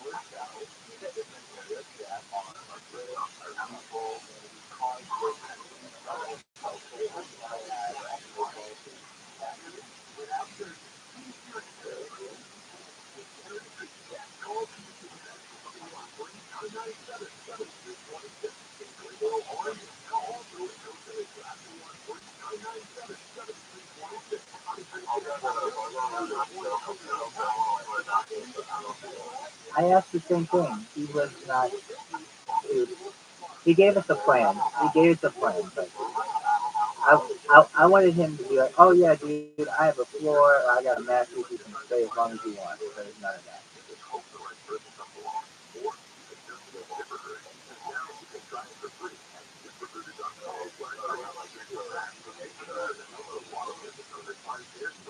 Okay.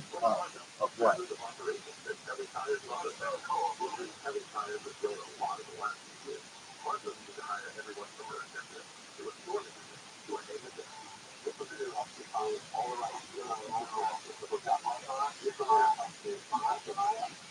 Oh, nice. So that's good.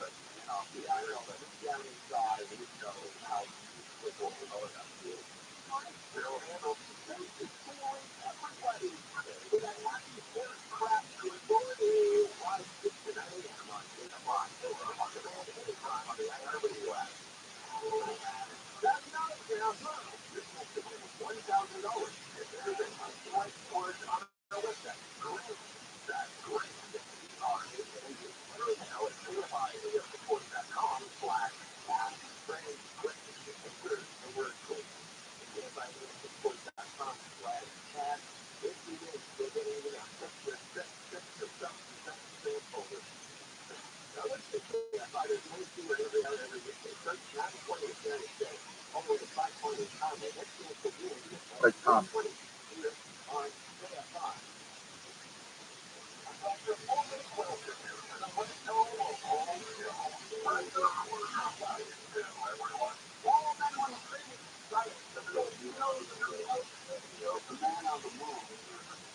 Where do you are you at Planet Fitness?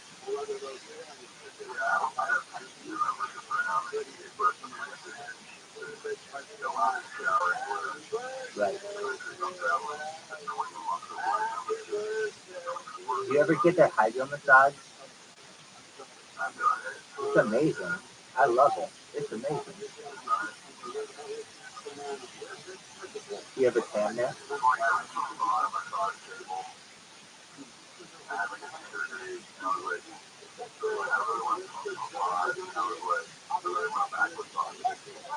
Dude, why would you say that? Why would you say I'll offer you a massage?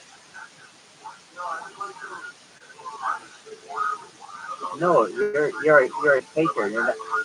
You're a taker. You're not a giver.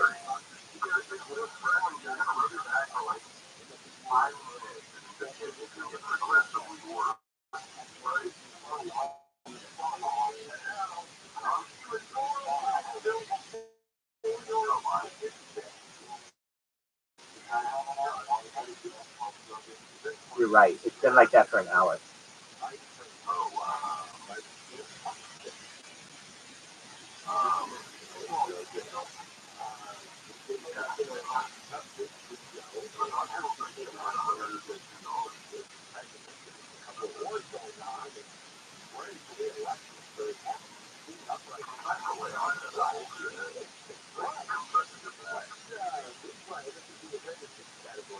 I think that's the ideal way to sleep. Is like um, I think it's the best for your back. If you notice, most animals sleep that way, like on their chest.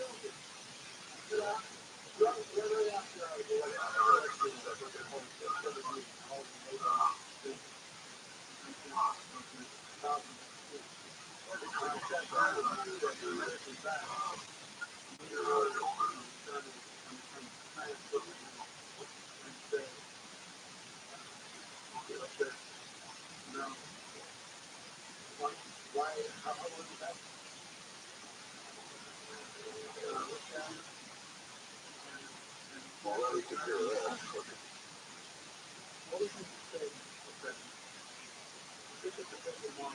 think what I'm gonna do also is like maybe start going just downtown here locally, starting to practice. But I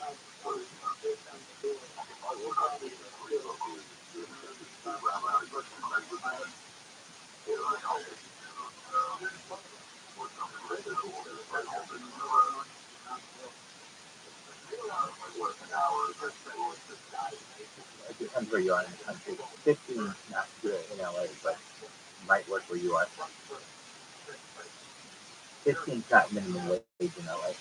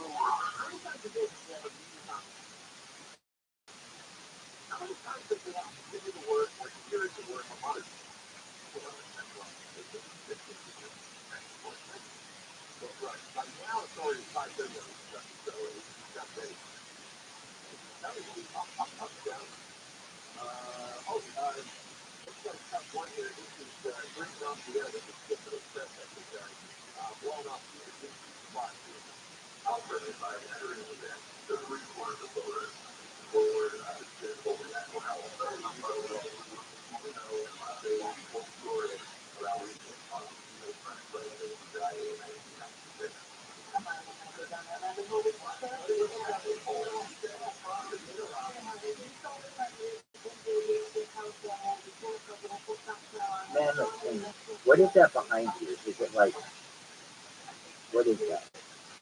It's cool.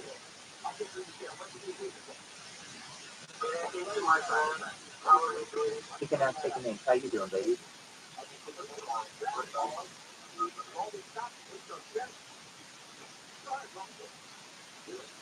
All right. To our friend Frodo Gremlin.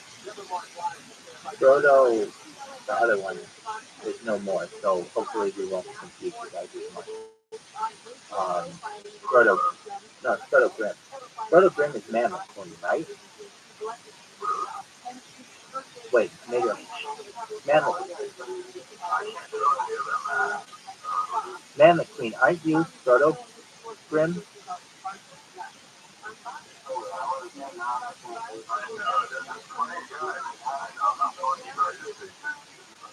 I don't know. Isn't that Frodo Grimm? Okay.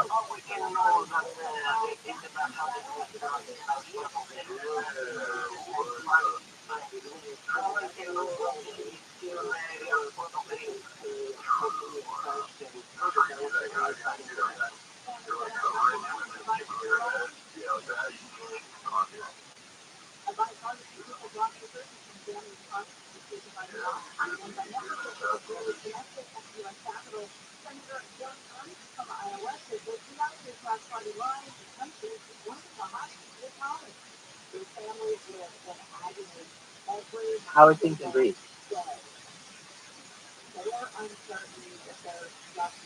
Sort of, Grandma.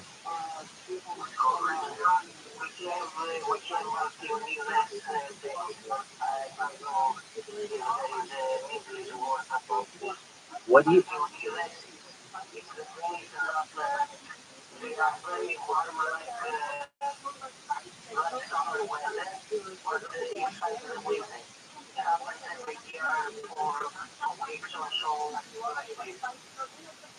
I got you.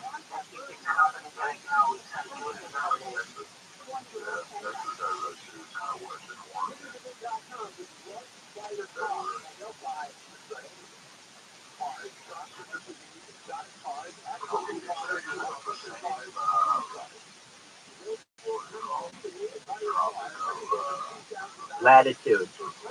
Latitude. Correct. No. I would say we can look that up. I'll look it up right now.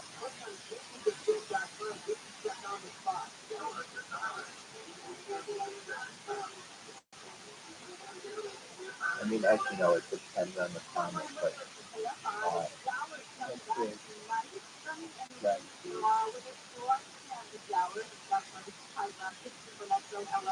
Texas's latitude is like 20, and Greece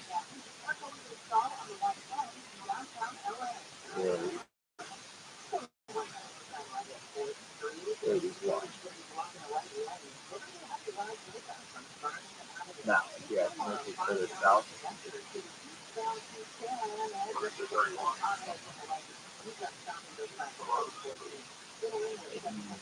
but in Texas is a little,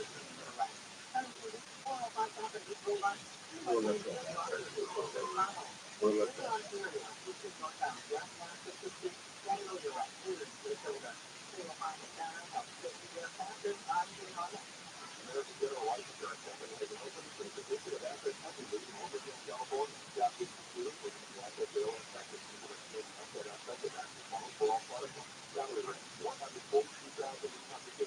It looks as if Texas is, Texas is further south. But it's like Greece is a little, I mean, Greece, they kind of overlap a little bit. Part of the panhandle would overlap. But it seems, I mean, Greece has a more Mediterranean climate, obviously, and doesn't get as hot nor as cold as Texas does. Texas can get very cold, and of course very hot.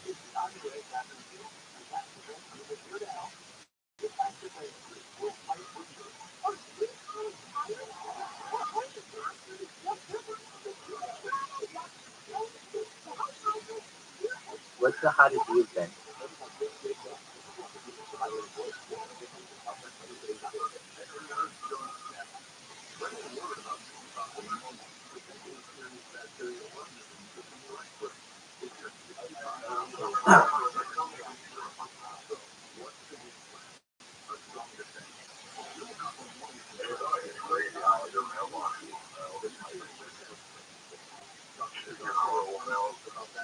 Right. So I was in Las Vegas in the summer, but I didn't spend much time outside. But it does take, it's like walking into an oven.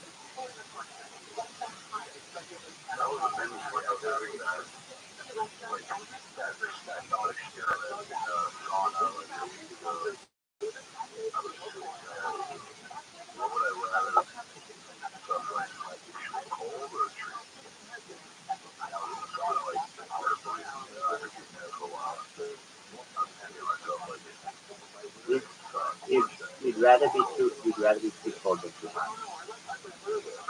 No, sorry. You'd rather be too hot than too cold.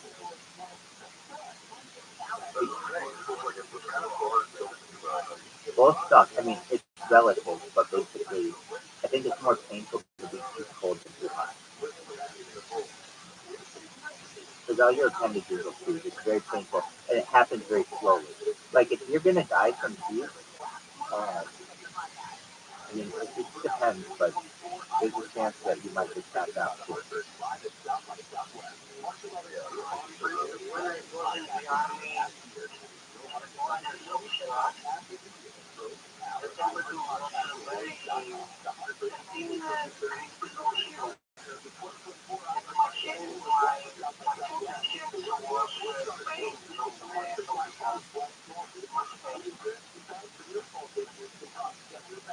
But then there's the other element, like if you're, it depends, like if you're just a little cold, you can always warm yourself up. Then if you're a little hot, you can like wave your hand from your face, it doesn't really fun. In fact, the energy it produces, you probably become hotter by doing that. Yeah.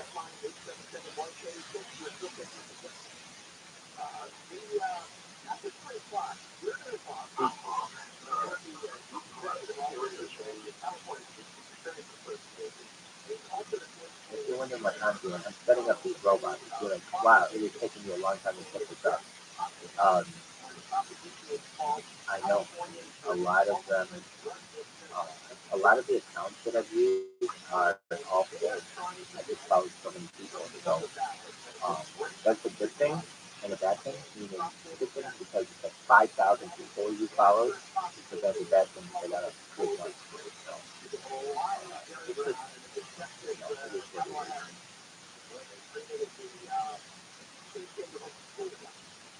So remember, I was reading about future technology. Were you here for that?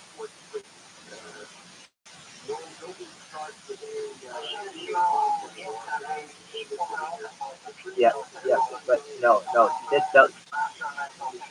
This is from a website I was reading today.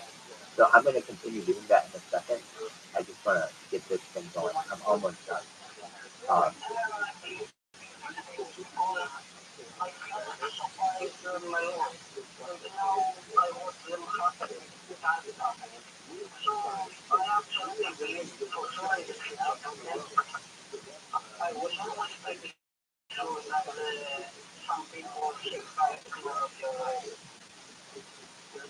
I'm yeah, the elite, basically the very wealthy of society. Yeah, that's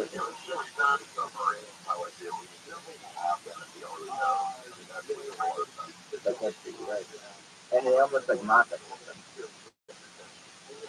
Like honestly, I didn't even know you needed a license to caption it from me. I didn't even know that was a thing.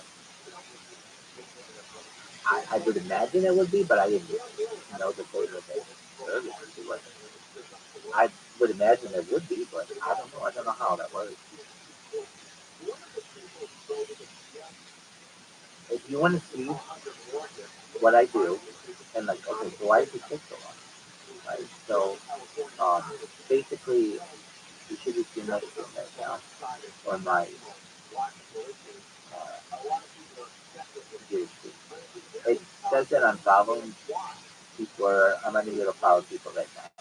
So I have to go to all of these individual accounts and see which ones haven't followed, like are able to follow people, and then I have to click them and just check them. And it's not, I mean, it's tedious, but it does allow me to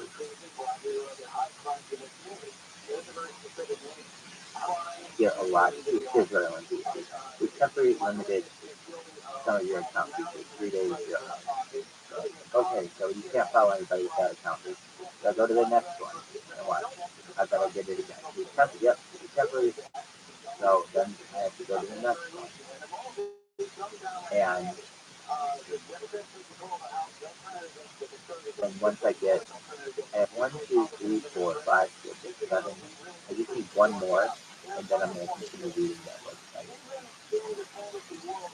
But here you go. Another 3 days, 3-day ban for all of these, which is fine. I'll take a 3-day ban as opposed to a full-out ban on the account. And totally, man, let's between.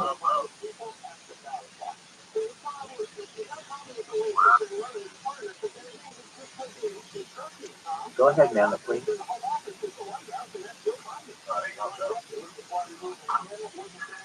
You just wanted to. You were here. Yeah, I'm your witness.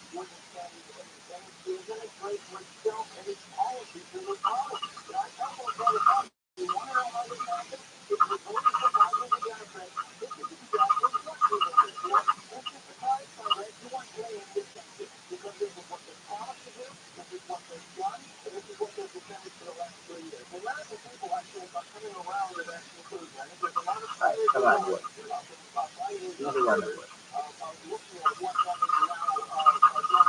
And why? Because then we're going to continue learning about the future of it. All right, this one looks like it's going to work. All right, so what do we do? Now we're going to pull up this little robot and that I've programmed, and you get to watch it work. Well, just for a second. So what's it going to do? Watch. It automatically follows people. So can you, I think you can see, Anatoly, can you see it automatically following people? You've seen it before. Yep. And then once it follows 30 people, it'll move on to the next one. And I have 8 accounts at once that are ready at any given time to start following people. And people go crazy on Twitter about it. It's like, who is this person? They're going to the internet. Okay, so with that being said, back to this. Okay, so photogramming. Photogramming, can you hear me? Okay, so excellent. So the United States is going to celebrate the semi-quincentennial in 2026, and nobody's making a big deal out of it. No one. I could tell you, hey, hey, uh, Anatoly, did you know that the United States in 2 years is celebrating its sesquicentennial? Sesquicentennial? Semi-quincentennial? And you'd be like, wait, what in the fuck is that, right? That's its 250th anniversary. And if you remember in the 1970s, you may not remember, but that's when the United States had its bicentennial, its 200th anniversary. And it was a huge deal in America. It was a huge deal. Yet, for this one, no one cares. Absolutely no one cares. It shows you the difference in the country. That the country. Exactly. Exactly. Exactly. No, no.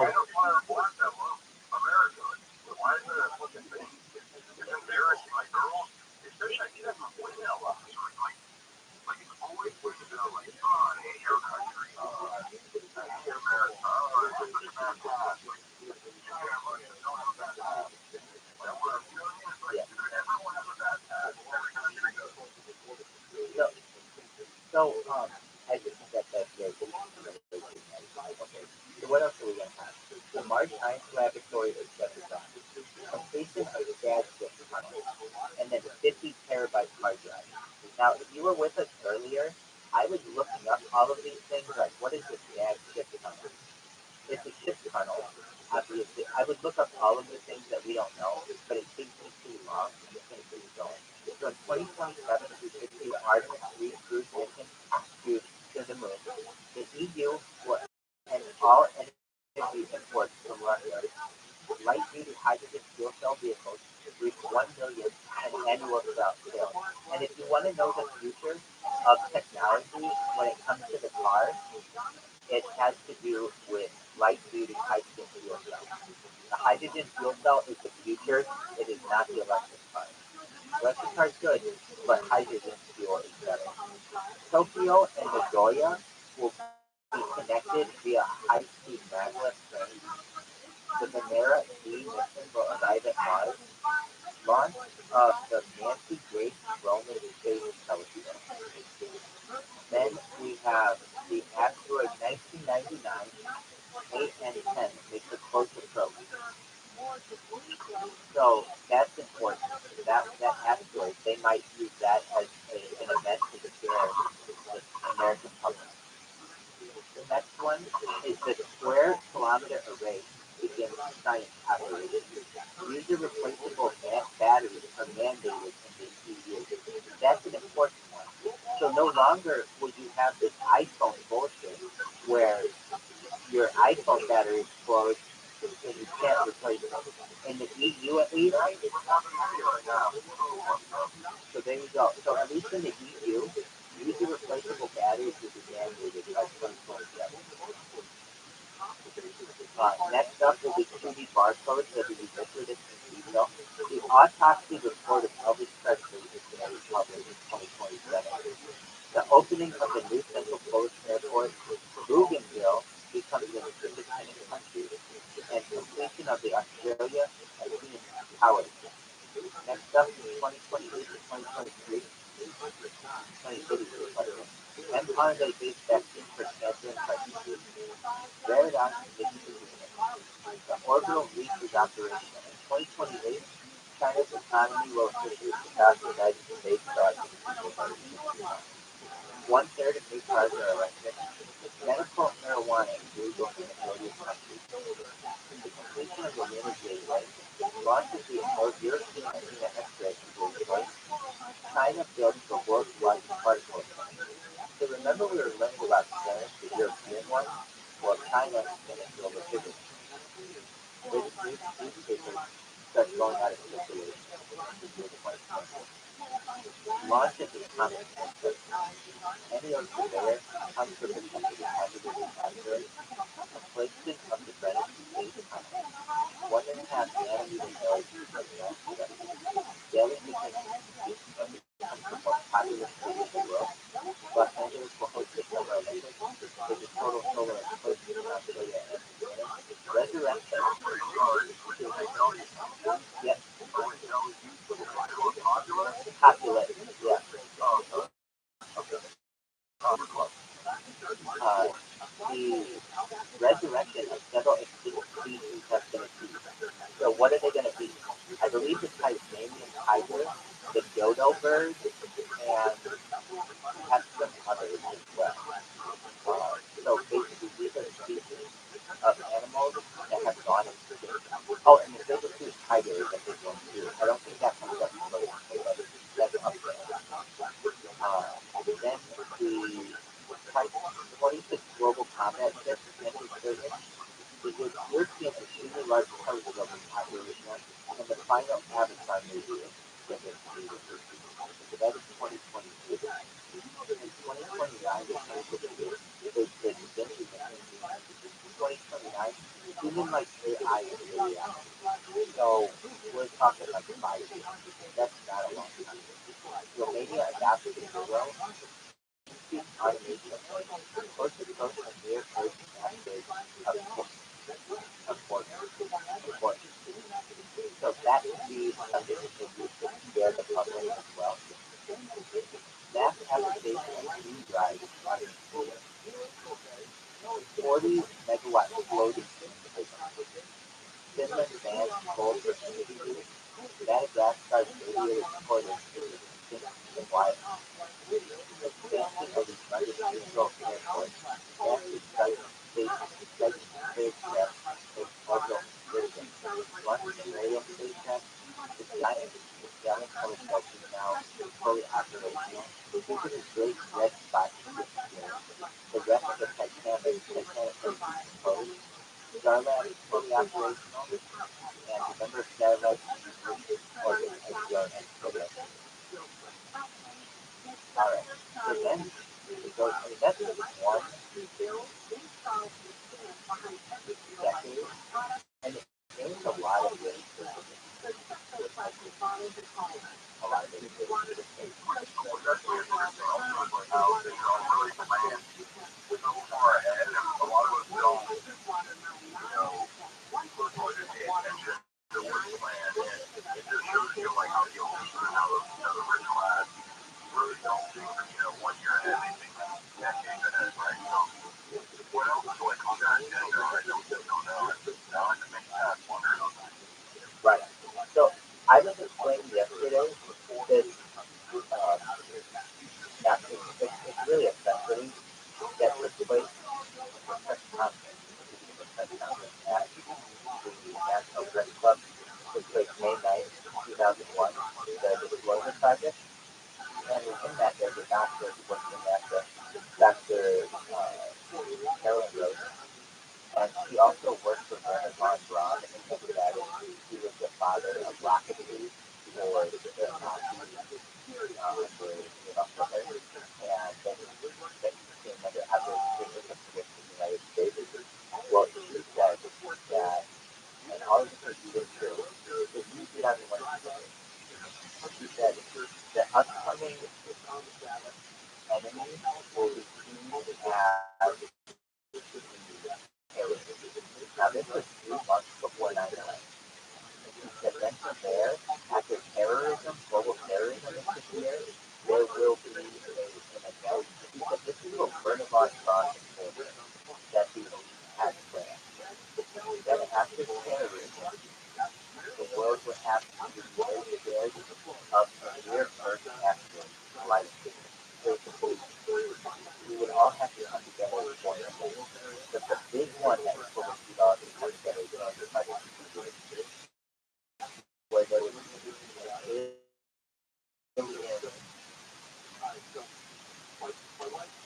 generalization that aliens that lost like where a alien civilization was essentially taken over any major city in the world.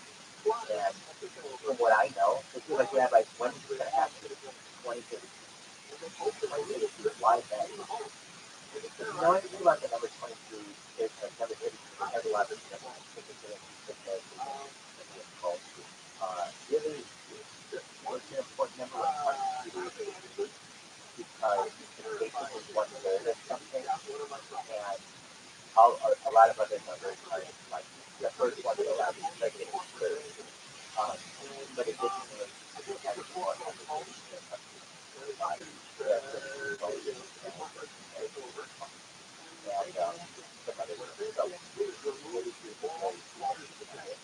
and also additionally,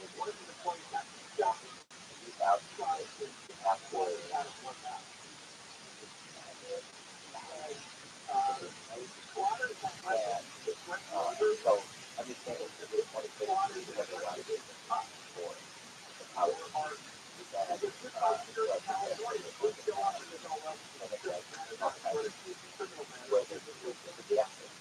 now I want you to see something that I have. I owned this now for 2.5 years. It's worth like $500 and I never opened it. I bought all this tech equipment at one time and I thought I would do this together, but I never did. So basically, if you look right here, I've got this is something someone sent me.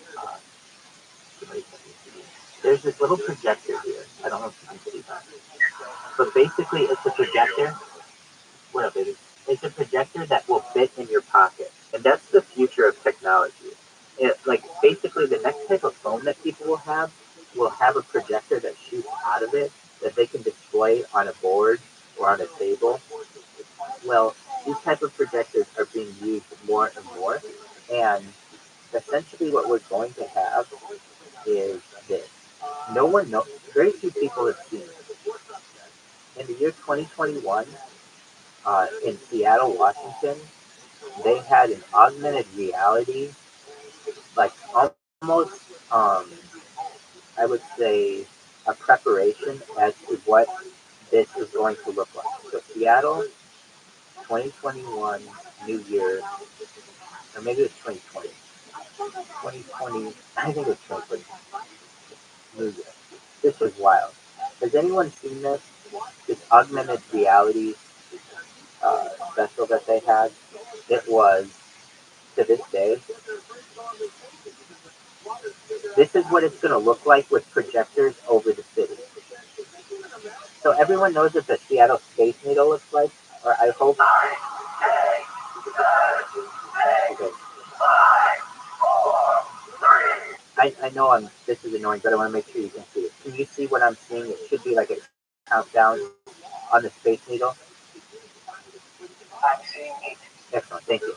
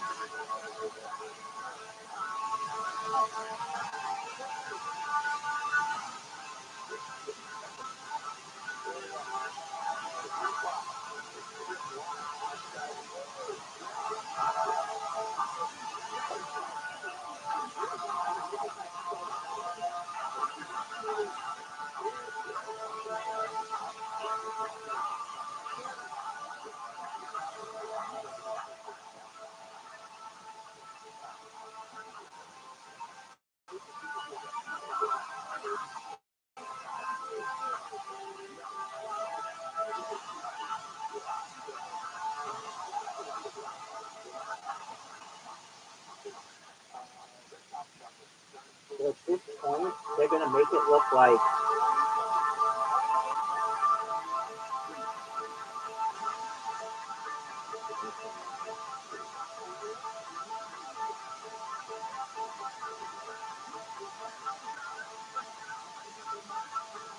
well, as you see. Oh, there you go. They make a little. Okay, there it is. They make a little a UFO over it.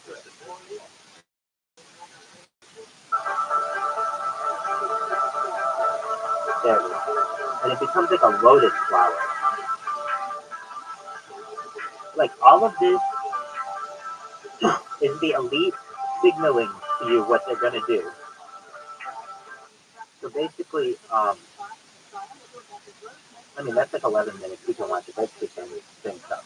But it's fascinating that there is this type of technology exists where we can use projectors or augmented reality, or perhaps a mixture of both, to make the surreal real and have reality overlap fantasy. And so I've heard in 2033, this is the plan of the elite. If you really want to know, here's what happens. Either 2027, 2028, or 2029, we're going to have like a big scare of a near Earth object, like an asteroid. It'll be like Armageddon. You remember Armageddon, the movie? Where like the whole world is gonna like afraid we're gonna die. Well, and they'll come up with some kind of strategy to like not necessarily blow up the asteroid, uh, but they'll like either paint it. If you paint it, it changes the velocity of it, or you can change its positioning by painting just a little bit of it. You can put a little bit of a curve on it, or a little bit of a spin on it, and it changes its direction to hitting the earth. There are a bunch of things you can do. You can put a silver sail on it. You can blow it up, but if you blow it up, then it becomes like a shotgun blast, and you don't want to do that. Because then instead of having one big explosion on Earth, you have like 1,000 little explosions, and that's not any better. So, but they're going to put a lot of fear into the American public. Now, this is a new thing. This is Dr. Carolyn Rosen, and she, well, I mean, you can hear her say it, and she says, and then she says, after that, after the, um, after the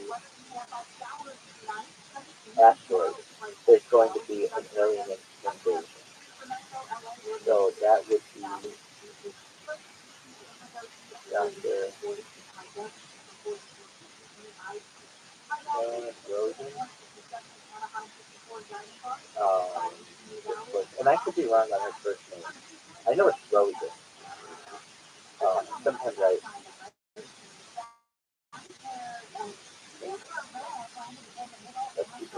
and all this stuff was a project. Used to be really available on the internet, and now you get all this garbage that the internet doesn't work as well as it used to. The systems and stuff. A lot of people are finding it. Oh my god, you can't even find it anymore. Okay, so if you want to know the truth, the best search engine I think available is just ROTHSCHILD.com. It takes it indexes Google and Bing and all of the other ones, and it just doesn't give you any garbage. Um, so and it also doesn't ask you to do captchas and stuff like Google sometimes does. And so I want that for Carolyn. It doesn't have like Google Documents and um, some of the other things, but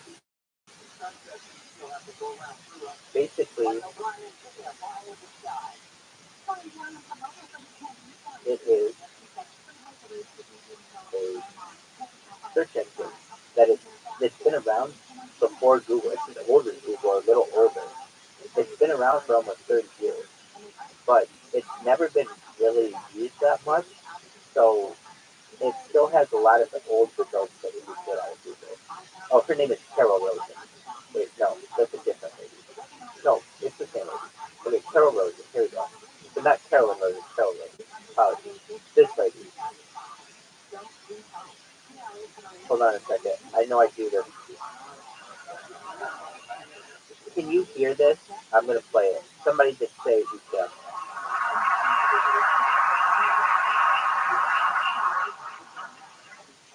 Can anybody hear that?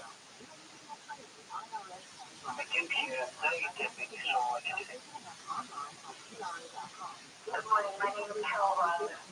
In 1974, after being a English teacher, I was introduced to the late I appreciate you letting me.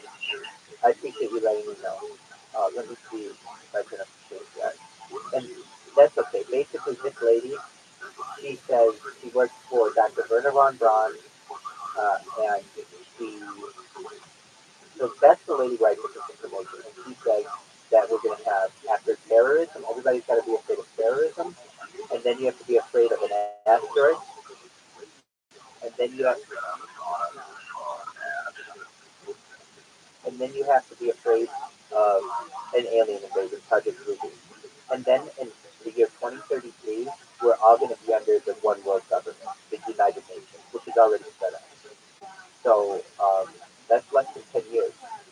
And that's why, like we were saying, that the sesquicentennial of the United States is not a big deal for us in the United States, when it should be, if we were very patriotic, but they have eroded all the patriotism in the United States anymore. And now the only thing that you have is just internationalism.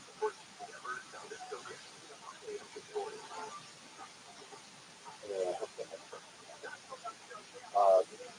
Okay, so that's what we got going there. Now, what up? We're just gonna say hi to some people. I saw F16 was in here. What up, Satoshi? How are you?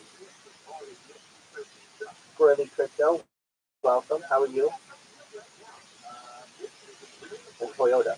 One day we're gonna hear Toyota's voice, and Toyota's gonna be like, "Hello, I am here from on behalf of the Toyota Corporation." Hey, you guys should know this about the company Toyota and Honda. They eventually become not so much car manufacturers, but robot manufacturers. And look out for Japanese robot companies in the coming century. what are some of them? Mitsubishi, Toyota, Honda, Ryobi. They become huge. They do everything from robots will do everything with transport things to surgery in the future, and they'll be Japanese robots. And if you've ever wondered, this is always a question that I had. Why the fuck are the Japanese so goddamn advanced? Like, it's weird that they're so advanced in some things. And so this is how I found out that they're not okay.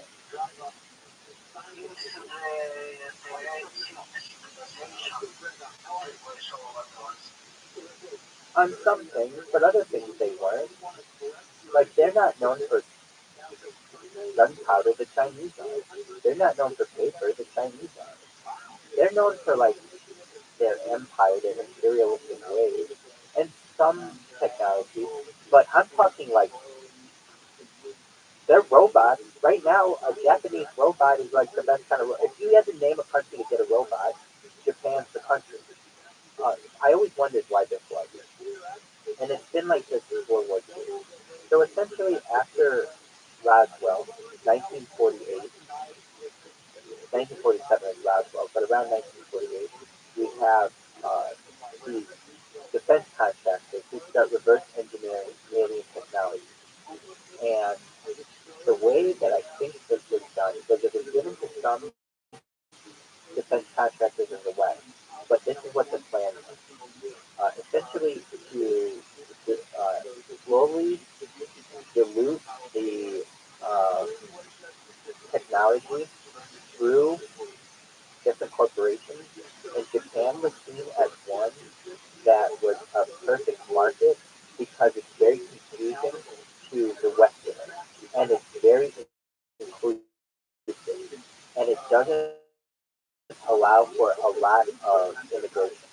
So basically, the West is following Japan when it comes to the advances in robotics and electronics, but we have been for like at least 40 years, and it doesn't understand why. And apparently, the reason why is that the people who control that type of technology use Japan, China as well, but they use Japan as the the port for all of this type of technology apparently. And the reason why is because it's such an inclusive society that it's very difficult for a Westerner to go there and actually find out how it all works. But as I understand it, basically, this is what happens. You have a someone from the West, like someone from a clandestine. It's really who it is. Someone from the Illuminati. If you don't know who the Illuminati is, I call them the. They have names. We have names. Some of you may be a member of them. Who are they?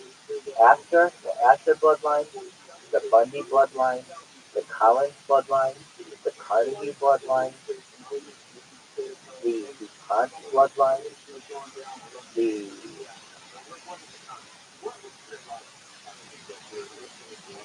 Lee bloodline, which is a Chinese one. They have a new one. The Reynolds bloodline, the Russell bloodline, the Rockefeller bloodline, the Rothschild bloodline, the Van Gun bloodline, which is also can be like the Vanderbilt bloodline, the Windsor bloodline, which is like the Queen of England, and the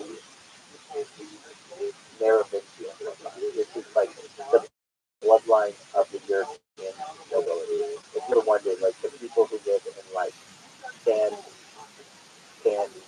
Marino, and they live in like Corsica and like uh, those little countries that like have independent territories, like Monaco, those kind of places. Uh, they're all related basically. And what they do is they marry the best of the best of the common age. So who's a good example of this? Grace Kelly. So Grace Kelly, if you don't know who Grace Kelly was, a beautiful actress in the golden age of Hollywood. She was so beautiful. She married the Prince of Monaco. And now their children are good looking people. They're the heads and monoclonal. All of those bloodlines have interrelated. And so those are the 13 families that rule the world. Of those, so, and nobody wants to say their names. I say their names. I have one their names. And so I'm not afraid of it. I use it on a daily basis. However, there are some people who are afraid to say that. You'll never hear, or very rarely will you hear these names on television unless they're saying, the Today Show, live from Studio 1A at Rockefeller Center. That's the only time you're going to hear the Rockefeller names on television. Why? Because NBC, the National Broadcasting Corporation, is essentially an arm of the Rockefeller family empire. It's their megaphone. Literally, this NBC, its New York studios are in Rockefeller Center. They lease from the Rockefellers essentially. So that's a fascinating thing. That's the top people in society. And then from there is a council of 300. So they've got the 13 families at the top. What's the top family? Rothschild. What's the second top family? Usually, I mean, they also, it would be like you and your family friends. Who's your closest family friend? I would probably say it would be the Rockefeller family, probably the second most influential family on earth. And if you ever want to know the relationships that I've had with the Rockefeller family, I have been corresponding with David Rockefeller. If you know who that was, he was the last John Rockefeller's grandchildren. And and I had letters maybe like a decade ago. This is when he was, at the time he was 99 years old, and he lived to be 101, I believe, something like that. And um, he will be considered what people would see as the oldest billionaire. Why is that? You really want to know? It's in my belief. I don't think once you get to a certain level of society, you die. And I mean, what does that mean? I've talked about it before. If you know anything about what I talk about with speech, I talk about mind uploading technology and that it's a reality and that it's becoming more and more reality for people on a daily basis. And that essentially I am just disgusted that someone with David Rockefeller's billions of dollars in his influence is going to get to 101 years old and then not take advantage of that type of technology. I'm just disgusted. I don't believe it. And I know other people. So what happens if you become at that level? Here's what I think happens. I think one day, once you're at that level, you are awakened in your dream, in a dream, and basically told that you're going to have your mind uploaded, and that you can choose your next body as usually I think people choose either a person who's already alive, and they can somehow do like a mind switch, or they use a clone of themselves at a younger age. But as soon as you get to a certain level of society where you're able to make that type of decision, and then you're able to watch your own funeral. I can tell you this: if you ever see anyone who has a funeral at a rotunda, like one of not like a state capitol kind of funeral, those kind of people were connected enough to um, have to escape death. There's something about that rotunda. Why? Um, most of a normal funeral, and when you have one of those big things, there's some, there's all kind of pocket circumstances associated. But basically, I read that at a certain point, those people are connected, and that's a symbol. Oh, that's the other thing. That's a symbol to the mourners that if you're like resting place or whatever, had a redundant that you aren't dead. It's like a wink and a nod that you're still. So what happens? I've heard all kinds of theories that even some people like living in Antarctica, like there's a base in Antarctica where people go to live, or that they live underground. I'm not exactly sure. I think most could be an option, but I think that's fascinating. Okay, so we've got the 13 families at the top, and then we've got the Council of 300. Who's the Council of 300? You may ask. Is notice we haven't talked about Bill Gates or Jeff Bezos or Elon Musk. No. They they might be in the top 1,000, maybe. But I don't think I don't think so. I don't think so. If you we do, I just named them. They're the 13 I named. 13 families I named. If you want to hear them again, I can say them. They are Aspen, Bundy, Collins, Carnegie, DuPont, Lee, the Merovingian bloodline, Russell, Reynolds, Rockefeller, Rothschild, Van Dunn, Vanderbilt, uh, and Windsor. If you really want to know something, the House of Windsor, that's not their name. That was only adopted at the beginning of the 20th century. Their real last name is Stocktober Gulfa. Like, what is that? That is the last name of, like, Prince Charles. His real last name, well, they changed it, Windsor, but it was originally Stocktober Gulfa. It's actually a German family on the throne of the English crown. Without going into that, there's another really interesting story about that actually. So what is that? So apparently there was uh, there's a documentary on this. I could look it up, but basically I'll just give you the quick rundown on the summary. That basically at the time when so Queen Elizabeth, now Charles the Third or whatever, um, that is not the real monarch of England. The real monarch of Britain or whatever is actually like a sheep herder in Australia. It's like, how did this work out? How did this happen? Apparently, one of the kings of England, like they did all of this DNA background, the BBC did, and saw that at one of the monarchs had split, and basically the rightful king of England, their family became very, very poor.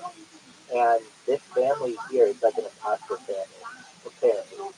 And while they have the current crown, the real family is in Australia. And so I have seen this documentary on this man who they go to, the BBC goes to, and they're like, you know, you're the real king of England, like according to bloodlines. He's like, yeah, there's not too much we can do about it. He ends up dying. Okay, so he dies, and so you know, and he had kids and things. So there is like a real other bloodline that's out there of the King of England or Queen of England. Um, so a bunch of years go by, and I end up meeting someone on my street, and I tell them the story, and they're like, and they're from Perth, Australia, and they're like, yeah, that was my uncle. So I'd actually met this guy's uncle, who, so he's a relative at that too, and I asked him all kinds of questions, like, so you're really like the real king of England, your bloodline, like, doesn't that make it really special? He's like, no, I mean, my mom told me when I was little that my uncle was like, you know, that they did this documentary on it, but it's like, we don't have any of that power, we don't have any of that influence, so we just, you know, he's just a normal person. But anyway, I think that's just a bad that. Anyway, I know this is a good virtual friend of mine. I've not met him in real person in public, but I see him all the time. He's in his doctor, and his family is supposedly, according to the BBC, perhaps the actual bloodline, the true bloodline of the royal family. But anyway, so we've got those 13 families at the top. Then there's the Council of 300. Like, what's the Council of 300, Rabbi? That is some major dynasties that I haven't mentioned. Like, what would be families like that? The Pillsbury family is a Council of 300. What's the Pillsbury family? They make, like, every kind of flour and every kind of bread and cake, you know, since the 1700s. Who else would be a big one?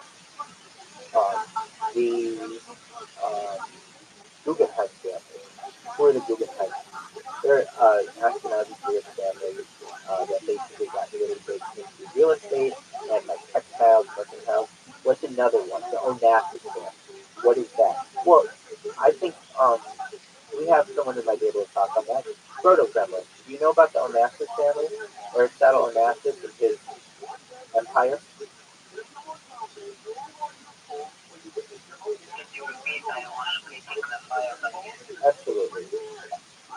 Seattle Onassis was a shipping tycoon of Greek.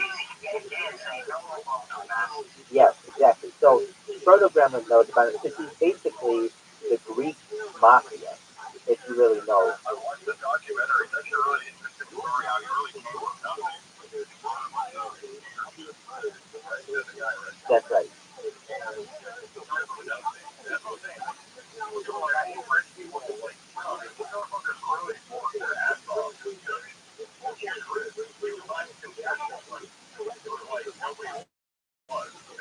That's right.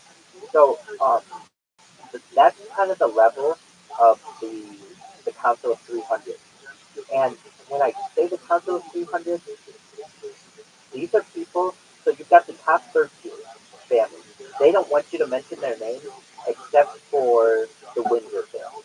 And the Windsor family are only a puppet, basically, of they're the least powerful. And they don't even control their own country. They don't control their own money in this life. So they just puppet them out. In fact, there's a very famous picture. It's one of my favorite pictures of all time of Charles III, King of England, having his chest pressed by Evelyn de Rothschild. Does anyone know who of this picture? I'm gonna show it to you right now. Evelyn de Rothschild. If you want to know, is it Rothschild or is it Del Rothschild? There are two branches of the family. Basically, it's split 200 years ago. One is De Rothschild, the other is Rothschild, the Middleton family. So we've got Evelyn De Rothschild here, and Charles meeting King Charles. So check this. This is the first time I did that. But look at this. No, actually, five. There were five. I'm saying of between Rothschild and De Rothschild. There were five branches. Three with me there if I did. So do you see who else can at the time he was Prince Charles, but nevertheless take their finger and push it in the chest of a royal? Do you see this picture? Can you see the picture that I'm showing?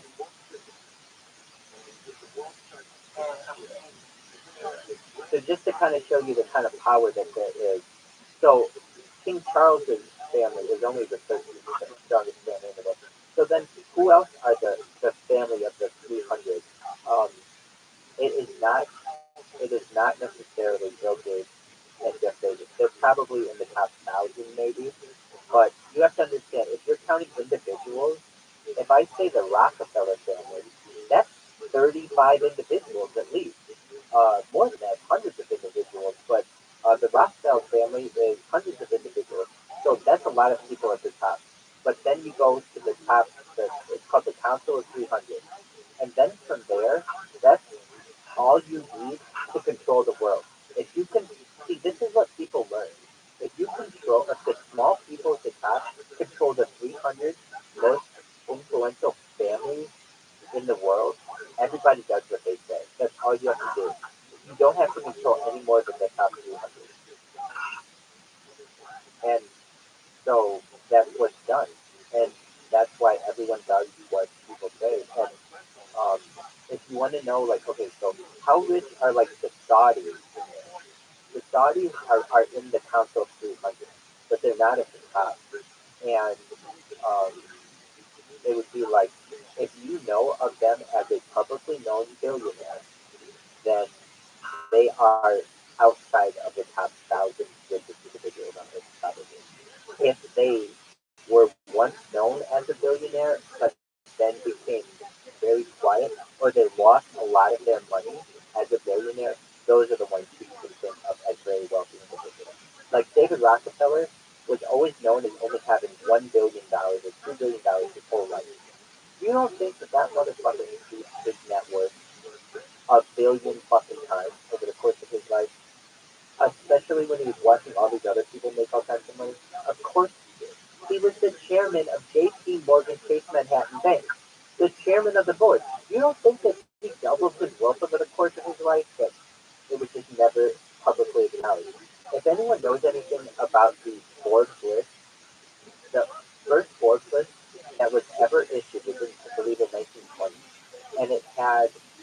D. Rockefeller as the #1 person. That was the only year that John D. Rockefeller was on that list. Any other year, John D. Rockefeller made sure he was never on that list anymore. And the way that those families get around this list nowadays is the list, if you really read the list at the top, it says that it does not include some of the royal family and um, and uh, some some dynasty because um, the their wealth has been diluted too much.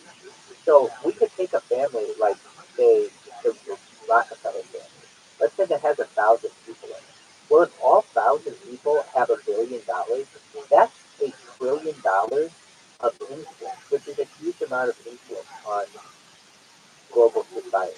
But it doesn't seem like it's that much because it's been diluted over so many different people. But all one member of the Rockefeller family has to do is send an email saying we either want to be like pro sustainability or pro climate change or pro green movement or whatever, and everybody's on board.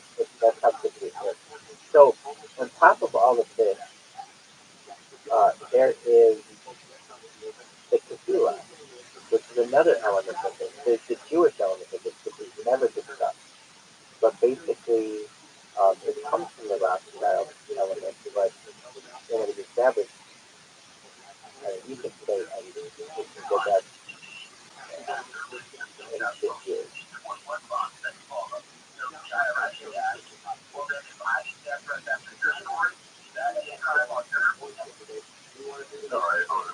Yeah, okay. Um,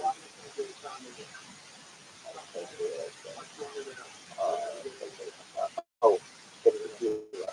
So essentially, the tequila is the Jewish aspect of it. And um, so you've got like the Saudi group, you've got the Jewish group, you've got certainly like the Persian group, like, and then you've got the Greek group, which is the neo-Nazis, and so that's basically how it works. And where it becomes confusing to me, where you get those alien races and the top family. Why is that? Because the alien races at some point I think had some type of hybrid offspring with those top families. I've heard some really interesting stories. Whether they're true or not, they're fun with that. Okay, so I used to go on forums on the internet when forums were good, and you could just see anybody randomly on the internet, an anonymous person, and post whatever the hell you wanted. And yeah, a lot of it was filth, but a lot of it was really interesting stuff. Well, this one story that I heard was about shapeshifting. Like, okay, let's talk about shapeshifting for a second, because I personally, whenever I used to hear shapeshifting, my mind just shut off. It would be like, I don't know what is that? I've heard this term, but it's like, what is a shapeshifter? So you have to understand that as a being evolved and a species evolved, it is slowly, in its own way, doing a version of shapeshifting by just adapting to its surroundings. It's a slow version of shapeshifting. Now, when I think of shapeshifting, I think of like more than a chameleon. That's like color change. I think of something that looks like a human and then turns into like a dragon and then turns into like a werewolf and then turns into a robot and then back to a human. That to me is the shape shifting. Well, apparently, and I was always very skeptical of shape shifting. It didn't ever make sense to me that it could actually occur because it just seemed like it goes against physical, like the physics of it. Like how can you have scales and then have like smooth skin within 10 seconds? Well, apparently there are ways to shape shift that we don't currently understand. And they could have to do with different types of medicine.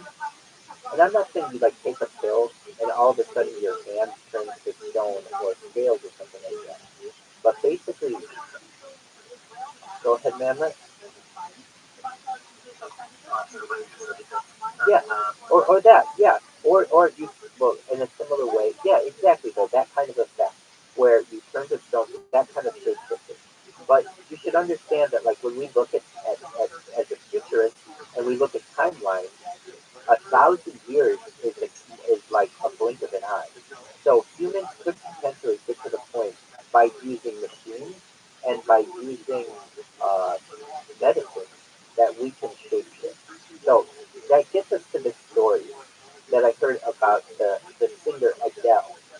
So Adele, well, actually, there's a story I want to first tell about the Queen of England, or Queen. That's not her real title, whatever. The British monarch. She was at some Buckingham Palace event or something that was happening in London, and this happened in like 2011 or 2012, something like that. And a,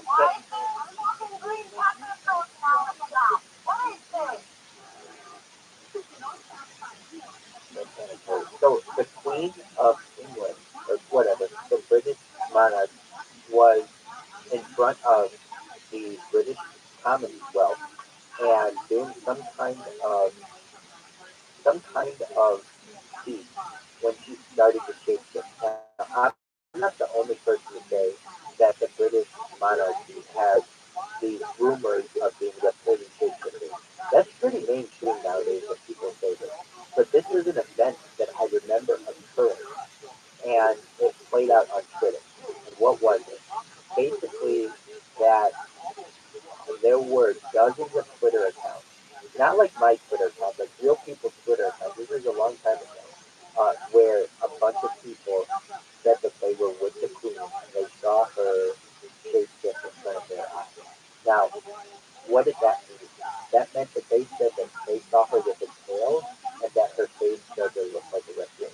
Whether that's true or not, I don't know, but I do remember this, that a lot of people said they tried to tweet out about it immediately thereafter, and there was some kind of blackout on their social media, and they were unable to tweet out about it. But some people were able to tweet out about it who were outside the given perimeter of the area. The second story that I have that I just thought was really interesting is on creativity. And surprisingly, these are all, they have like an English or British tone to them. But it involves the singer Adele. That Adele was giving a concert, and some of her super fans won the behind the backstage passes to meet her. And Adele was there, and her fans come in, and they're super excited to meet her. Obviously, this is like the best way of it. And Adele says to them, now there's an interview of this. I'll look for it if I have time. But this is just the gist of the interview. It's really good.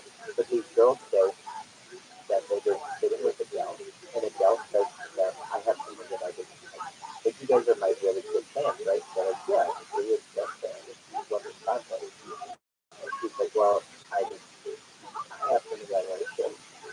And they're like, okay, go for it. She's like, I'm not totally sure. And they're like, what do you mean? She's like, I'm really excited. They're like, you're not serious, right? Adele, and she's like, I am.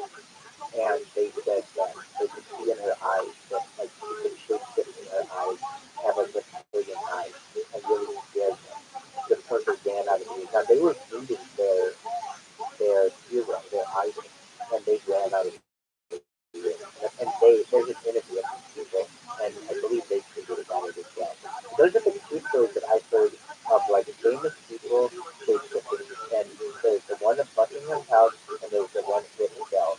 And I've always been a skeptic of shapeshifting until I started to learn about some advanced technology that we had.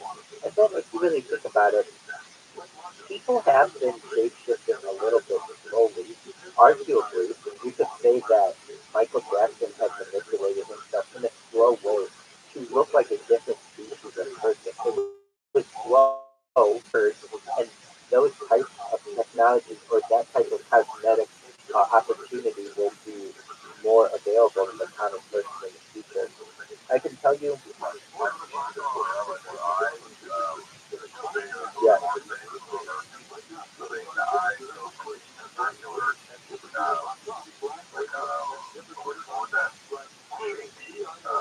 I call it reptilian.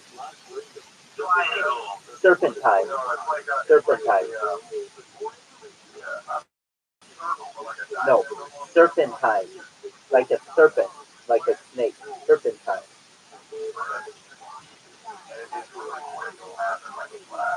Yes, exactly. Now, exactly. Now, I can tell you this. I have seen one of those videos, okay, on celebrities, different celebrities. Whether they're reptilian, like you would see a celebrity and it looks like they have a reptilian eye. Okay. So I've seen those videos. One of which had a celebrity in it. The celebrity's name is Stephen A. Smith. He's an ESPN sportscaster. And it just so happened a few years ago, I was the managing director of a company with an app on the App Store and Google Play. And we were doing some major marketing. And we were marketing on billboards and radio and television. I was in a commercial. Um, we were sponsors of the Los Angeles Lakers on ESPN Radio, and one of the I personally was able to broker a deal with one of the celebrities at ESPN, Stephen A. Smith. So I had seen this video that accused Stephen A. Smith of being a shape-shifting alien, like a reptilian. And then I got to meet the celebrity. Okay, so we had lunch together. Because I signed him for an exclusive spokesperson deal. It's really good. I got to write a copy. I do me and Stephen A. Smith here. Stephen A. Smith here from Mobile Wise. Your car's dirty, filthy, it's disgusting. Use America's best car wash here at your home or work. Like I just did this whole thing. Anyway, it's not like I did the commercial, but I could write it in his tonation. Anyway, I can tell you that when I met Stephen A., he was as normal as any other human.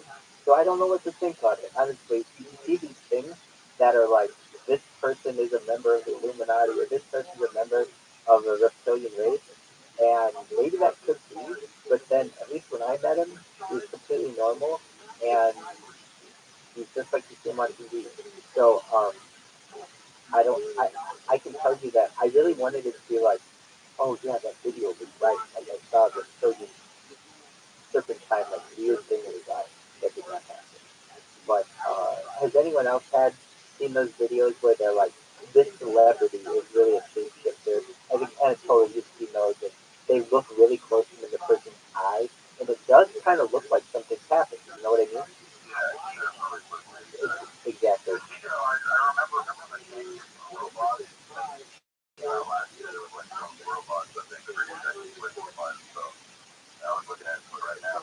So that's the thing. It's called the gray goo, I believe, and it's a really important thing about which we should all know. So apparently with Skynet, and I think this is in the Terminator movie, but if you ever have seen the way that I describe it, does anybody remember the Capri Sun commercials from back in the day? They had these like almost like mercury, like aluminum, like silver chrome, like creatures that had like a liquid to them. And um, there's something called smart food that you can program that is essentially like a gel that you can program it like it can attack something. So how would it attack them?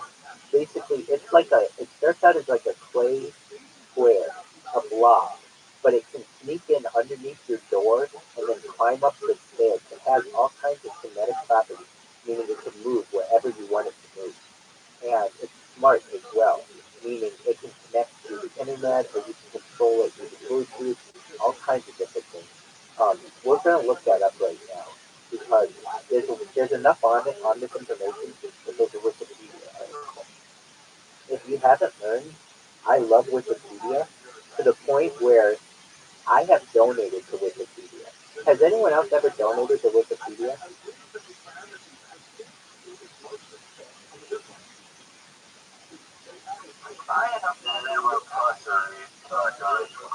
So let me tell you this. It's important to do, even if it's just a little bit, and here's why. You don't know this. but in the future, they're going to make it private, and all the world's information is no longer going to be accessible. But they will grandfather in people who have had subscriptions.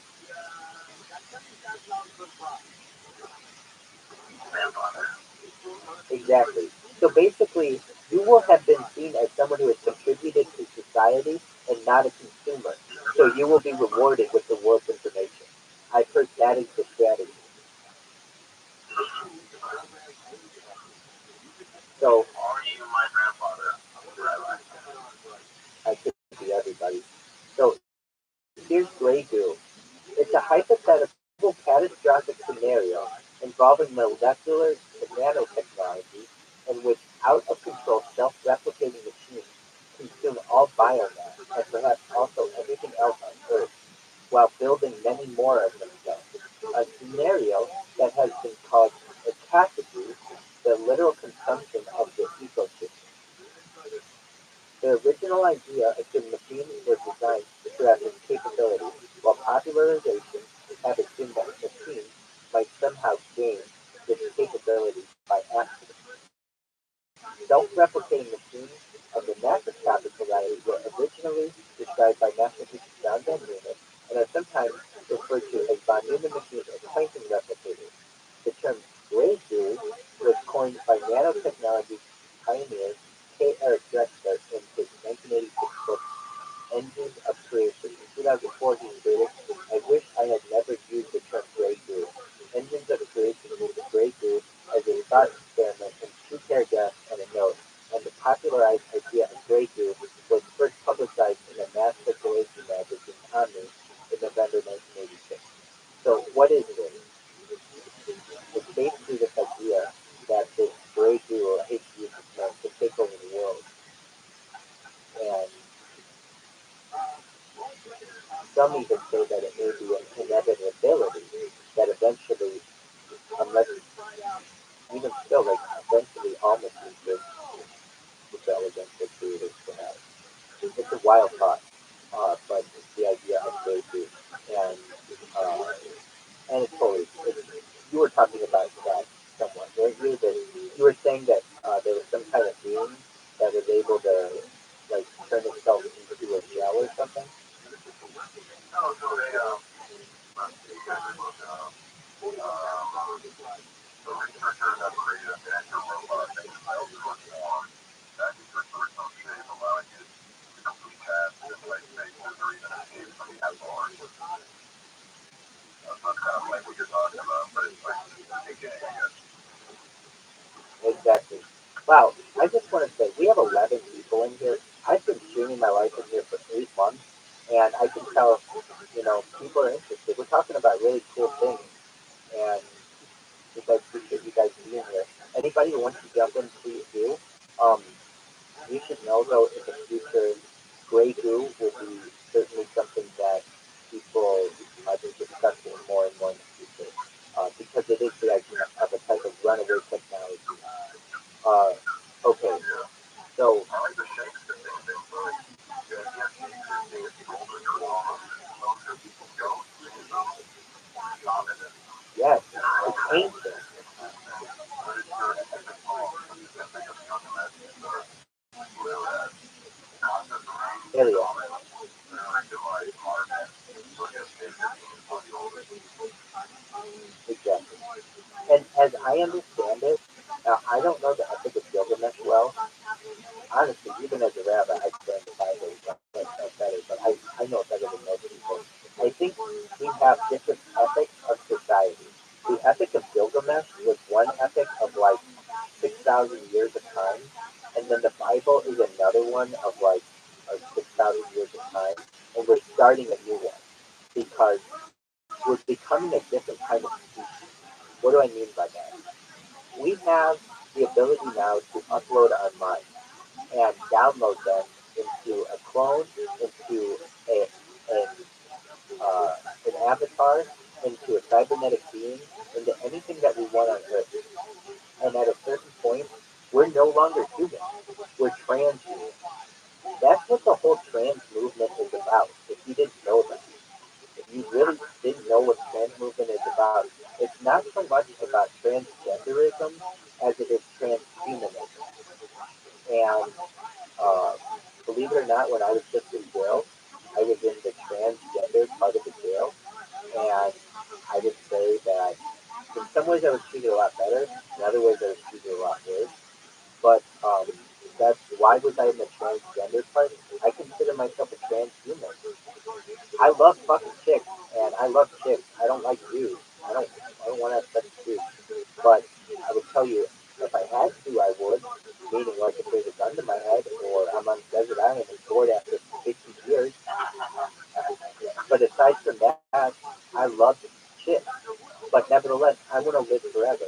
And this transhuman idea is really mind blowing when you think of the time frame of infinity, or the potential of close to infinity. Why?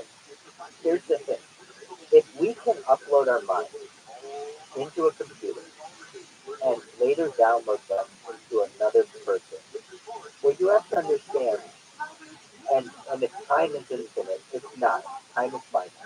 And to give you an idea of how, what I think, how old the Earth is, I think, or it's not Earth, but the universe, I think it's 4 years old, and I think it has a lifespan of something like 50 billion years old, 50 to 60 billion years old. So we had the Big Bang 12 billion years ago, and then we'll have the Big Crunch in like 38 billion years or something like that. It's something like that. It could be 38, it could be 40, but it's something like, to give you an idea, like that's it. That's the whole universe. But within that, you should understand that oh, yeah, if we are able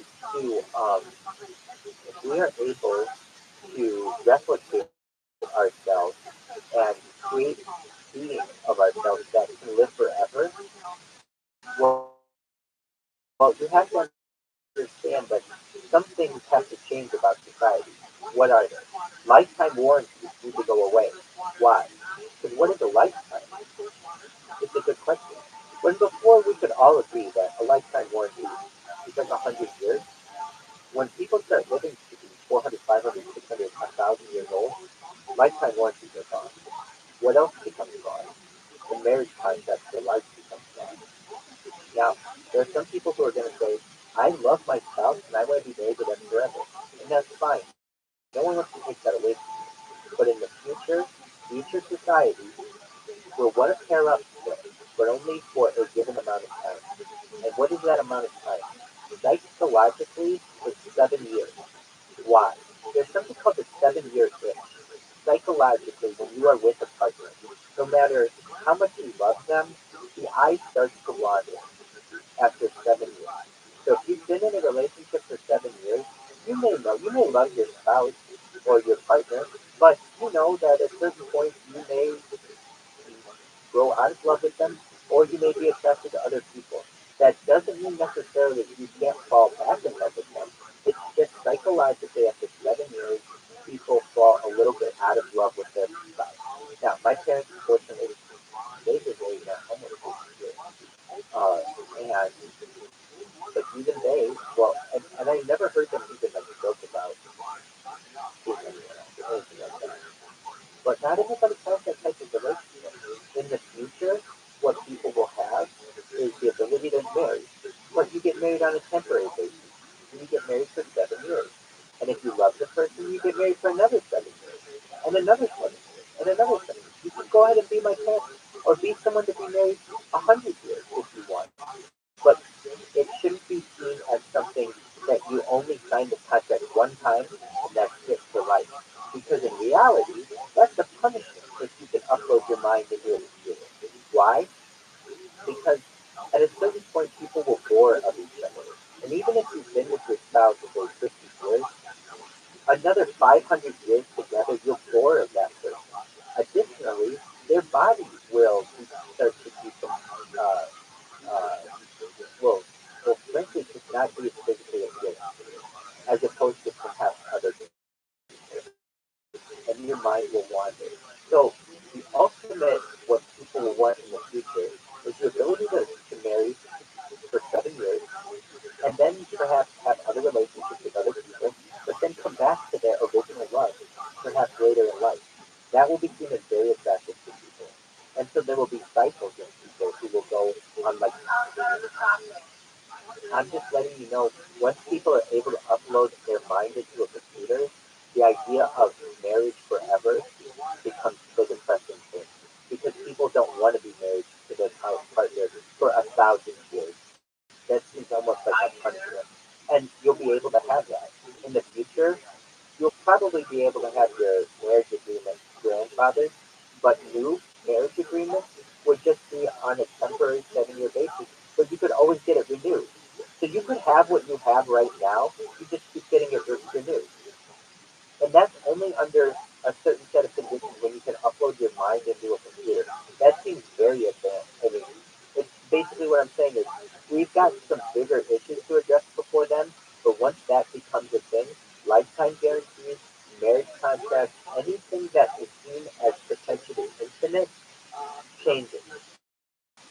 So what else becomes big in contract law? 100-year clauses become big. Why? They're pretty big now, but basically, like, if you say that someone owns something indefinitely, that gives them a lot of power. So instead of doing that, countries are much more likely to give out 100-year lease on land. So that becomes really good. Um, I can tell you, at least in the United States, we start running into an issue called austerity, which Europe has experienced as well. If you're not familiar with what austerity is, someone here can explain it better than I can probably. But it's basically when your government is bankrupt, and then you have to start selling off public utilities. This happened in New York City during the 1970s. There's a very famous story about this. But basically, this is what happened. The city of New York was operating as it normally was on just some regular given days during the week. And all of a sudden, these bankers come in and say, hey, it's time to pay the bill for the city. And basically, the city controller is like, well, sorry, we don't have anything in the coffers anymore. This has never happened. We don't know what to do. And the bankers basically said, okay, well, we know what to do. It's called austerity. We need to start selling off these public assets in the city. And the city of New York was like, well, we don't really know what that is. So they had to start selling off like the Port Authority and the subway system to private organizations. The same thing will happen in the United States. So how will this happen? It's already happening, where like there are toll roads that are sold to international corporations.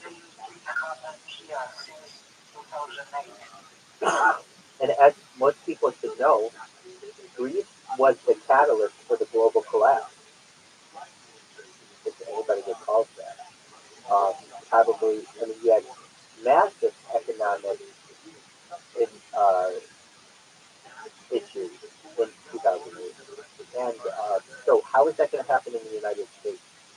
It's going to happen with public land in the United States. How? What's going to happen is, like the United States is using, they signed a contract during the Trump administration with Amazon for Amazon Web Services to host all of the, or not all, but like a significant amount of the government database. The government doesn't even own its own database hosted on some for some. And what Amazon Web Services can do is that's a very expensive service. If you've ever used Amazon Web Service, it can be at scale.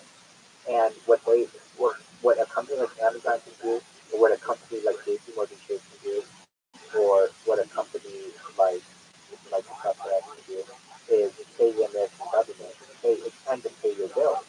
And American government can say, well, we don't have the money to pay the bills.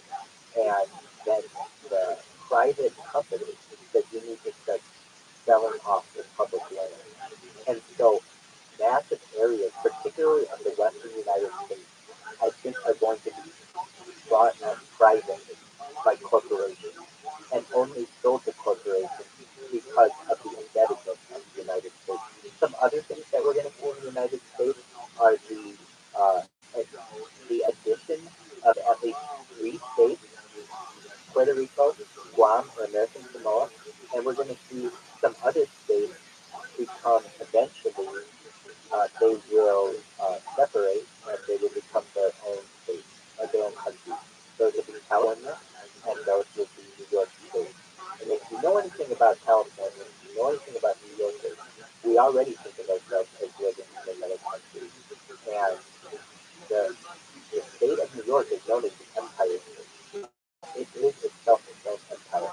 There will be other states that will join the union though as well. Long Island will eventually become its own state. There'll be combinations of states. North and South Dakota may combine. North and South Carolina may combine. Another thing, this was already passed, and this was already ruled by the Supreme Court, and it just hasn't happened yet. And if someone knows more about this, please chime in. This is just stuff that I've learned over the course of being on the internet since the beginning. But basically, there was a case of the Supreme Court in the state of Oklahoma that basically, this happened a couple years ago. We're going to look it up because I want to make sure. I've been go on over cities that are addressing it over the coast. It's the state of Oklahoma case that is very significant. Okay, Oklahoma Supreme Court owns by. Look, I'm gonna find it. Normally I put indigenous peoples, but I'm telling you, I'm an Indian. Okay, I mean, I'm not, some people in my family are indigenous American. So I wanted to find it. I don't want it to go look up indigenous. Look, it knows when people put that in to find it. Okay, so this is a 2020 case. It was really big though. A lot of people don't remember it because it was ruled on during COVID. But it was a landmark United States Supreme Court case which held that the domain reserved for the Muskogee Nation by Congress in the 19th century has never been disestablished and constitutes Indian territory for the purposes of the major crime act, meaning the state of Oklahoma has no right to prosecute American Indians for crimes allegedly committed therein. After Missouri, the Oklahoma Court of Appeals applied the Missouri rationale in six similar cases finding that Congress established reservations with the final incarnation of the Indian Territory for eight other indigenous nations which had not been disestablished. As a result, almost the entirety of the eastern half of what is now the state of Oklahoma remains Indian territory, meaning that criminal prosecution of Native Americans for offenses therein falls outside the jurisdiction of Oklahoma's court system. In these cases, jurisdiction properly vests within the indigenous judicial system and the federal district courts under the Major Crimes Act. That means if you're an indigenous person in eastern Oklahoma right now, and you commit a crime, the police cannot investigate it. The indigenous,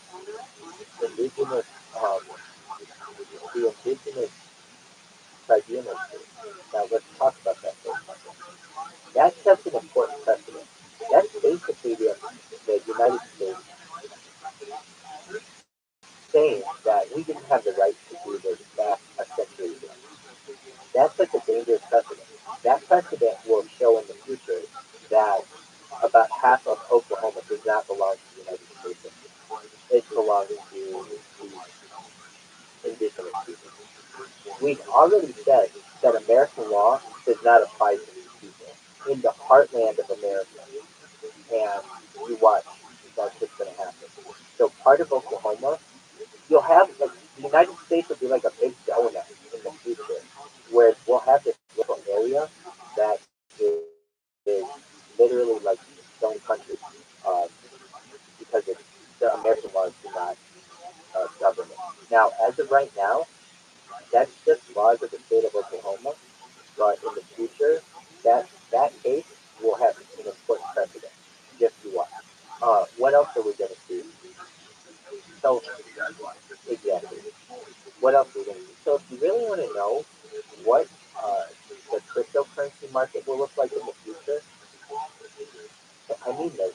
I'm not saying this because if what I know to be true, Harry Potter Obama's not a president will be the global reserve currency. I remember in this, if you're not familiar, like where are you getting all this information, Rabbi? A lot of it I've learned on the internet, but I had this dream about 2 years ago that was unlike any dream that I had before that. I started to motivate me to do my life. And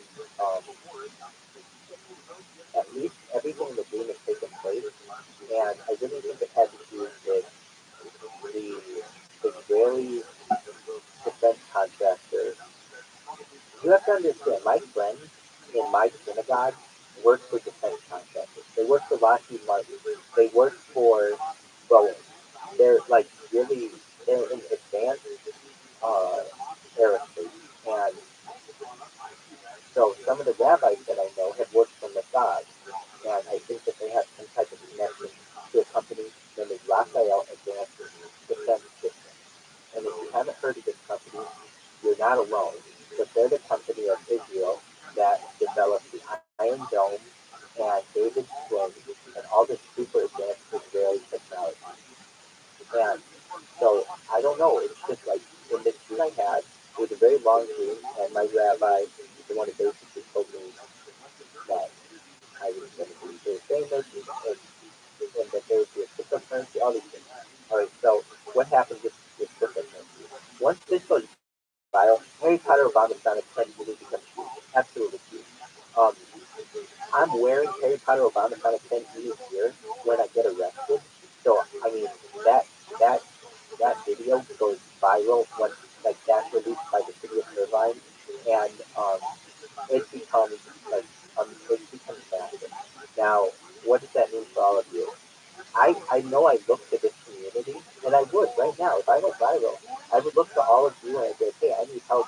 We have projects, and so, but I know that I look to this community as like the core group of people. I have like Facebook. I, I have like my whole Facebook group. I have thousands of real Facebook friends, people I've known for years and college and that kind of stuff. Those people are like my friends and stuff. They have uh, they'll be involved too. Like everybody's got a role, but the cryptocurrency basically becomes the global reserve currency. I always thought it was going to be Bitcoin, like the big Bitcoin, but it's not that. I believe it becomes Bitcoin. Then what happens to this one? Well, you should know this one doesn't win out over them all. It goes in cycles. Basically, we all get massively rich on this, and then we end up talking it out with other people. We're like, okay, let's all get massively rich on another cryptocurrency. So there are some other cryptocurrencies that become really big. Um, Shiba Inu, Monero, um, and you should just know that the way that I end up taking over the world is through Monero. How it, and you should know it. I don't know anything about cryptocurrency, but this is how this is how the future plays out. And if you want to know how, I mean, what it is. So if you know anything about Monero, I barely know anything about it. But I know everything that I need to know about it. It's basically the anonymous cryptocurrency. That there's like an anonymous blockchain. And essentially what it is the ability, someone is going to eventually get a ton of cryptocurrency. It's going to be a race to the top. You should also know that, well, I can explain how cryptocurrency market works with the family dynasty that it is. But basically, um, because Monero allows for anonymous transactions, basically there's going to be a huge funneling from cryptocurrency on the blockchain to a cryptocurrency that is anonymous, and people will run stuff in there. So you'll have these huge, like BlackRock kind of Millennium Capital Partners, State Street, Vanguard kind of groups, sucking all of the utility out of cryptocurrency, out of your traditional above board public blockchain cryptocurrencies into these dark uh, cryptocurrencies, these anonymous cryptocurrencies. And essentially, the reason why I'm able to take over is because I have more video data than anyone, and I'm a very popular figure. So I can crash cryptocurrencies by just saying that one's up, and then no one buys it anymore, or by buying it myself and then buying it all up. Basically, uh, humanity is able to literally watch someone 24 hours a day, 7 days a week, and watch them do the transactions literally live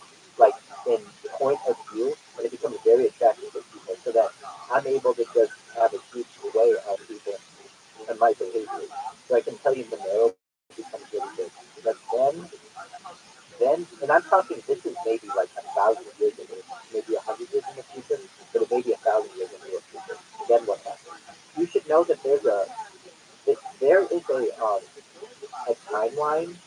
So people have heard this before. I'm not teaching anybody new, anything new, but there's something called predictive programming that intelligence agencies have done for many years, where they put things into the media that uh,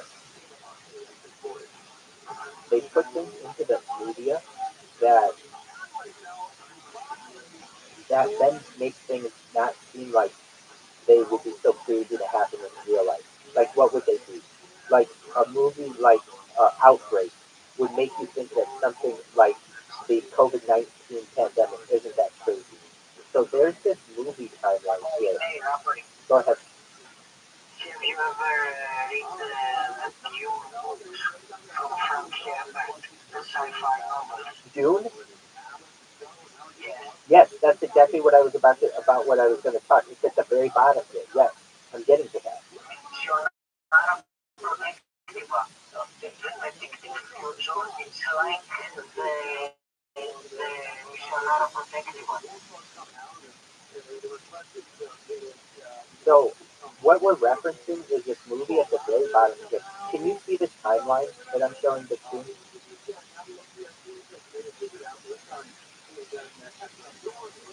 Yes, I'm watching it, but it's not very clear. Okay, so let me see if I can zoom in.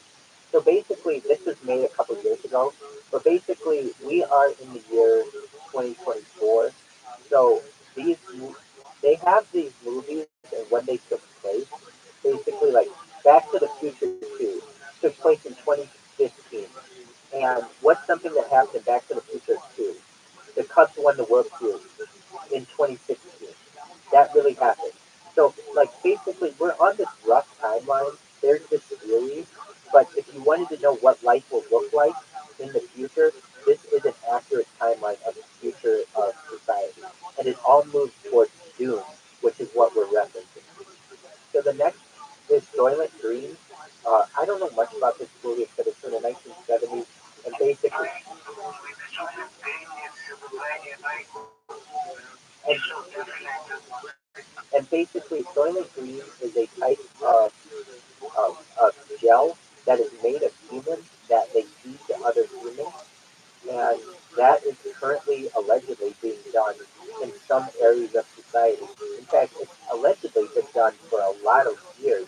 Basically, especially at the turn of the 19th century, if you've ever read Upton Sinclair's The Jungle, they were putting all types of terrible things into the meatpacking industry, and perhaps that's still going on, where they actually are putting corpses into the food and feeding it to it.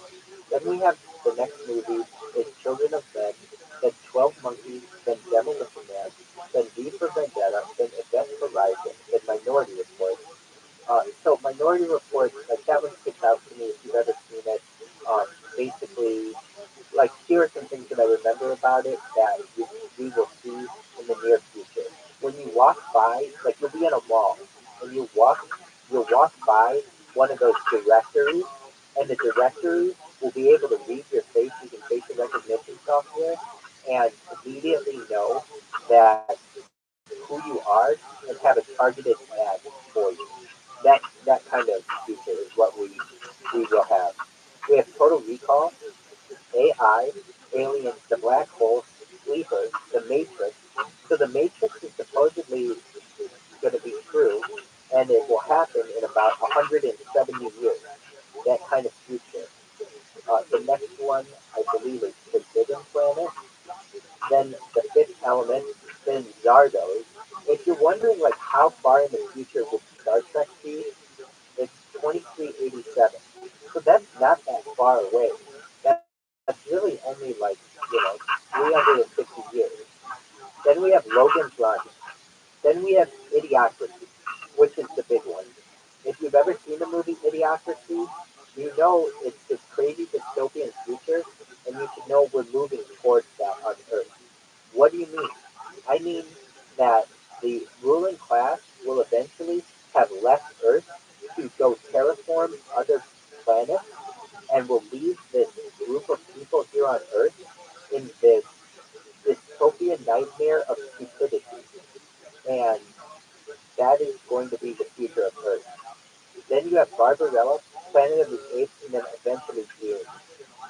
And eventually, the future of society on Earth is Dune, where you have corporations that have gotten to the point where they are so powerful that they have taken over the government, and now everyone lives in a corporate society where basically very few people have any type of influence, known influence, except for the ruling elite. So that's a future timeline if you want to see what society is going to be. And I know it's kind of scary, but that's what it is. Real Schiller, how are you?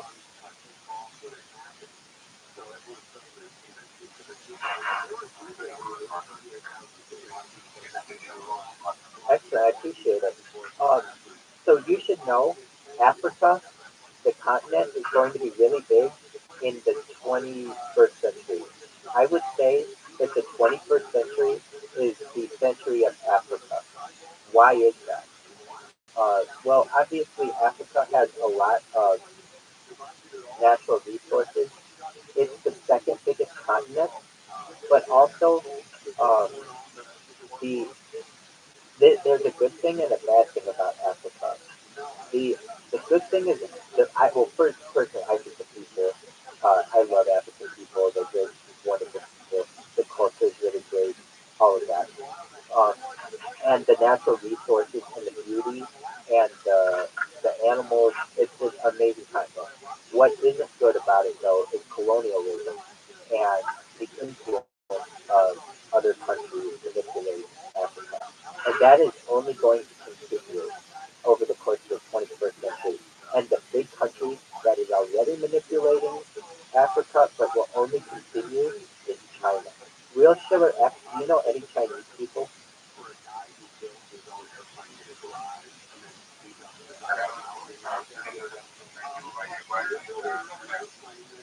You do know Chinese people?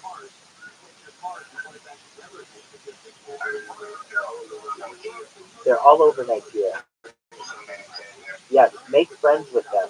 They're going to be very influential, very big, very influential people. And China, China's, our Africa's Chinese people. And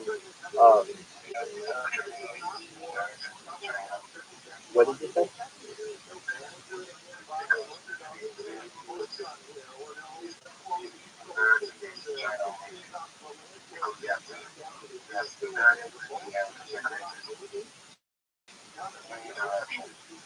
So, so China is very well known for for its um, for uh, its well secrecy, but also like its caste system. And essentially, China is taking over the continent of Africa. I think China donated like of the I don't know like 75 countries in Africa. China donated the civic centers of like 60 of them, and some of the countries have already seen that their bus could go straight to Beijing, basically, like so that China can listen in on all of the diplomatic discussions that are happening in Africa at a given time. But I can tell you, real Schiller X, I mean this. Meet if you ever see a Chinese person in Africa, do everything you can to meet them. I mean that as advice. Why? Because those people are going to be very influential in your town over the course of the next century. So that's just my advice. If people didn't know though, China has basically made Africa its playground, especially when it comes to its natural resources. So that's just important. Um, so there are some mega projects that I think of which the room would be really interested. Uh, and if you're like, hey, Rabbi, that's a television show. Well, yeah, it was a television show 10 years ago, and a bunch of these mega projects have already been completed. But that doesn't mean that they're still not good ideas, and that perhaps we might not be able to do them in the future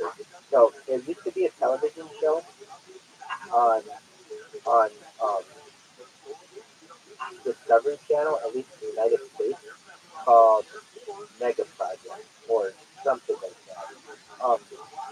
So we can we can read that one, but let's go to the Wikipedia one first. Schiller, can you see my screen?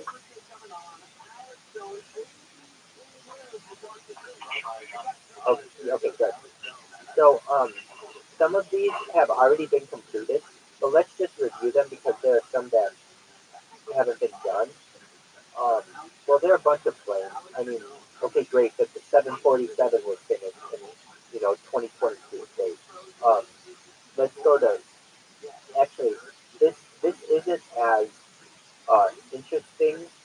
List of mega projects. List of planned mega projects. This is the interesting one.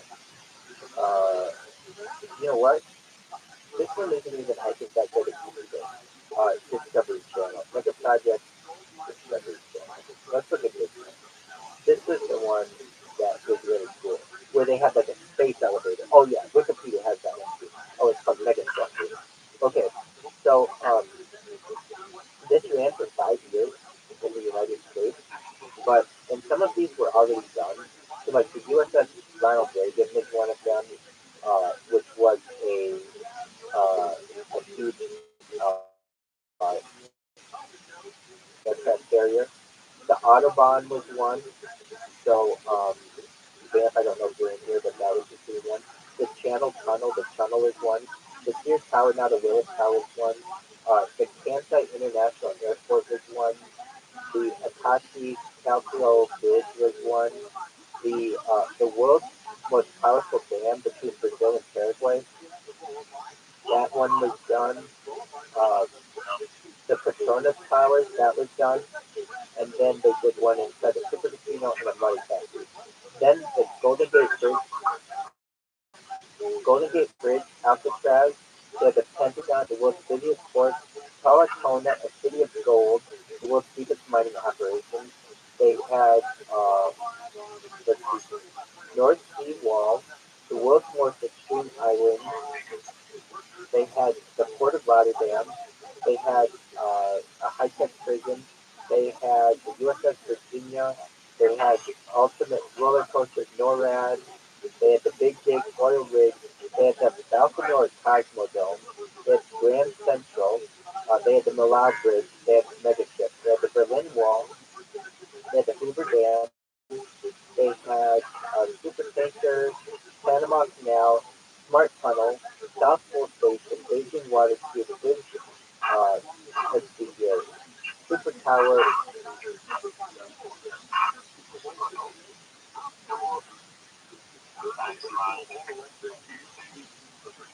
They had a Hawaiian Super Ferry. Um, okay, Grand, Grand Canyon Skywalk.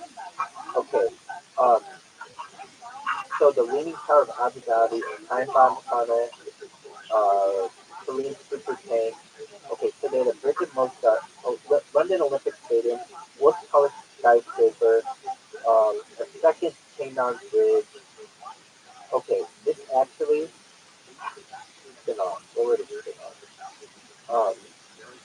This was not the, the list that I really wanted. So the list that I want is plans,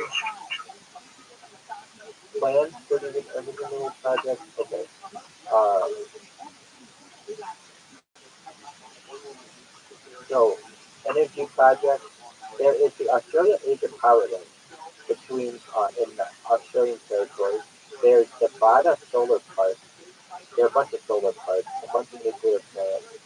Um, Notice none of these are coal powered because like uh, the Mojave Solar Project. I've actually seen that one. I don't know if anybody's seen it, but between Las Vegas and Los Angeles, there are a bunch of mirrors that all point on the same spot in the middle of the desert and heat up a bunch of water that provides for a bunch of it provides for a bunch of um, power to people. So a bunch of solar parks. um, science project is a cool one. So we've got Copernicus, which is a satellite constellation program for global monitoring. So that's kind of scary. The COVID-19 vaccine development is one. The Human Genome Project, the Manhattan Project. Okay, then we've got the Atacama Large Millimeter Array. We've got deep underground neutrino experiment and long baseline neutrino facility. That's at Fermi Lab in, that's proposed. That's going to be in Illinois. Electron ion collider. And so what is that? It's an electron ion collider that happens, I believe it's Brookhaven National Laboratory. Um, let's see here. A 500-meter aperture spherical telescope, um, spacecraft. We've got and a bunch of futuristic navigation systems. I want to get to other space flights.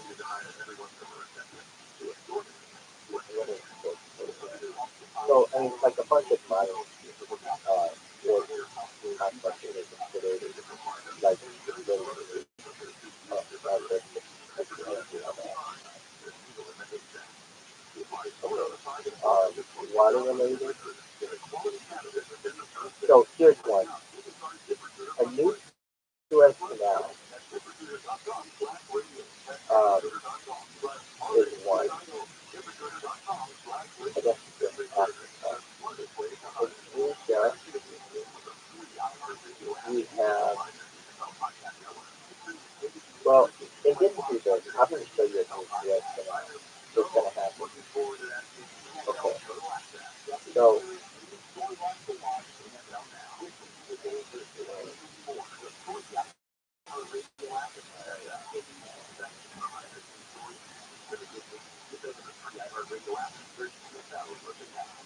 I just have to check and make sure you can take it. Alright, so I'm going to show you a map of the Sinai Peninsula, and I'm going to show you, this is going to plan of Israel, or if you're not aware, I can just tell you this is in my dream as well. The whole world eventually becomes racist. So that's why Zionists are so popular about the headline. That like there's some kind of alien connection between like the earth is they're all eventually going to become one country, and that country will be Israel. And if you're like, well, I'm not Israeli, that's fine. If you're like, I'm not Jewish, that's fine. We're all there's going to be a time when there's a massive conversion, but it's not going to be like you have to believe in the the Bible so much as it's going to be much more holistic Judaism, much more humanistic Judaism, where it involves like self-preservation and stretching and a lot of stuff. It's like it's very much different than traditional Judaism. It's humanistic Judaism, so don't worry about that. Nevertheless, Israel has a plan to create a new Suez Canal. So I'm going to show you right now. Currently, the Suez Canal runs from Suez here to Port Said at the Sinai Peninsula here. So it runs from the Gulf of Suez and then into the Red Sea. So it goes from the Red Sea to the Gulf of Suez, into the Suez Canal, to the Mediterranean Sea. You see this? Can you see the Suez Canal? Sure. You see this? Excellent. The same thing is going to be done right here. So do you see where we have the Gulf of Aqaba? They're going to build one right here to Gaza. Okay? So basically from Eilat to Gaza. And there will be two Suez Canals now. And why is that? I mean, they'll name it something else. Um, but why? Well, Israel wants its own Suez Canal, and also the international community has said that having only one Suez Canal is um, it's troublesome. And we found that it's troublesome because the Suez Canal has actually had to close down. It closed down for 7 years at one point. And it's terrible on international trade if the Suez Canal has to shut down. So to have two Suez Canals or 2 points like that better for international trade.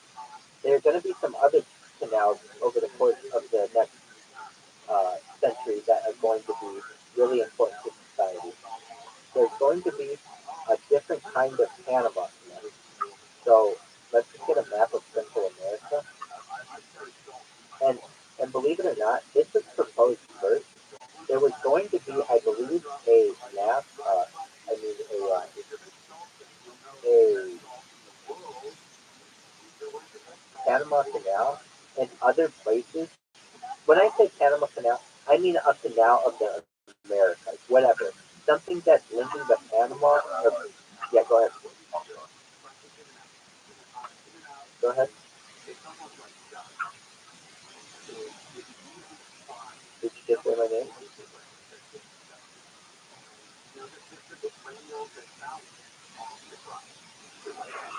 Okay. Maybe. Okay.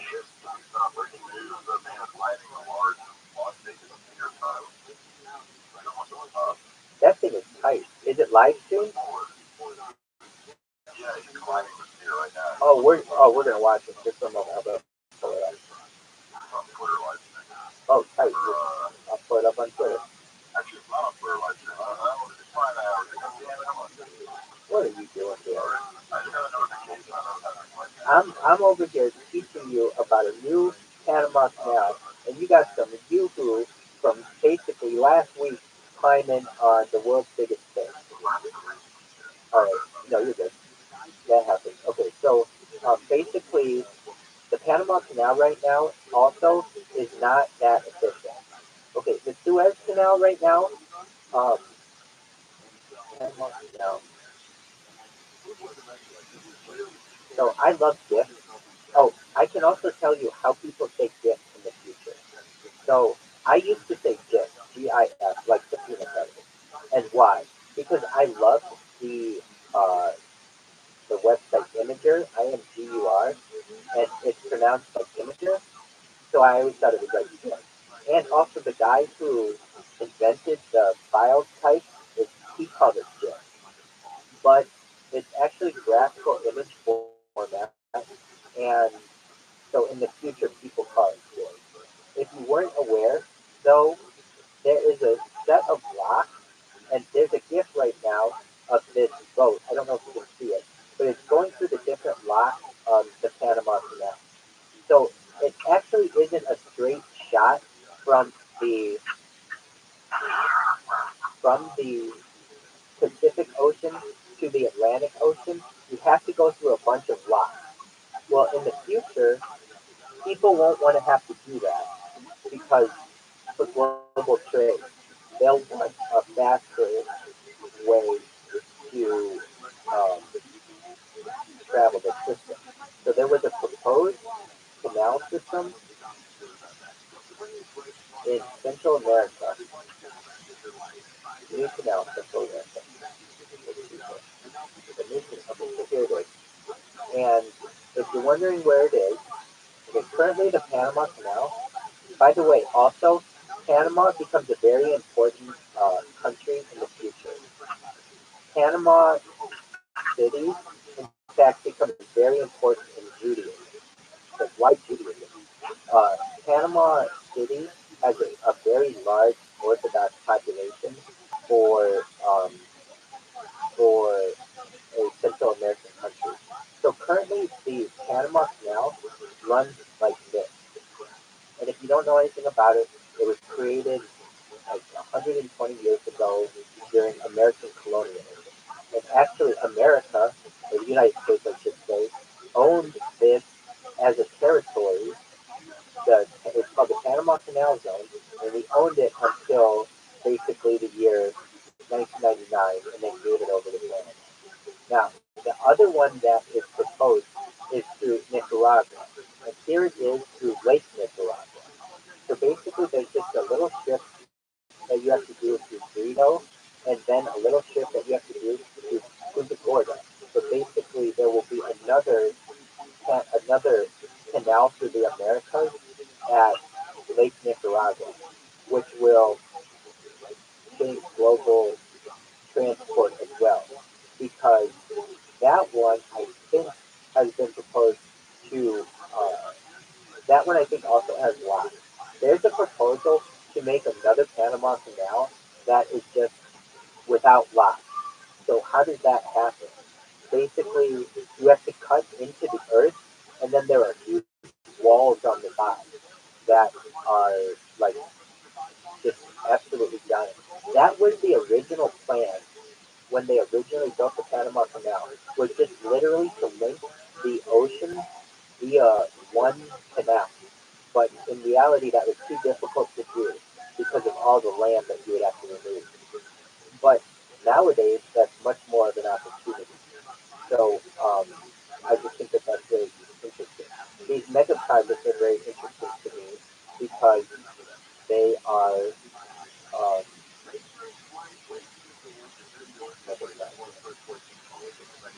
they affect society.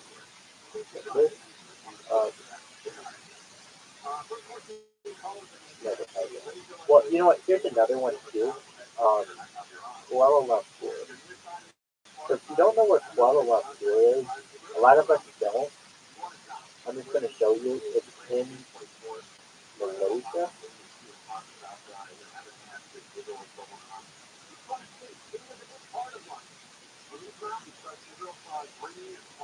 and it means like muddy water or something like that. I like etymology. Uh, Etymology, the study of what things mean. Muddy confluence, like where two rivers meet. But I just think like muddy water. Okay. Um, there's this important part of where it's located, where they're going to build another canal that's going to affect global shipping in a major way. And that is right here. Now, is it exactly where Kuala Lumpur is? No, it's close enough. It's, it's actually, I think, in Thailand. Let's see if I can do that. They're going to build another canal that's going to link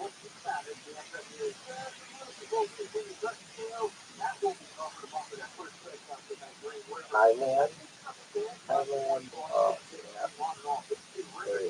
canal, Thailand, here. Okay. So there's this little spot for global shipping that's really important. It's a proposed canal that would connect the Gulf of Thailand with the Andaman Sea across the Kra Isthmus in southern Thailand. Such a canal would significantly reduce travel times to a heavily navigated route.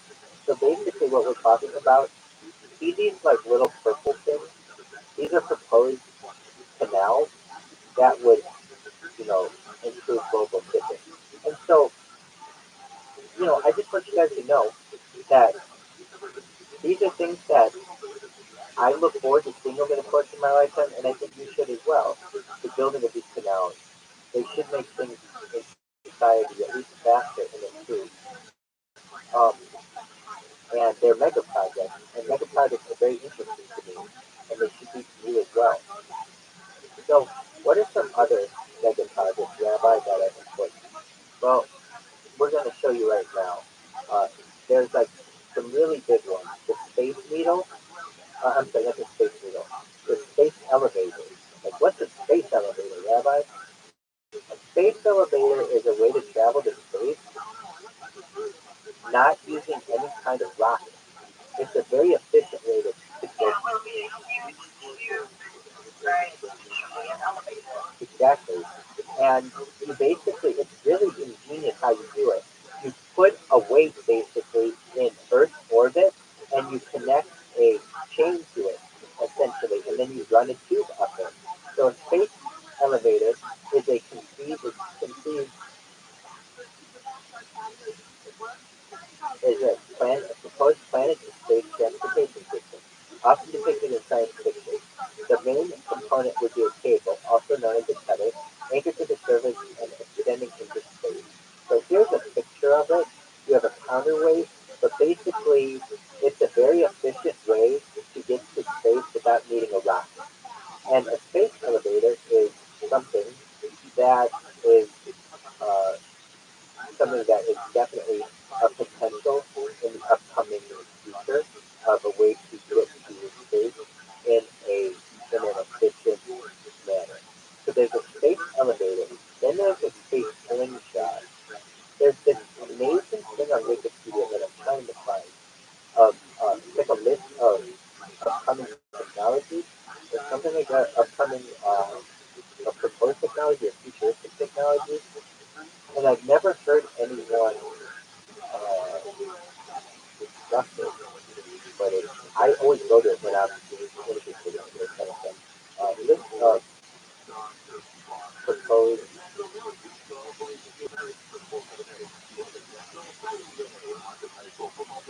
technology.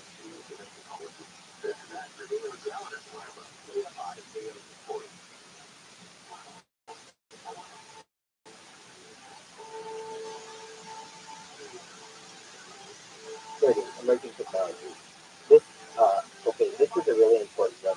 Okay, this is a really important Wikipedia page. Why? Um, so what are some of them? Artificial intelligence, 3D printing, gene therapy, cancer vaccine, cultured meat, nanotechnology, robotics, stem cell therapy, distributed ledger technology, which includes smart contacts, augmented reality, multi-use graphics, uh, and then there is, okay, then there's this one. List of hypothetical technology. This one is amazing. Okay, can you, okay, I can hear that you can hear me. I'm going to read through these, and I just want you to hear them, and you're going to be like, we can talk about any of them, but they're all fascinating. Okay, here we go. Acne vaccine, anti-evolutionary drug, anti-prion drug, artificial gametes, artificial guilt, artificial supermitochondria, Caries vaccine, de-extinction. That's an important one. That's like bringing back dodo bird and a saber-tooth tiger. Dicey tree, an ethnic bioweapon. This one's really interesting. Female sperm.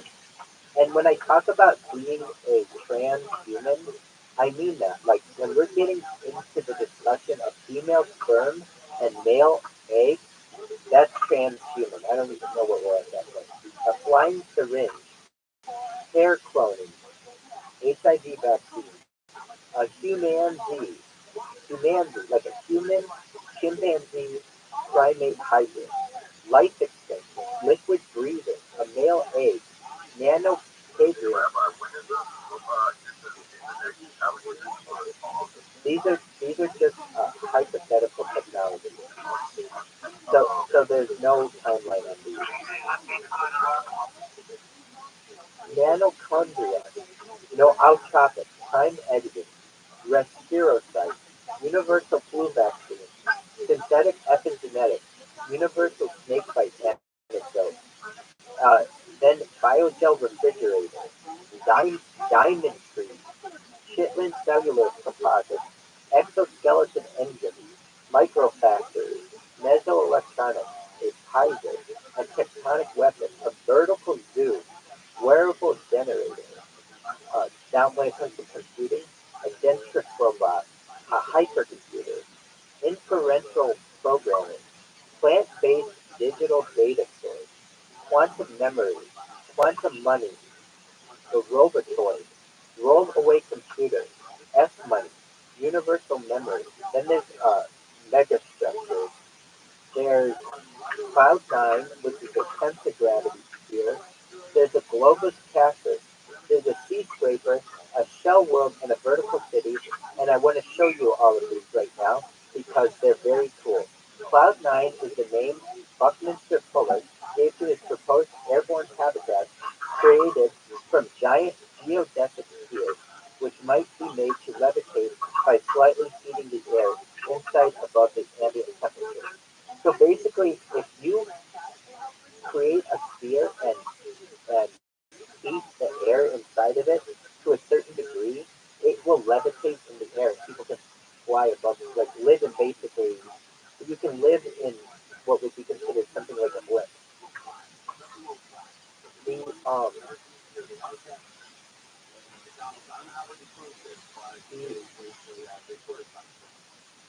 the next type of habitat I want you to see is called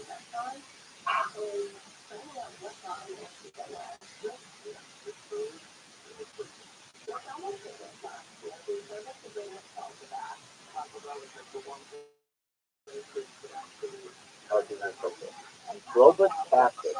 What is globus captive? So it's an art project, but basically it's the idea of uh,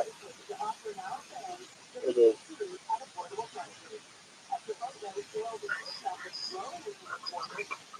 it's supposed to be like a type of planet that's about 15% the size of the United of the Earth, and it would incorporate all of Earth's matter. Sunlight would enter through two large windows, and gravity would be stimulated by centrifugal effects. You could live on two vast regions that face each other that are connected to an empty center. Whether this is possible, I'm not sure. It's something that's been proposed. Um, Schiller, if it's possible, I love speaking with you, but can you close your microphone if you're not speaking? Thank you so much. You're good. No, you're good. Uh, and so then the next one, we can, and I love talking with you, so please feel free to chime in whenever you want. Just for a moment, I'm trying to pull up something. Okay. The next thing is a sea scraper. This is fascinating to me as well. A sea scraper, also known as a water scraper, is a proposed large building which will function as a floating city.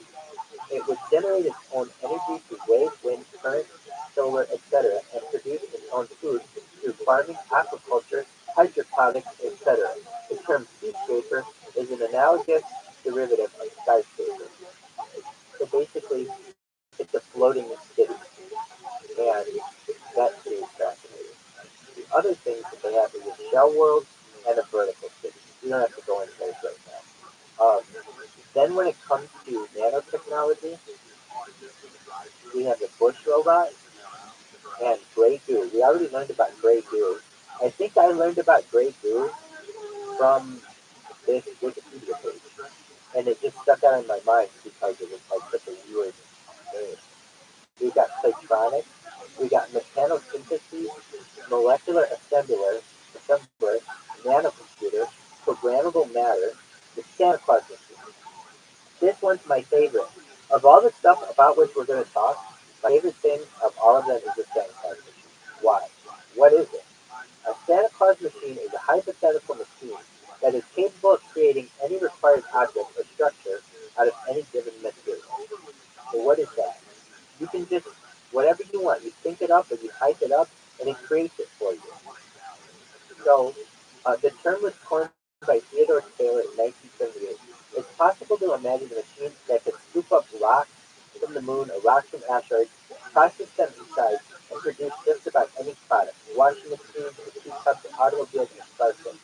Once such a machine exists, it could gather sunlight and materials that it's sitting on and produce on whatever product anybody wants today, as long as somebody knows how to make it and those instructions can be given to the machine.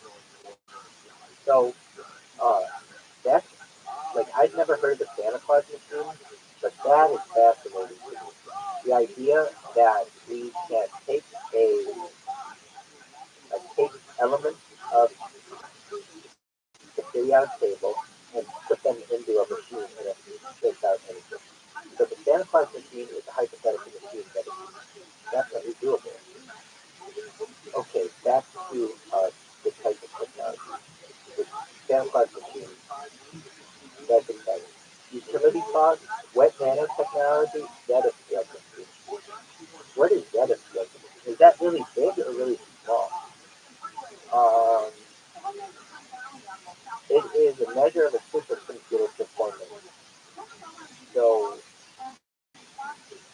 it's how to measure supercomputers. So it's a type of supercomputer.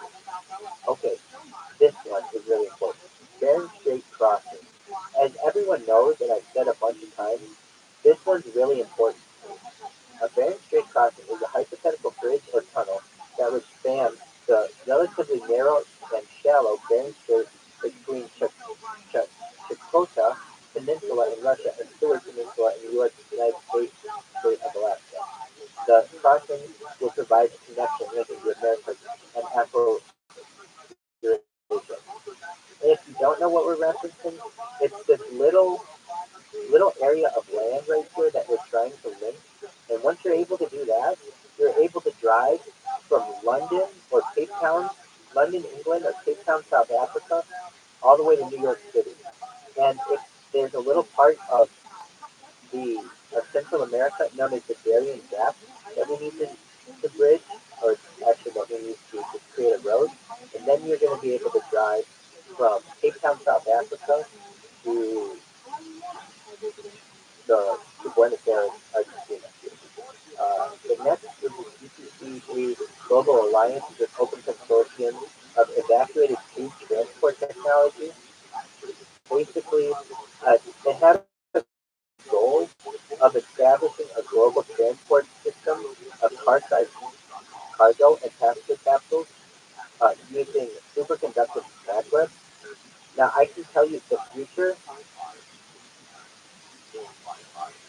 if you want to know what the future of transportation is, yeah, it's really cool when I talk about like new canals and stuff, but it's really what's known as high, uh, it's known as um, pneumatic tubes. And I'm sure, hey, Real Killer X, can you hear me? I don't know, Real Killer X, can you hear me? Hey, when you go to the bank, do they have a drive-through at your bank? Do they have a do they Yeah, sure. When you go to the bank, do they have a drive-through for cars?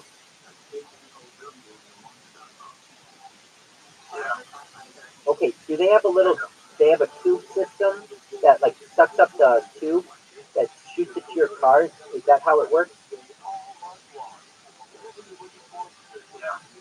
Excellent. So even exactly. So even in Africa, like in the developing world, we're using this type of technology. And so what is that? It's basically a vacuum tube that has been used in at least American banking for 50 years and is pretty exactly. Exactly. So that kind of tube system will be the future. So what do I mean by that? You will have your neighborhood, and there will be like a tube system that goes to either everyone's house or a central location, depending on where you live. So just like some people have a mailbox that's at a central location in their apartment complex or in their subdivision, you will have a pneumatic tube like that. But what's really cool about it is you'll be able to order stuff almost instantaneously and have it arrive. So for instance, you could have food delivered, or you could have Amazon shipments delivered. And instead of having to wait, a day or two or a couple hours, it could be there within minutes. The pneumatic tube system is the future. And you should also know that eventually, perhaps, you may have a pneumatic tube system in your home where you put in like your trash. You will no longer have a trash receptacle. You just put your stuff in a little capsule and it'll shoot through a tube and it'll be gone. So that's kind of some futuristic technology as well. As we were saying, there are some other really interesting things on here. So when it comes to transport, a flying submarine. What in the hell is a flying submarine? A flying submarine, submersible aircraft or aerosub, is a combination of seaplane and submarine. It is supposed to be able to fly and travel underwater. taking off from the surface of water is also intended. This is something that I've been working on this since the 1920s, and without going into it all right now, it does seem like it's something that's hypothetically possible. Next is a gravity train. A gravity train is a theoretical means of transportation for purposes of commuting between 2 points on the surface of a sphere by following a straight tunnel connecting the 2 points through the interior of the sphere. So what would that be? There, it would be like, they always say in the United States, digging a tunnel to China or something like that. Uh, but, that's not exactly how the way to do it. But basically, it would be like digging a hole from the North Pole to the South Pole. Then there's gravity vacuum transit that has been available since the early 1960s, which is basically a way to transport people using vacuum and gravity. We also have a transatlantic tunnel, which is of great importance to me personally as well. I want to see this happen in my lifetime. And this is a theoretical tunnel that would span the Atlantic Ocean between North America and Europe, possibly for such purposes as mass transit.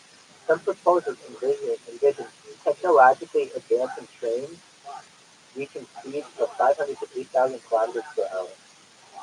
Most conceptions of the tunnel envision it between the United States and the United Kingdom, or more specifically, New York and London. And I can tell you this, at least in the dream that I had, it goes between, I believe, New York and Paris, not New York and London. London gets in there somehow, but it's like a branch off or something. Basically, people want to connect the continents of North America and Europe before they want to connect the little old island of England. But that's insane. Then we have a vacuum airship and a water fueled car. So if anybody knows that the story of Stanley Meyer and the water fueled car, we could talk about it. But basically, let's see if it has it on here. They don't even mention it, but basically, someone claims, oh, here it is, Stanley Meyer's water fuel car. At least as far back in 1980, Stanley Meyer claimed that he had built a dune buggy that ran on water. Although he gave inconsistent explanations as to the mode of operation, in some cases he claimed that he had replaced spark plugs with a water splitter, while in other cases he claimed to rely on a fuel cell that split the water into hydrogen and oxygen. The fuel cell, which he claimed was subjected to an uh, electrical resonance which split the water mixed into hydrogen and oxygen gas, which would be combined with gas into water vapor in a conventional internal combustion engine to produce net energy. Large claims were never independently verified, and in the Ohio court, 1996, he was found guilty of gross and egregious fraud. He died of an aneurysm in 1990, although some theories are that he was poisoned. So here's the story of this guy. This is very interesting. Like I love, as you can tell, like I love the mainstream, but then I love alternative theories. So Stanley Meyer, he comes up with this water-powered car, and allegedly this is the story. He was meeting with some oil executives from Belgium. This is the story that I heard. And if it's not Belgium, it's Europe, but I believe it is Belgium. And they were eating at an Ohio restaurant. It's a chain of restaurants known as Cracker Barrel. And they were having these discussions on what, like basically, how Stanley Meyer could make money off his water fueled car. And if he would sell the patent to these oil companies, they were doing this agreement.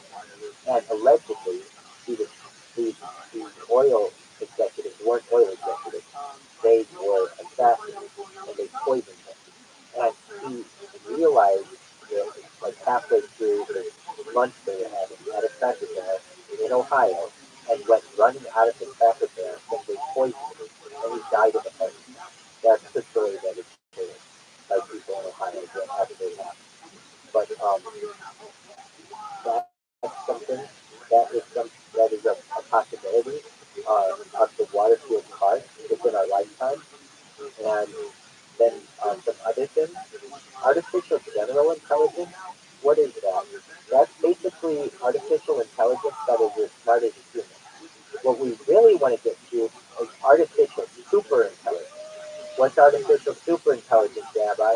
Artificial super intelligence is intelligence that is scaled above artificial general intelligence, like normal human intelligence, where basically it's like godlike intelligence. Brain in a vat, brainwashing, cortical modal, digital immortality. When you hear me talk about mind uploading technology, I'm talking about digital immortality. Basically, the idea that we will never die. Virtual immortality is a hypothetical concept of storing or cloning a person's personality in digital substrate, i.e., computer, robot, or cyberspace, mind upload. The result might look like an avatar behaving, reacting, and thinking like a person on the basis of that person's digital archive. After the death of an individual, the avatar could remain static or continue to learn and self-improve autonomous space, possibly becoming true AI. Yeah, I want to focus on this because if I'm here to show anything, it's that. It's digital immortality. Real Schiller and Spire, Photogrammer, Bam for Ford, Toyota, more like Protoshi, really crypto jump start. I mean this. What is this doing? You don't know. I remember this is what happened. My rabbi came to me and said to me, you remember when you were a little kid and there was a question that was going around your grandparents' house and it was this. It was kind of one of these psychological questions. If you knew the date and time that you were going to die, would you want someone to call you with that information that you were aware of? And I remember we were having this discussion as a family, and it was like, well, I, I remember some people in my family were like, I wouldn't want to know. I want it to be a surprise. And other people were like, I would want to know because I would want to be able to prepare for it. Well, at least in this dream, I remember the question came to me, and I said I would want to know when I die. Yeah, tell me.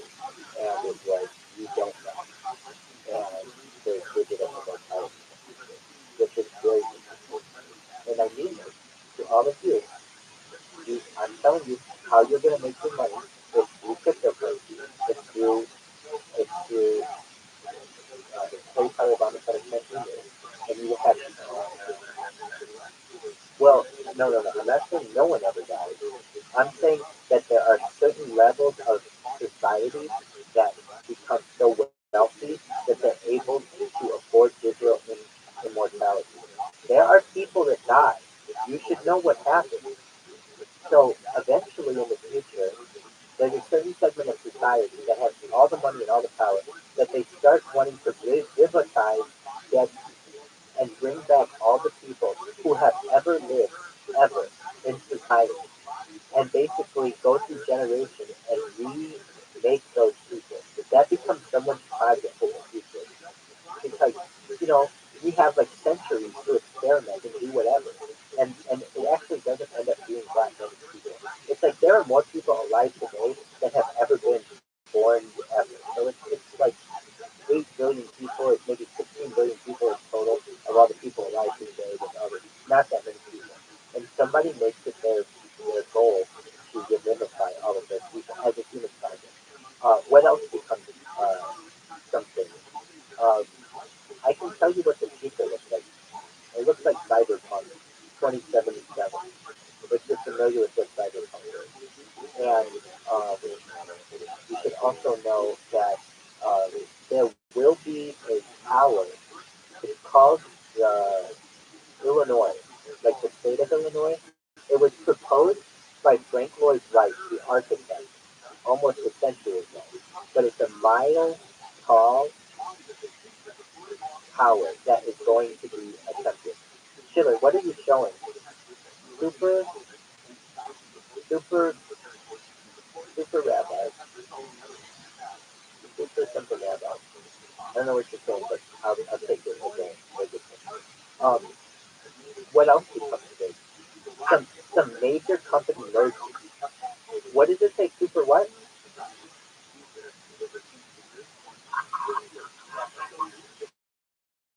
Super dope. Excellent. That's beautiful. So there are some mergers that occur in the future that are, I don't want to surprise you. What are they? Facebook, aka Meta, eventually will, I think, merge with the company Verizon and will go by the name Verizon. Another one, Disney and Apple will merge eventually. And that's already been proposed that Apple will buy Disney. Um, what else? Things get really funny in the future. And I know this is going to sound absolutely ridiculous, but like I know some of the personalities in this room. I know more like, and I think they'll understand this. In the future, people become less religious and become really into like movies and pop culture, and all of that becomes a religion. People take the religion Jedi very seriously in the future, and like Harry Potter stuff becomes really uh, like religious, like those kind of tests, texts become very influential. Um, but one thing that I was going to say is humor becomes very influential.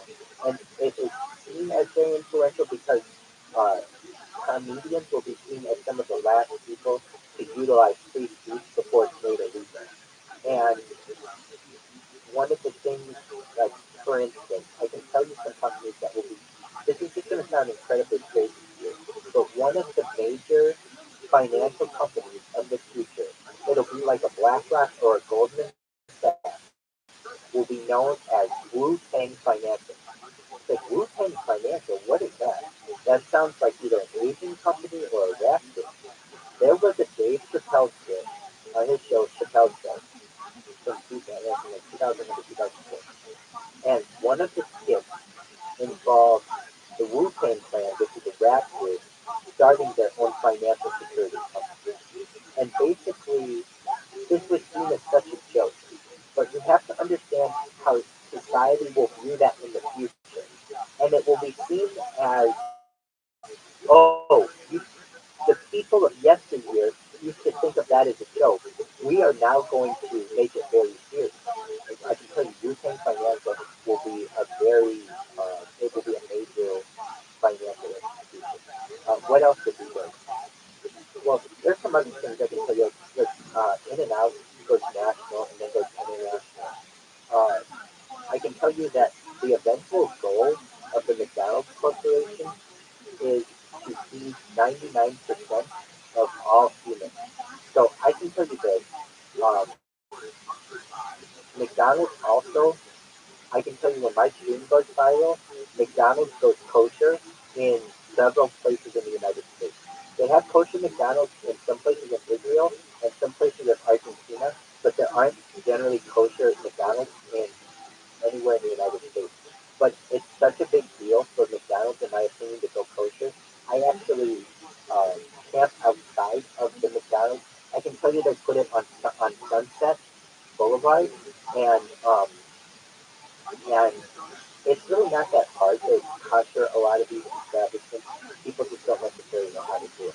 But there will be some coaching establishments. McDonald's currently feeds 1% of the entire planet on a daily basis. Their goal is to feed 99%. If you've seen the movie The Founder, it's fascinating. Because what you really learn is that McDonald's does not make its money off of hamburgers and french fries. It makes its money off of real estate. And you have to understand as well, corporations in the future start to become more powerful than companies. What do I mean by that? In the future, Amazon and Facebook, basically Meta and Amazon, eventually get seats on the United Nations Security Council. They become so powerful. How do they do that? They're not as powerful as, they just are, they eventually wield so much influence that they become that powerful. Um, Other companies start making huge footprints in real estate to the point where they become major landowners, like McDonald's Corporation. McDonald's Corporation is like the ninth biggest landowner on earth. Just its little footprint of the little franchises that it owns. It's a huge real estate owner on earth, and that becomes a thing. Um, if you know anything about the World Economic uh, Forum and Klaus Schwab, he has stated before and stated by the year 2030 that it will be illegal to have a child the traditional manner. You will eat bugs and you will like it. You will own nothing. And that is the future. Everything will be on a rental basis. And this is what society will be. You will have you won't own your car, you'll rent your car. You won't own your house, you'll rent your house. Everything will be rental. And people won't even know that ownership was even a thing. That was even an option. Why? Because the people's history will be memory things. If you think that generations from now, in like 500, 600, 700 years, when we're in the idiocracy world and people are really dumbed down, if you think they're going to have access to encyclopedias, they don't. There's a reason why I have all these encyclopedias here. I don't know if you can see it, but I have encyclopedias here, here, and there. I have Encyclopedia Britannica, Encyclopedia Americana, and Encyclopedia Judaica. Why? Because they will be illegal to own in the future. You will have to have them grandfathered in. There's a lot of stuff in there. If you read it, it is censored nowadays. And you should know that in the future, encyclopedia, that's how you say encyclopedia, they're going to be illegal to own. It's going to be like 1984. You should all know something yet. There's 1984, the book. I think you're all familiar with it. Written in 1947, published in 1948 by George Orwell. Okay. People don't know this stuff. There's hope. I'm here to give you hope. There was a book published, I believe, in 1978. It's like a short story, but it's called 1985. And at least in the dream that I have, the future is 1984. But there's a segment of society, and you all are going to be a part of it, that lives 1985. And 1985 is the opposite of 1984. And I just so happen to be born in 1985, which I never thought was cool. I always wanted to be born in 1984, to be honest with you, because that's when that book was. But 1985 actually turned out to be like the utopia. So let's look up this book. It's not well known at all, this book 1985, but I know at least in this dream, I know in this dream I didn't know about the book 1985, and then somehow I knew about it after the dream and I looked it up and it really makes sense. So let's look it up. 1980. If I look it up, it's kind of hard to find. Um, well, at least it was when I looked it up a couple years ago. Okay, yeah, by Anthony Burgess. Okay, so what is it?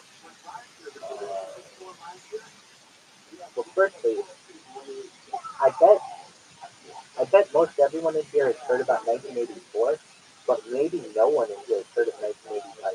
If you have heard of 1985, please let me know because I've never heard of it until the dream I had. Um, I might be wrong on that though. I might have read it on a source, but I can tell you that our future is 1985. So what is it? It's a novel by English writer Anthony Burgess. Originally, this book was published in 1978. It was inspired by and intended as a tribute to George Orwell's 1984. It was adapted by Guy Meredith as a radio play and broadcast on BBC Radio on 23rd of January 1985. So what is it? 1985 is in two parts. The first part, called 1984, is a series of essays and interviews. First is in the voice of an interviewer and interviewee, discussing aspects of Orwell's book. The basic idea of utopia is explicated, and the term cosmotopia is also brought up and explored etymology. Etymology. Etymology. Etymology.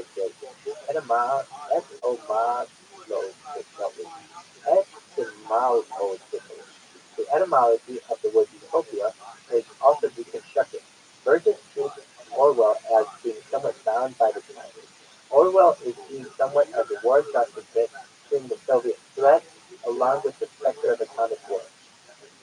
Orwell exceeded examining these ideas in the exclusion of other phenomena will come to alter British society.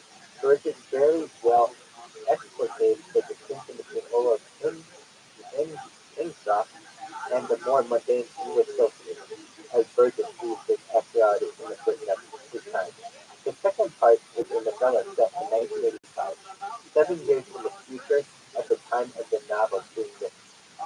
Rather than a sequel of Orwell's novel, Burgess uses the same concept, based on his observation of British society and the world around him in 1978. He follows how a possible 1985 might be if certain trends continue. The main trend to which he is referring is the expanding power of trade unions. In the hypothetical 1985 envisioned in the book, the trade unions have become so powerful that they exert full control over society. Unions exist for every imaginable occupation. Unions start strikes with little reason, and strikes by one union usually turns into a general strike. Another major theme of the novella is the rise of Islam as a major cultural and political force in Britain. Due to large-scale immigration in the Middle East, London abounds with mosques which as Arab property ownership plays a major role in the story's economic background. The protagonist is a school teacher and somewhat of a proponent of classicism. He is struggling within an education system which puts more stock in more directly practical approaches to study. He is also threatened by street talk from day to day. He gains status with them and he loses his professional status. They are outsiders relative to the above-mentioned system. It is fashionable among them to embrace classical studies with a focus on, among other things, Greek and Latin literature. So, the plot summary, is, I mean, this isn't a very popular book. I'm sorry for any spoilers here, but I'm sure some people want to know what the option is 1984 is. So here it is. At the novella's beginning, the protagonist, Beth Jones, confronts the death of his wife. He was in a hospital when it caught fire. As the fireman union was judging, the hospital burned her down. Beth is left alone with his daughter Bessie, who is 13 years old, but sexually precocious, and unable to comprehend the difference between reality and fantasy due to a thalidomide like drug taken by her pregnant mother. The death of his wife engendered in, a, in that deep-seated hostility towards the union system. Her last words were, "Don't let them get away with it," is, however, not the first time that has been opposed to it, for he has previously been a history lecturer who stepped down as his work was considered expendable by the union-based system which favored education of national value. Employed as a confectioner, he does the work that day despite his union being on strike. For working during the strike, union membership is both taking and respectively unemployable. Knowing that he will soon lose his home, he takes Bessie to a state-run facility where she will be cared for with other drug medicine. That then becomes somewhat of a vagrant, traveling around London and falling in with a group of similarly unemployable suspects, which leads to engaging in petty theft from shops to survive. Apprehended during one such story, he attempted re-education in a state institution, which is neither a prison nor a psychiatric hospital, but contains only facilities. At a re-education center, that is subjected to propaganda films and lectures, which have the aim of converting him to a useful member of society, a theme which Burgess also examines in a classical role. He meets the powerful union official Pettigrew, who warns Dad that his day is over and that syndicalism is the future of Britain. Despite his brother's unconverted having served his sentence leave as a female, having been informed that Bessie will be ejected from the care facility because he refuses to return his belief, he returns to London in need of an income and place to live. He joins a network called the Free Britain, which aims to provide infrastructure and order during the increasingly stress-related chaos being written. That effectively sells his daughter as a wife to a wealthy sheik, a white wife to a wealthy sheik who takes a fancy to it during a visit to outdoors with her, reasoning that at least this way she will be safe and satisfied. Meanwhile, he discovers that Free Britain is a front to an Islamic group aiming at the re-establishment of Britain as a Muslim country.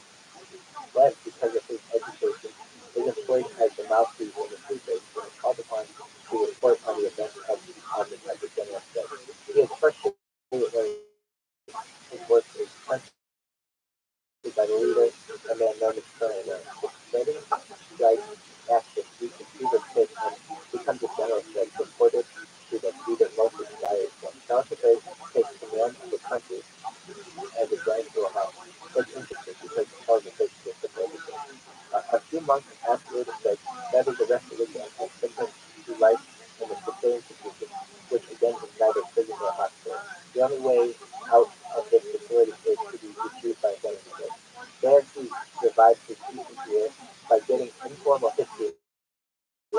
other prisoners. As the years stretched on his shoulders, which was started with Anglo-Saxon passage to the Renaissance to the Industrial Revolution and approaching the late 20th century. Significant news often took there among inmates, some of which suggest that Muslim conversion of Britain was well advanced. For example, as the claim that inhabitants of Ireland and Man until recently discovered that a similar depressing drug has been replacing alcohol in the VSA line for several years in line with Muslim programs. There is, however, no way in which inmates can verify whether these new items are banned. That finds it increasingly difficult to explain the continuity of history in terms of the price to do so. That suggests that they can start over and work their way back to the present. After which his class spontaneously dismisses himself. Alone at night, Ben slips out of the dormitory and creeps out of the ground of the institute and kills himself by deliberate intention in the rest of his life. Alright, well, let me make sure.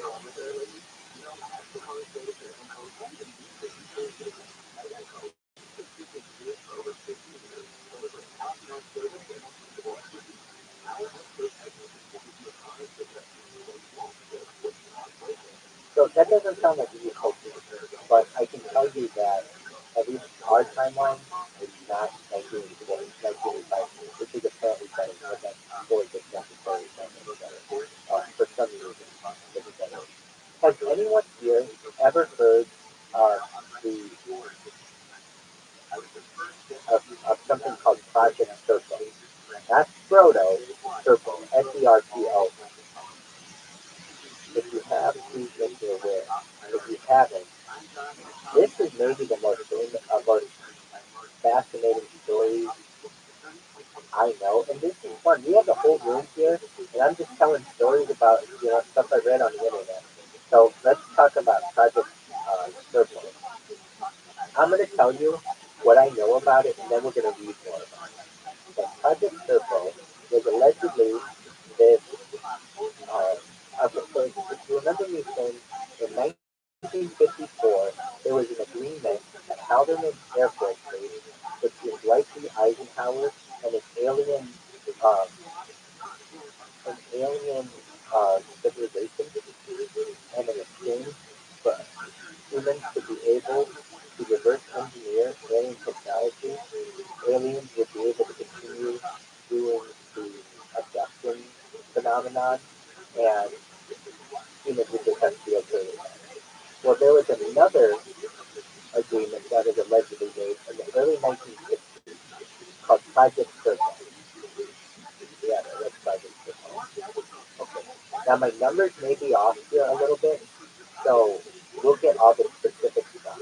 But it was in the early 1960s, about 13 people, uh, scientists, were recruited from Earth to travel to another planet and see what life is like on another planet for a period of like 10 years or around that many years. And some of the people died, some of the people lived, and um, basically I think they're all dead now, but we're going to read through what life is like on another planet. So this this is fascinating. What like this isn't like fantasy science fiction where somebody's like some author's like, yeah, I'm gonna write what I think a fantasy planet is. No, this is actually like these people kept journals.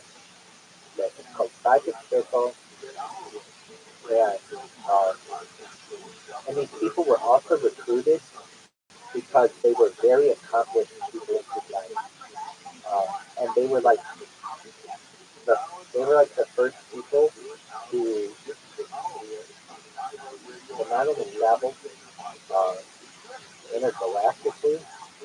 Okay, so what is this called?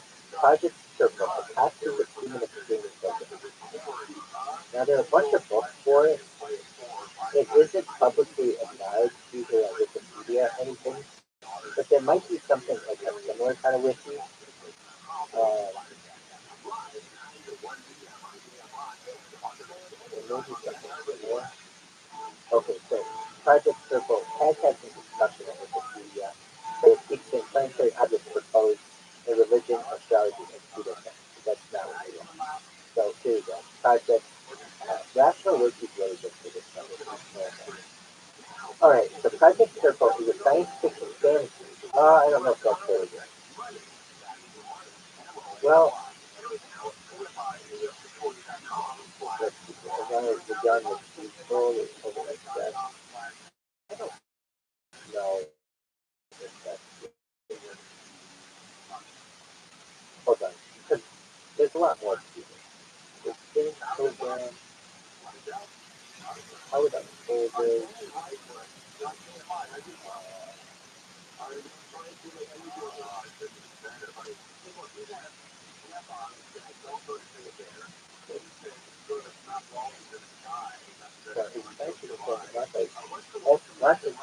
As so true, several UFO was born designing the protocol. Developed UFO research is still on is as a minimal outbreak fully that doable by the specific after lens test and swallowed the first completely and exploded as he wrote up. As late as May 2019, the yarn was used told as true. Okay, so this is one person just now hold on a second. Like one person said, oh, this is absolutely not true. But I can tell you all the people that they mentioned are all pretty good researchers.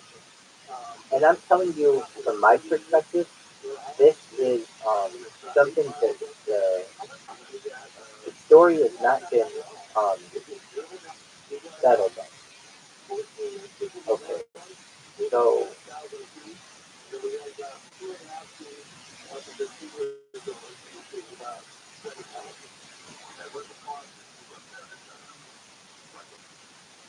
so let me read what it says on this rational list because people put things of what I read. Let me explain it with my name starts to explain. Okay, so this is one thing that I do know is it is data ridiculous. I want to face you guys when I say this. If it's important, I'll check. It's right here. If you want to know where the aliens rated with their home base is, it's Data Reticuli. If you want to know where Data Reticuli is, it's in Orion's belt of the constellation Orion. And it is a map. God damn, we have so many people. This is amazing. So, so here's what they say. One even was the survivor of the 1947 flying saucer crash in Tijuana, New Mexico. In 1965, 12 U.S. military astronauts set off for what was to be a 10-year mission to circle in a spacecraft that used antimatter as its energy source. The journey took 10 months at 40 times the speed of light. Two of the astronauts died on Circle, or en route to Circle, in part due to the intense radiation effect. Two others never returned and are alleged to be still living a good life on Circle. The mission of the remaining 7 men and 1 woman was extended and they returned to Earth in 1978. They were held incommunicado to debriefing until 1984. All of them have died since. Apparently, the, so that's the story. Now, this is just rational which, let me say this, if, if this were, if this were a huge hoax, I would expect Wikipedia to have a page on it. Instead, Wikipedia just pushes it to like a pseudoscience that doesn't have anything. Like if it's a hoax and everybody knew about it, and it's like no, there might be something more to this. Um, so the fact that this website says that this is a hoax, it doesn't give any evidence to it being a hoax. It doesn't necessarily disprove it. I can tell you, at least in ufology, this story is used a lot. And just one minute. My phone does this thing where it sometimes closes the most recent tab, and I don't know what it is. We want project goals.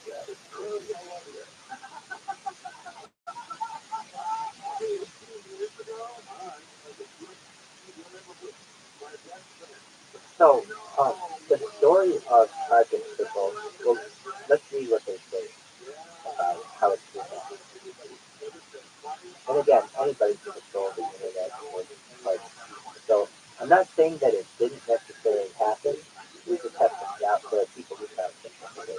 So, how it unfolded. Apparently, it started in 2005 with a request anonymous from a UFO mailer moderated by Victor Martinez. Anonymous claimed to be retired to a government official with custody. Investigation by the reality uncovered that it led them to believe that Anonymous is Richard C. Doty, a former security guard at Airport Office of Special Investigation. The run investigators developed stories to include other fabrications. Still Ryan's business partner, and uh, they really this isn't written objectively. They're calling these people like paranoid government hating person, like so you can tell this is not objectively written. Um, and so do I believe it? Uh, I believe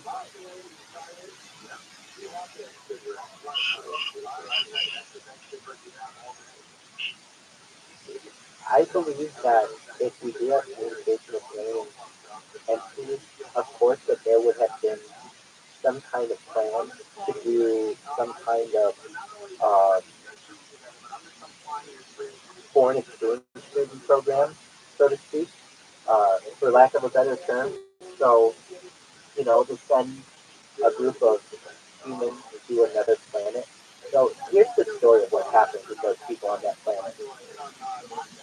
I don't remember everything about it, but I remember some things about it are going to mimic our society in the future, particularly the government.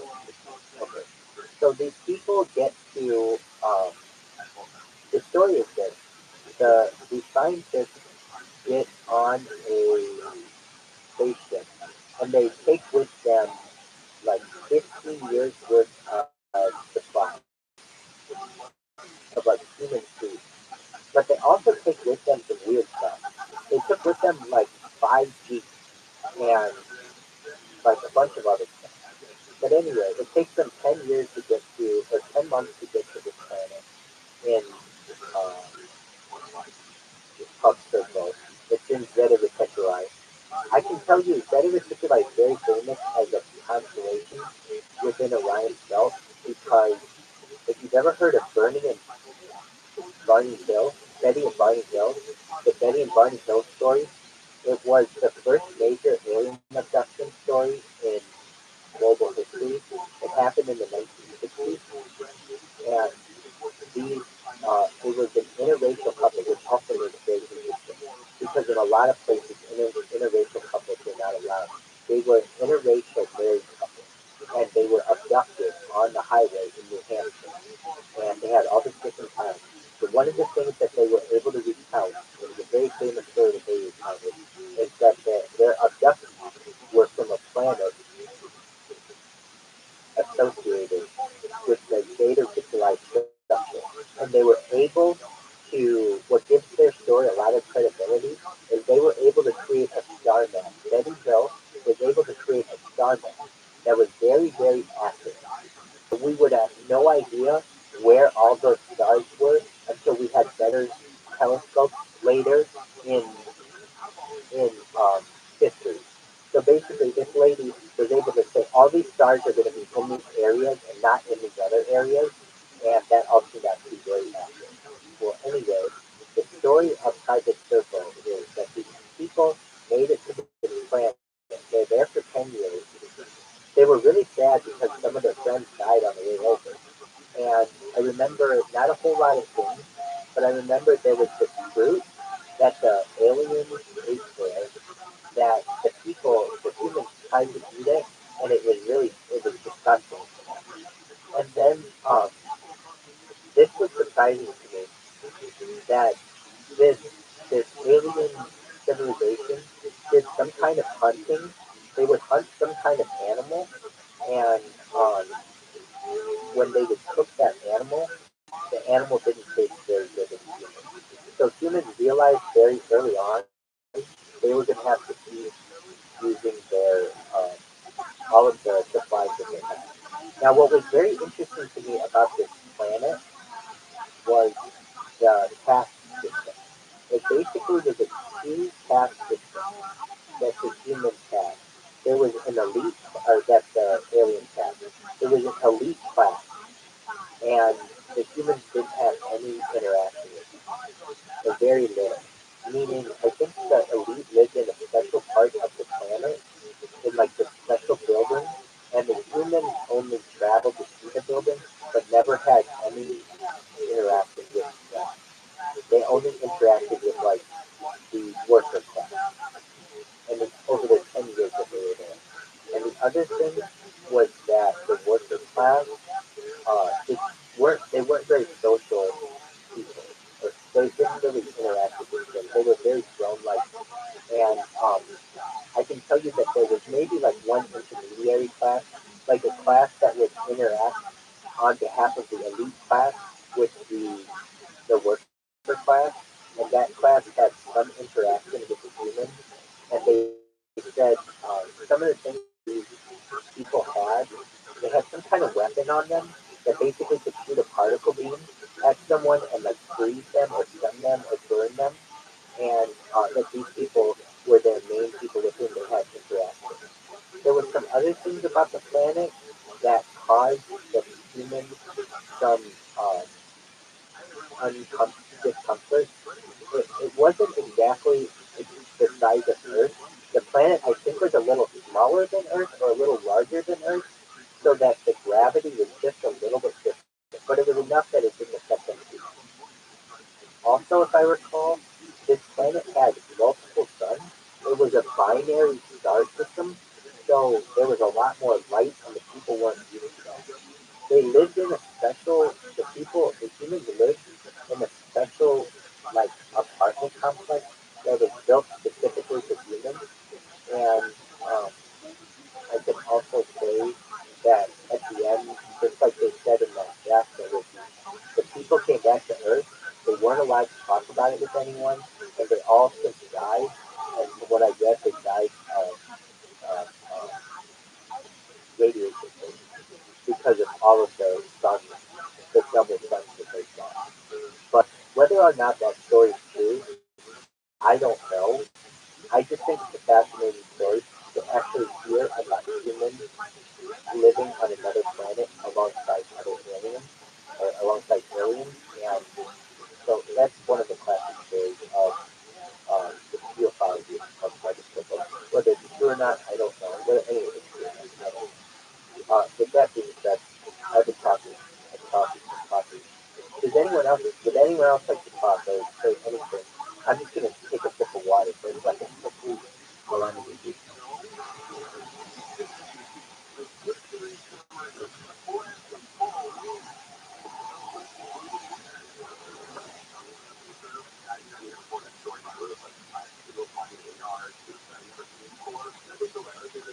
If you're like, Rabbi, do you talk to yourself? No, that's a little prayer. It's called a bracha. It's a blessing that Orthodox Jews say on certain foods for and so if you ever see me mumbling something to myself, either that or sometimes after I go to the bathroom or eat a meal, there's a difference. What oh, okay. We can talk about um, we can talk about what anybody, whatever anybody wants to talk about. Let's go back to the page that has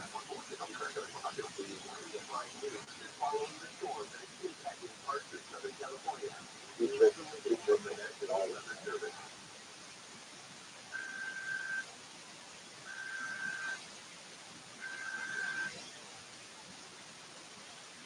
Oh, this website is called futuretimeline.net. Oh, I can tell you there's something special about this website. If you're like, um, who created this website or whatever, I have no idea. But it's very, very detailed into the future. And while all of it isn't necessarily 100% correct, it's very, I would say, we're going to walk through like the future of society is, and I would say probably 95% of it is true. If there's anything on it that I don't think is true, I'll try to tell you about it. But this website, again, it's futuretimeline.net, and it's just like this random website that pops up one day, and it's fascinating. Okay, so the year 2030, the year 2020, 2033, massive Europa pressure surface for life. Global warming continues to increase. China's nuclear stockpile in the East 1000. Let's talk about global warming for a second, because, you know, you can be on all sides of the aisle on this one, on climate change. Does it exist? Doesn't it exist? Global warming, does it exist? Does it exist? Global cooling, does it exist? Doesn't it exist? You should know the future of world economy is going to be based on something called carbon credits. What are carbon credits?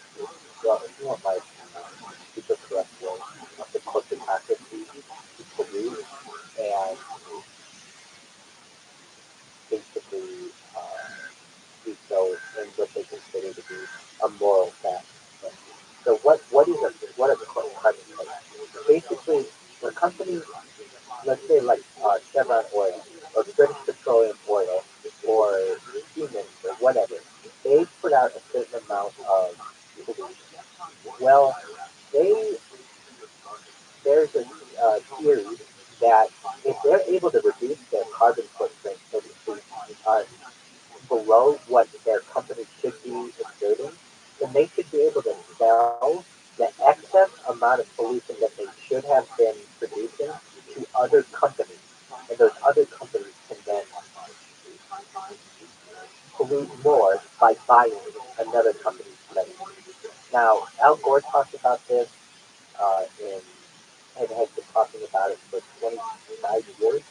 Um, if you didn't know, Al Gore just stepped down from the board of directors at Apple. He's still a very influential individual, and his legacy will be the green revolution. Now, you can say to me, Rabbi, I don't believe in global warming. You're not going to convince me of it. That's cool. I can tell you this. I am, I think let's talk about what we mean by global climate change. Okay, if you look at the Earth since it's been like created, the Earth has had many different temperature changes. It's been like a ball of magma, which is super hot, and then it's gotten super cold at certain times where it's frozen over, and then you've got like more temperate times right now. So what I think maybe most of us can agree with is what's called, I believe, anthropomorphic or it's something like anthropomorphic.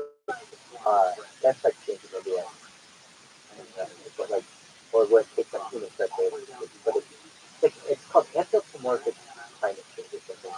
It's human-induced climate change. I don't think humans are doing that much, and I think most of us can agree on that. Oh, actually, but most people don't because we've been just led to believe that we're doing everything to destroy society. But in reality, if you want to know a secret, 99% of all the carbon that's emitted into the Earth's atmosphere does not come from humans, it comes from volcanoes. So only less than 1% of all the carbon emissions that are put out by all of humanity's industries and power plants and factories and cars, it's less than 1%. 99% of all the carbon that's put into Earth's atmosphere uh, comes from volcanoes. You should know though, Earth is experiencing a slight period of global warming, but it's not human induced. It's just we are coming out of an ice age, a mini ice age that took place around the like Middle Ages. But like there's evidence that they had that they raised wine. They were buying vineyards in England, and so the Earth has gone through some changes. So, but but do I think that we need to all stop using our electricity because of it? No, not at all. And I think we can all come to some kind of understanding that you all seem like rational people. Okay, so what does that mean for where I live, Rabbi? Well, it means, pardon me, the Earth is getting slightly warmer. But when I talk to you about you having digital immortality, you really have to know that's going to affect you. At least it takes the rabbit had told me in the dream that it would affect me and it's going to affect all of you. What does that mean? It means that you will have to um, deal with society changing a little bit. So I can tell you that a location like Chicago, which is normally in our society seen as a very cold climate, or New York City, is going to be much more temperate over the course of the next 100 years. Why? Due to the Earth's natural cycle, not due to human-induced global warming, but just due to the fact it's actually due to the sun. If you want to know what affects the Earth's climate more than anything, it's the sun. And the sun putting out solar flares. When the sun has a period of solar flares, of increased solar flares, the Earth has more global warming. That's what affects global warming. It's not because you don't drive a Prius or an electric car. But that's what you're told because of the carbon credit story. So get used to it. But you should know over the course of the next 100 years, a city like Chicago, which normally gets to be freezing temperatures, is going to be much more bearable. And some other areas of the globe will be more bearable. Probably Banff, where you live, will be more bearable. England probably won't experience snow as it once did. But it isn't human induced. It is it'll be warmer.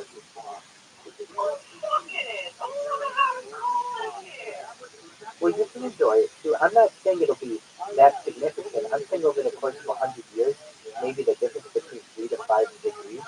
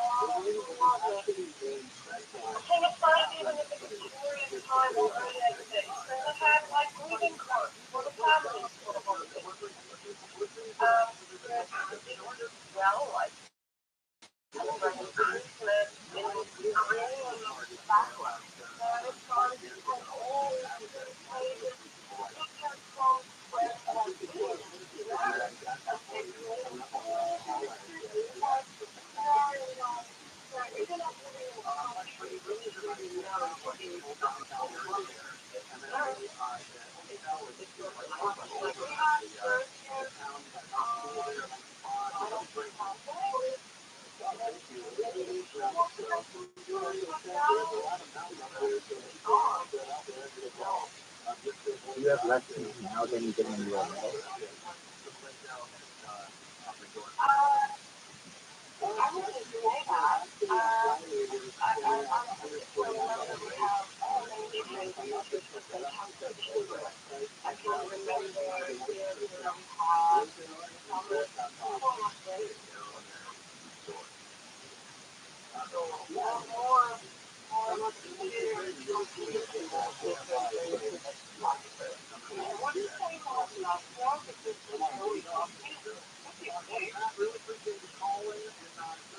Now, believe it or not, some things that we're going to offer you in the future is a different private calendar. And it's like a different type again, it's fine. What do you mean? So people have some other things that change as well. The United States eventually gets on the message. There are only three countries that use the imperial system, China, uh, there's Burma and Myanmar, uh, England, and the United States. And the United States eventually gets on. In fact, I become a big advocate for it. The way that we end up doing it in the United States is in every major city in the United States, we make a kilometer, like a line, just like in a park, like a kilometer. And people go to the park and start to get used to it. And what really starts to change things is on the food sign, we start putting how far in kilometers it is to nearby towns. And then people start to become more and more comfortable with the metric system, and that's how the United States become a metric system. Now, when it comes to a calendar, I developed a calendar. Um, let me say this. This came in the dream, this calendar. Um, and I developed it a few years ago. But, and I have a screenshot of it. So I'm going to try to find it. And uh, if I'm not able to find it, I can just describe it to you. But, so first, Rabbi, why do you need a new calendar? Well, I'm fine with this calendar. But in the future, we have to be very precise with it. And it's like, why? The reason why we have to be so precise is because we are going to be doing like interstellar travel in the coming century. And when you're doing such kind of travel, you have to be very precise with your time. Like if you say something is a light year, you have to know exactly what a light year is, or else you can run into issues, particularly when it comes to um, you can run into issues, particularly when it comes to um, really the minutia that can happen when you're traveling to a distance. So one of um, the proposals to a calendar system, and actually this has been done before. It's known as it's like Rule 10 time, and I actually use this time. I've worked in financial institutions before. When I was 18 years old, I was a bank teller, a credit union teller, and uh, our timekeeping system did not use a traditional minute clock of 60 minutes. It used a 10 system. So an hour had 100 little segments broken down. And that makes things much more accurate when it comes to using a 10 system is a much more accurate way of keeping time than, say, the current 60-second system that we have. And so, basically, in the same way, people will all change. Instead of having 24 hours in a day, you will have 10 hours in a day. I said, well, I don't like it. Well, that's fine. We don't have to like it. We will have a system, apparently, a two-clock system. So if you want, you use your clock, and other people will use what will become the standardized clock. So there will be, without me, I can't find it right now. I can just tell you the calendar, and we'll look it up at another time. But I created it already. And what is it? So this was all in the dream. Um, the world goes to a 10-month calendar system. Everything is based on time, basically. So it'd be 10 hours in a day. Uh, everything is broken down. And each hour can be broken down every time. Then each year has 10 months. Now, how do the months work? Because obviously, 365 isn't divisible perfectly by 10. You would have each month on average 36.5 months. So instead, what happens is you have 9 months of 40 days, which is 360 days. Then you have a 10th month that's only 5 days long. I'm not saying this is the system that I want or that I like or that you have to use. I'm telling you, this is the system that I'm told to use in the future. And that last 10th month,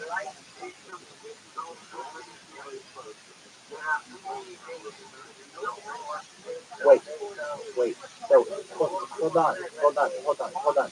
So hold on, photo grammar. entirely new work week. I'll explain it to you. So each week of each month has 10 days in it, okay? Not 7, it has 10 days. The way it works is you work 3 days, then you're off a day. You work 3 days, and then you are off 3 days. So everybody has a 3-day weekend every single weekend, and you get a day off in the middle of the weekend. And every month is the same. People really like this for planning purposes. Why? Because they know that every given year, every holiday is going to be on the same day or whatever it is. Now, the only thing that people don't like about this system, apparently in the future, is that their birthday is always on the same day. So, as an alternative, people start celebrating birthday week and make their birthday week of this year. And then, if you want to celebrate your birthday at work, you can. And if you want to celebrate your birthday at home, you can. You celebrate it a birthday week. Now, to get this little gremlin point about I don't want it to work so much, essentially the way that it will be is you will work a little bit more every single day, but you'll get more days off.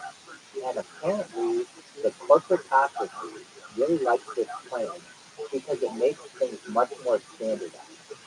And it's really important. This type of system is very important in terms of planning for the future. Why? Notice within this system, we didn't talk about leap years. So, like, Rabbi, what about leap years? Your system doesn't have leap years, and that's correct.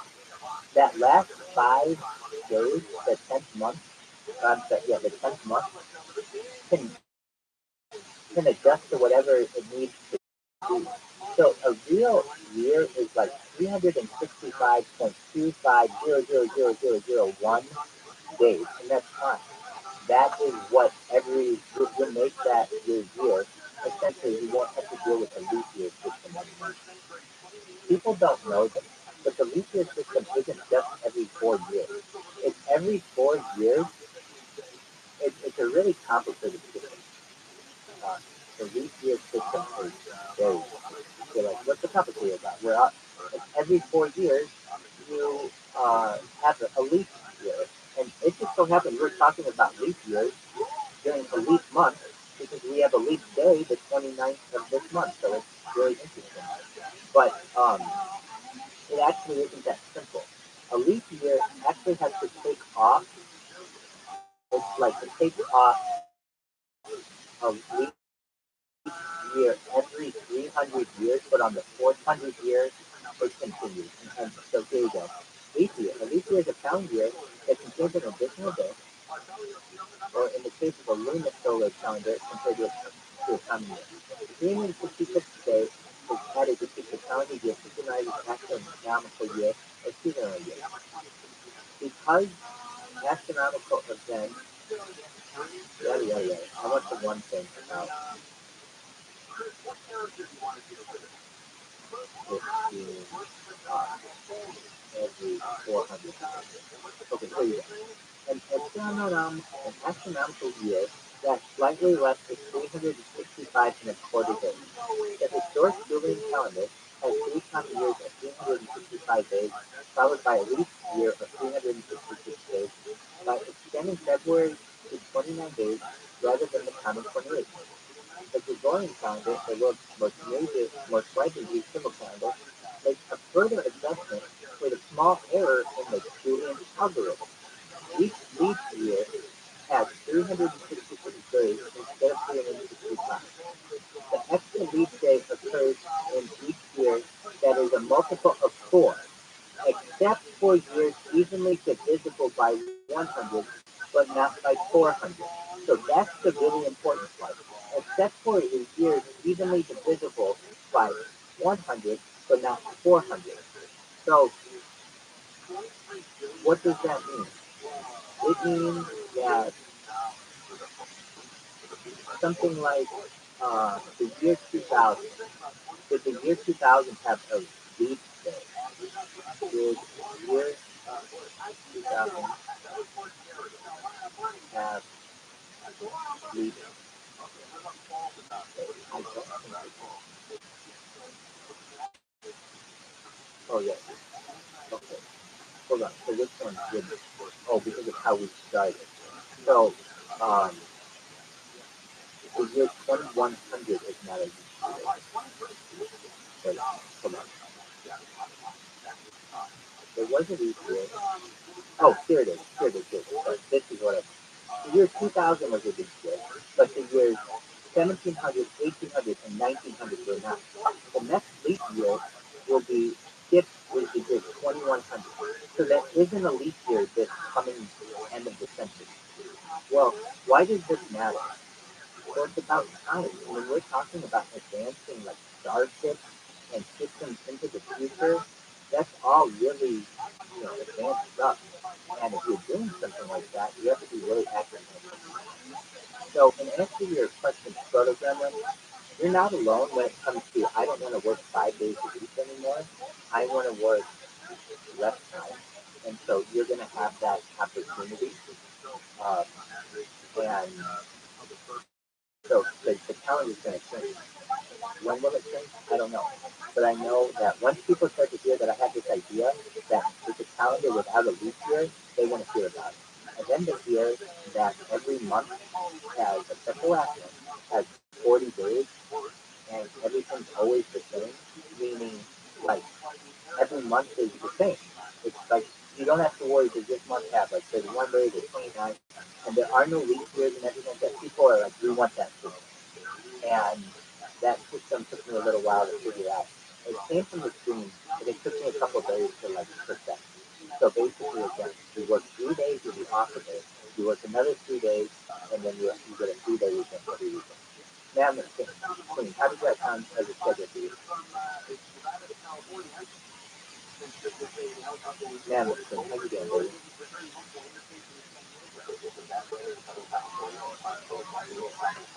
It's all good in the hood, baby. You good? Where do you got the where do you got the gallon? Why do you have the gallon?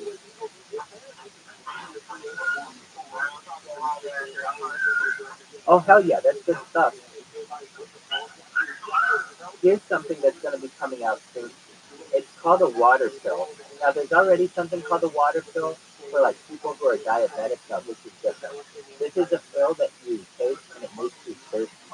So that you drink water and you become more hydrated. That's going to be out soon. Oh, here's another one. Oh, I can't believe I mentioned it. Female Viagra. People don't know female Viagra has already been invented and is available currently. Women are just too shy to go get it. I can tell you that it's been out for 5 years and they've only written something like 550 prescriptions for it. A very few amounts. But there's female Viagra out there. If you didn't know, that's a wild thing. And once that becomes mainstream and female sexuality becomes no longer taboo, female Viagra is going to be is just going to be huge. There's going to be, and so what am I describing here? I'm describing a two-tier society between the haves and the have-nots.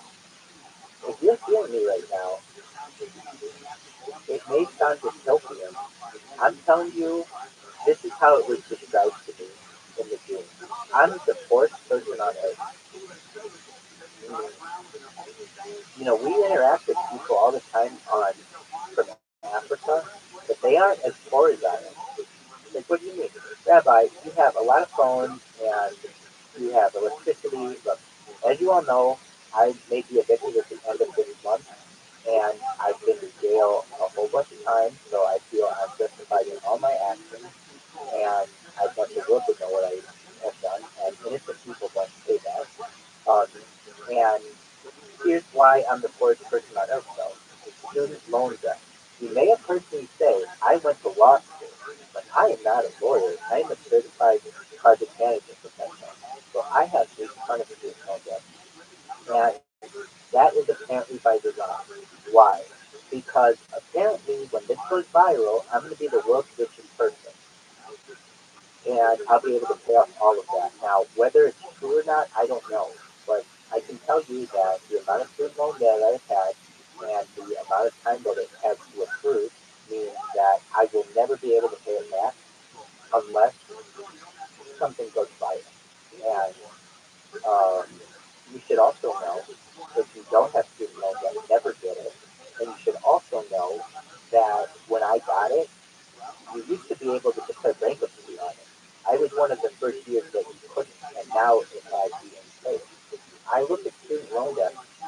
and I look at jail, and I'm like, well, if I go to jail, if jail honestly wasn't that bad, but when you get out of jail, it's not like you're not still enslaved by student loan debt.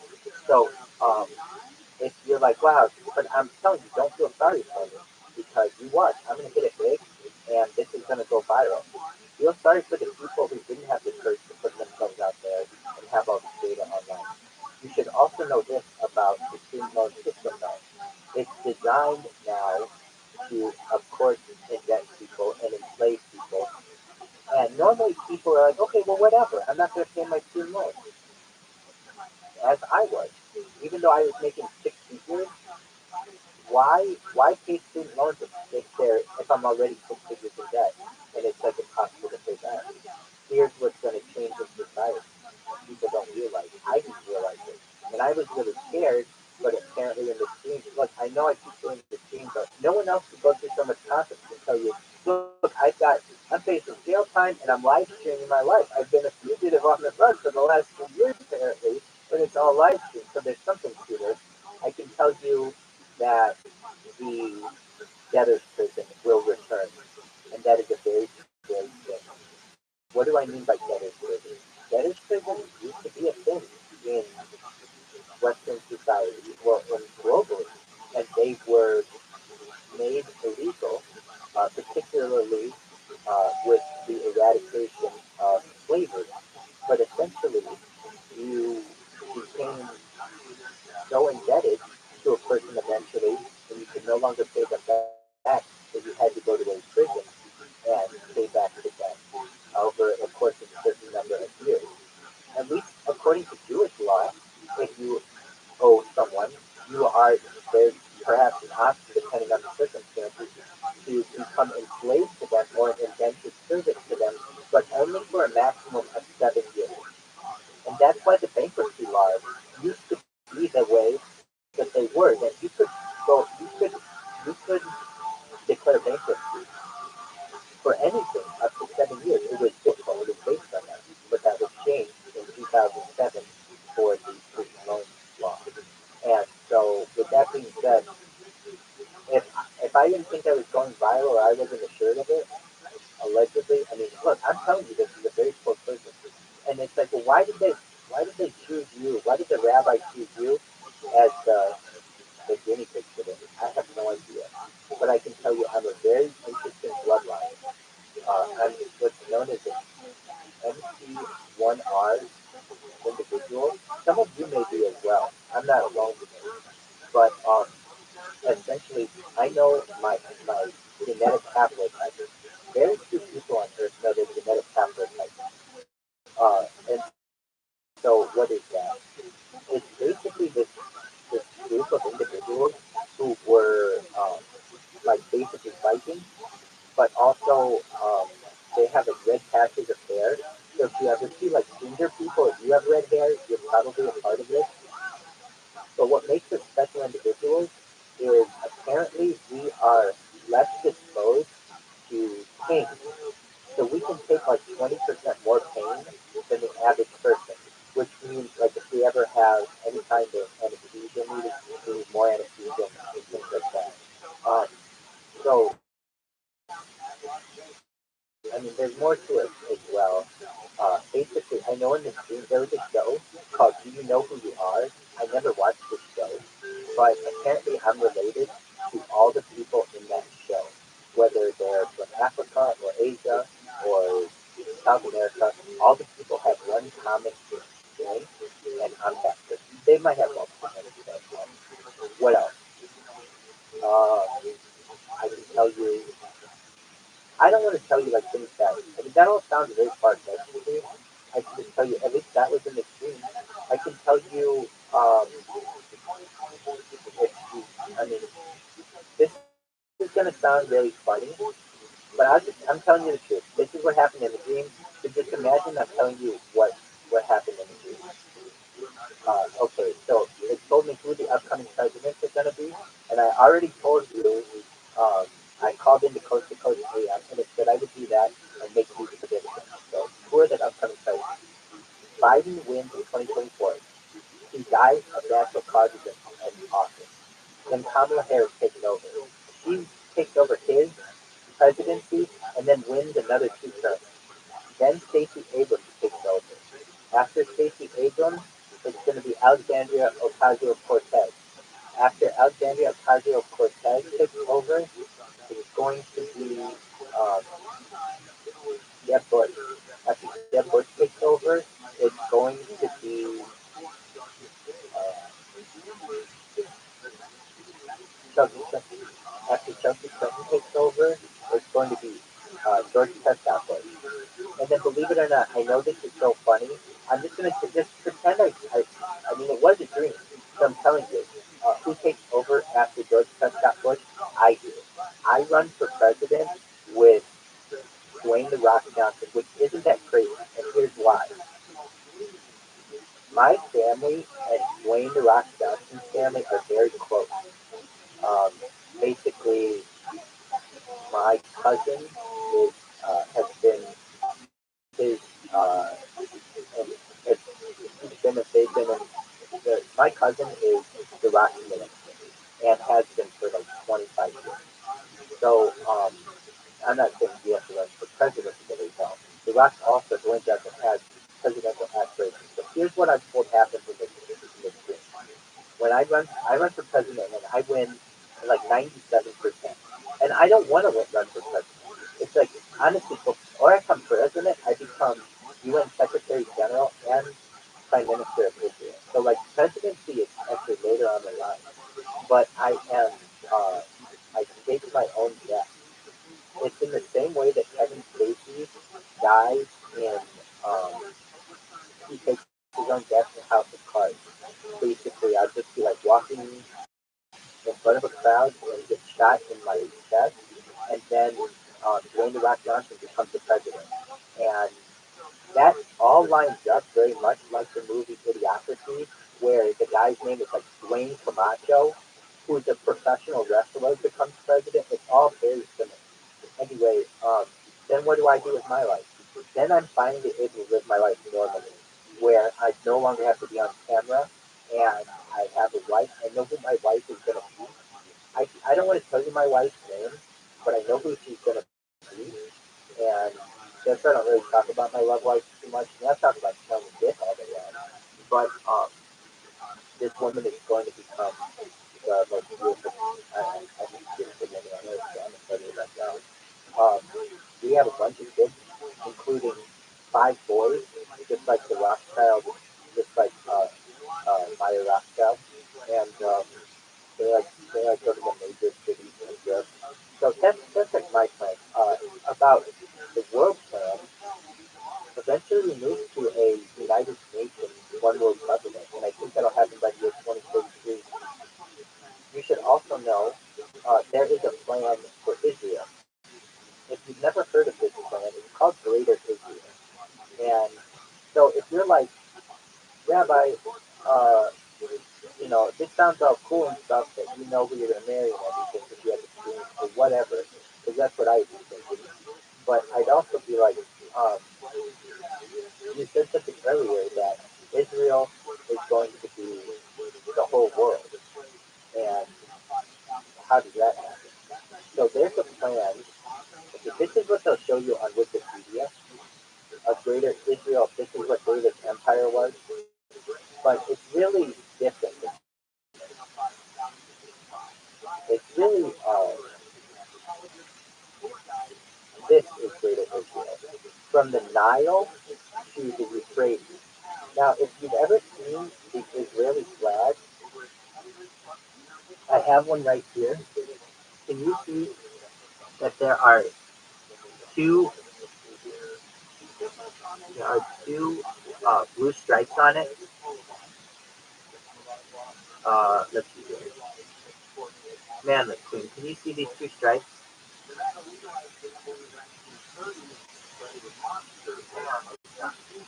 So those are supposedly represented representative of the Nile and the Euphrates, and that means that means uh, the denial. So this is what Israel will be probably in 100 years, but it's going to be even bigger than that. It's also going to include Saudi Arabia and Dubai and all of that. Now, if you're like, well, I don't like that plan, I'm just telling you, this isn't my plan. This is the plan of Zion. This is like a 300-year-old plan.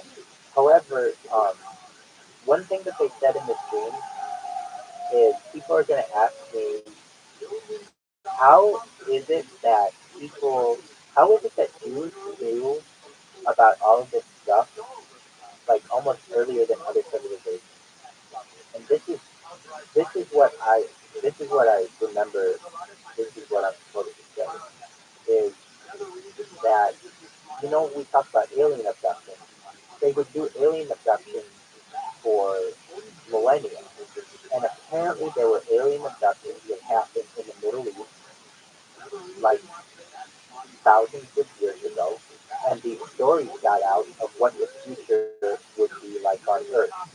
And some of the people in society who were in charge at that time were rabbis. And if it's been passed down, some of this esoteric knowledge has been passed down in the upper echelon of the rabbinate, the rabbinical society, but also the upper echelon of the elite. If you don't know, the person who basically modernized Judaism is Meyer Amschel. It is probably, in my opinion, more accurate to call modern Orthodox Judaism Rothschildianism than it is modern Orthodox Judaism. Why? Because the customs that most modern Orthodox Jews have are really just the customs of what Meyer Amschel has. So that's kind of the big secret of Orthodox Judaism. When you start to live the modern Orthodox life, you literally are just living the life of Meyer Amschel Rothschild in the shooting gas, the Jewish ghetto of Frankfurt, Germany in the 1700s. That's kind of some of the things that, unless you really are heartfelt, you will not want.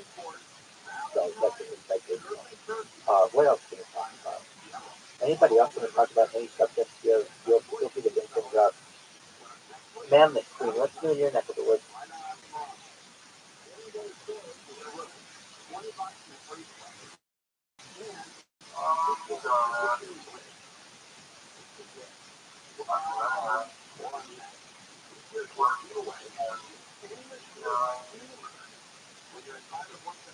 Do you smoke cannabis?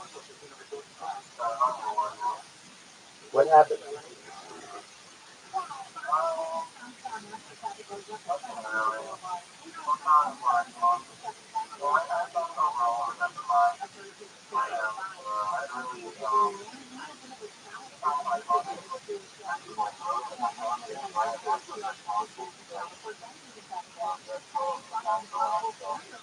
Have you ever thought of vaping?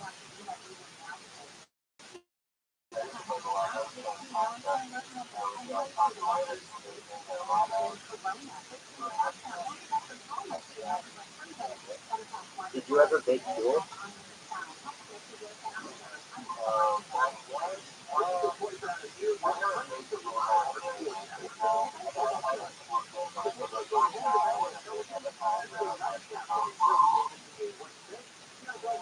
So I have a story. Um, I think this is a funny story. When I first moved to South Texas, they had just legalized uh, marijuana, but it wasn't yet uh, legal, and it took like a whole year for it to become legal in this country. But I was working at a startup, and this startup, we were working like 19 hours a day. It was just half of us.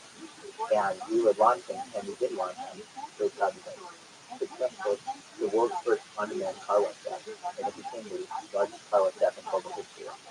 And if you're like, well, why don't I have it in my town? The laws of California change, or else it probably would be in your town. Not to say the company's not different different locations in California.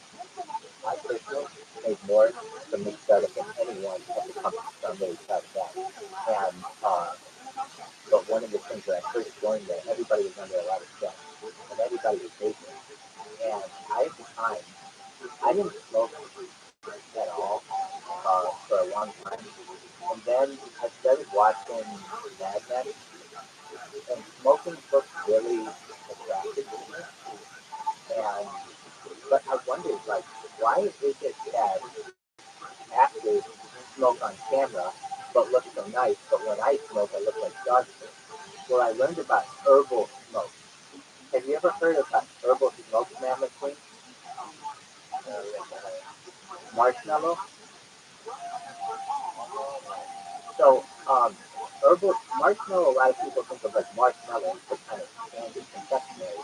But marshmallow is a kind of flower. And if you ever see people in Hollywood on television, in the movies or anything, smoking, chances are they're not smoking good cigarettes. They're smoking what's known as marshmallow. And so I bought a bunch of these cigarettes uh, when I was working at this startup. And so I was able to still smoke something. And then eventually uh, I got off of that. I got off of cigarettes, went to school. And man, this feels really addicting. Extremely addicting. And I realized everybody was smoking some kind of vape these. And I thought, you know what? I think people can smoke the cannabis vape on it. But very soon, like, I realized, oh, these guys aren't smoking cannabis. They're smoking nicotine. But I didn't know. I didn't know that was smoking. They smoking. Anyway, I then quit. Honestly, vaping allowed me to quit all smoking. And then I went through a very religious part of my life where I went 5 years without smoking marijuana or doing any drugs or smoking anything. And I started going to shul or synagogue every single day for 666 straight days, and then the pandemic hit. And then all of our synagogue services were virtual. And that's when I kind of started doing my life. So it's been quite a ride. If you're wondering what I'm doing, here, I'll show you. I want you to get feel version. So this is what I have to do to stream on Twitter.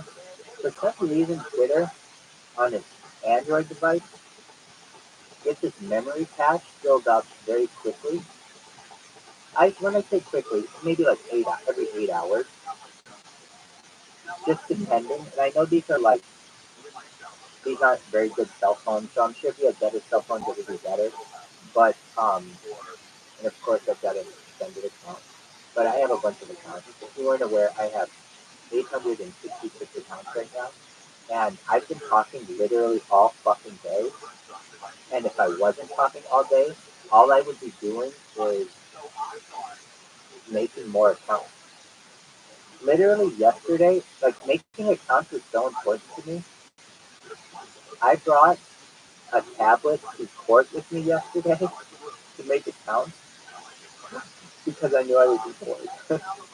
I Then you go over here. If you don't know how to tweet or how to live stream on Twitter, it's pretty easy. You just click here, go live, and then you have to get it with permission. Because I just cleared all the and everything. And then there you go. And now you stream it. So I do it there, and then I got it here. And if you're like, wait, Rabbi, you've been doing this? You've been streaming your life like this for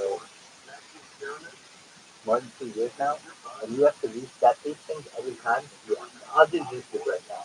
You've never seen a YouTube stream start? Here it is. End your stream. Like, Rabbi, why are you ending your stream? Why don't you just keep it going forever? If you want to watch the stream on playback, it has to be under 12 hours.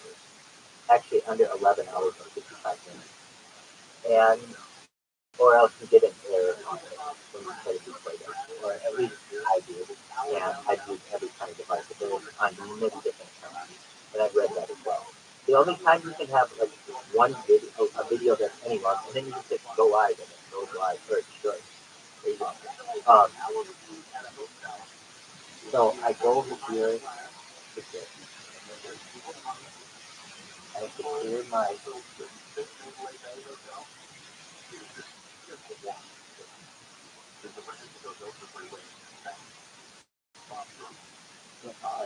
storage here.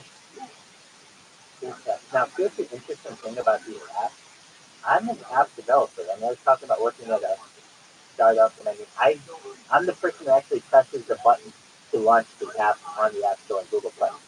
I'm very familiar with app troubleshooting, and I'll just even say this face to face on camera. I I think I am the world's best quality assurance engineer for smartphone applications in the world. And you know why? Because I literally spent 5 years of my life building an app from the ground up and testing it the good old fashioned way. Then I know all the ins and outs of apps. And I mean, you know, you see how many devices I have going at once. I'm sure that there are other people out there who are very good at it. I would love to talk with them because I've just done, I'm, I've just interacted with so many different apps, so many different. I would love it to share stories with them. So, and just feel like, oh, you know, when this app is really heavy technology for sure. So, then what do we do? So we come over here. I know this account is suspended, but I have accounts that aren't suspended. And so I'm going to come over here to one of these accounts that is suspended.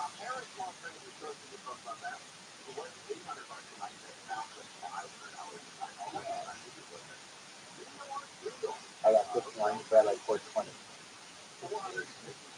So this is number 420 of my account. And I'm going to go here, go live, and continue, allow, a lot of solutions.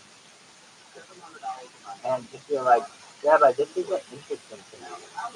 I know, but I have to do this in order to test my life. So keep your pants on right now. Right. So that one's going, that one's going, that one's going. Okay. I have this one that I have to do. I have one in the corner here. This one's a pain in the ass to do. But this is the one that got when I got arrested. So, yeah, it's pretty good.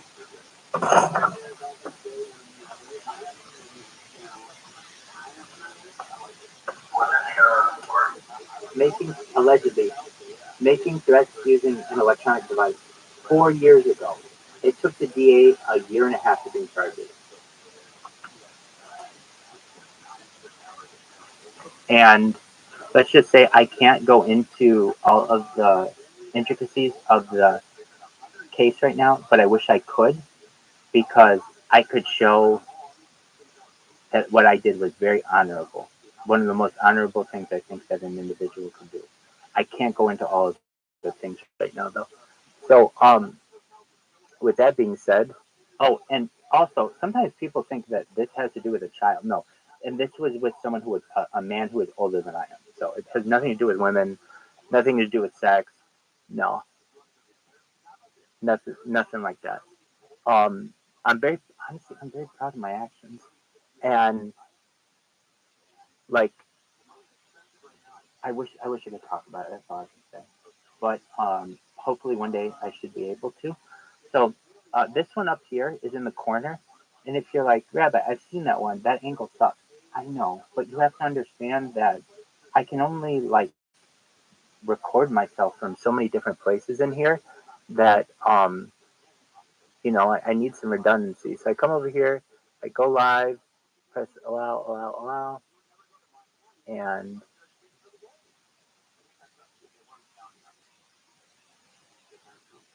now here's the thing. Oh, that worked. Okay. I get so good with these apps I know when they're gonna glitch, when they're not gonna glitch. I also know. Here's the one that really where I impress myself. I've gotten so good at captchas, in particularly Twitter's captchas. The um, what do they call them? They call them an Arcos challenge, where you have to like put the finger in the right direction or tell them how many blocks there are or whatever. I was so good at their captchas that they actually had errors in them, and I had to remember where the errors were, or else I would have to do the whole test again if you do it the normal way. Here is another one that we're going to do. Now, if you're like, Rabbi, your place is an absolute shithole. Oh, I know. You should know that apparently in the future, that's very attractive. In the future, everything's really clean and pristine, and everybody is like super hypoallergenic. So when people are watching this in the future, it's really attractive then. This is just down and dirty. Is my place right now as dirty as it seems? It really is not. Do I clean a fish pirate? Absolutely. And why? I do it for science. So people don't understand, or maybe you do. He is sterile. I wash it out and like daily. It's not. It's just instant. Or if I didn't, I'd have to take 15 different bath to do it. Okay. So we come over here. We're gonna press end the stream. You can see my Harry Potter Obama Sonic and the coffee cup there, and I make sure to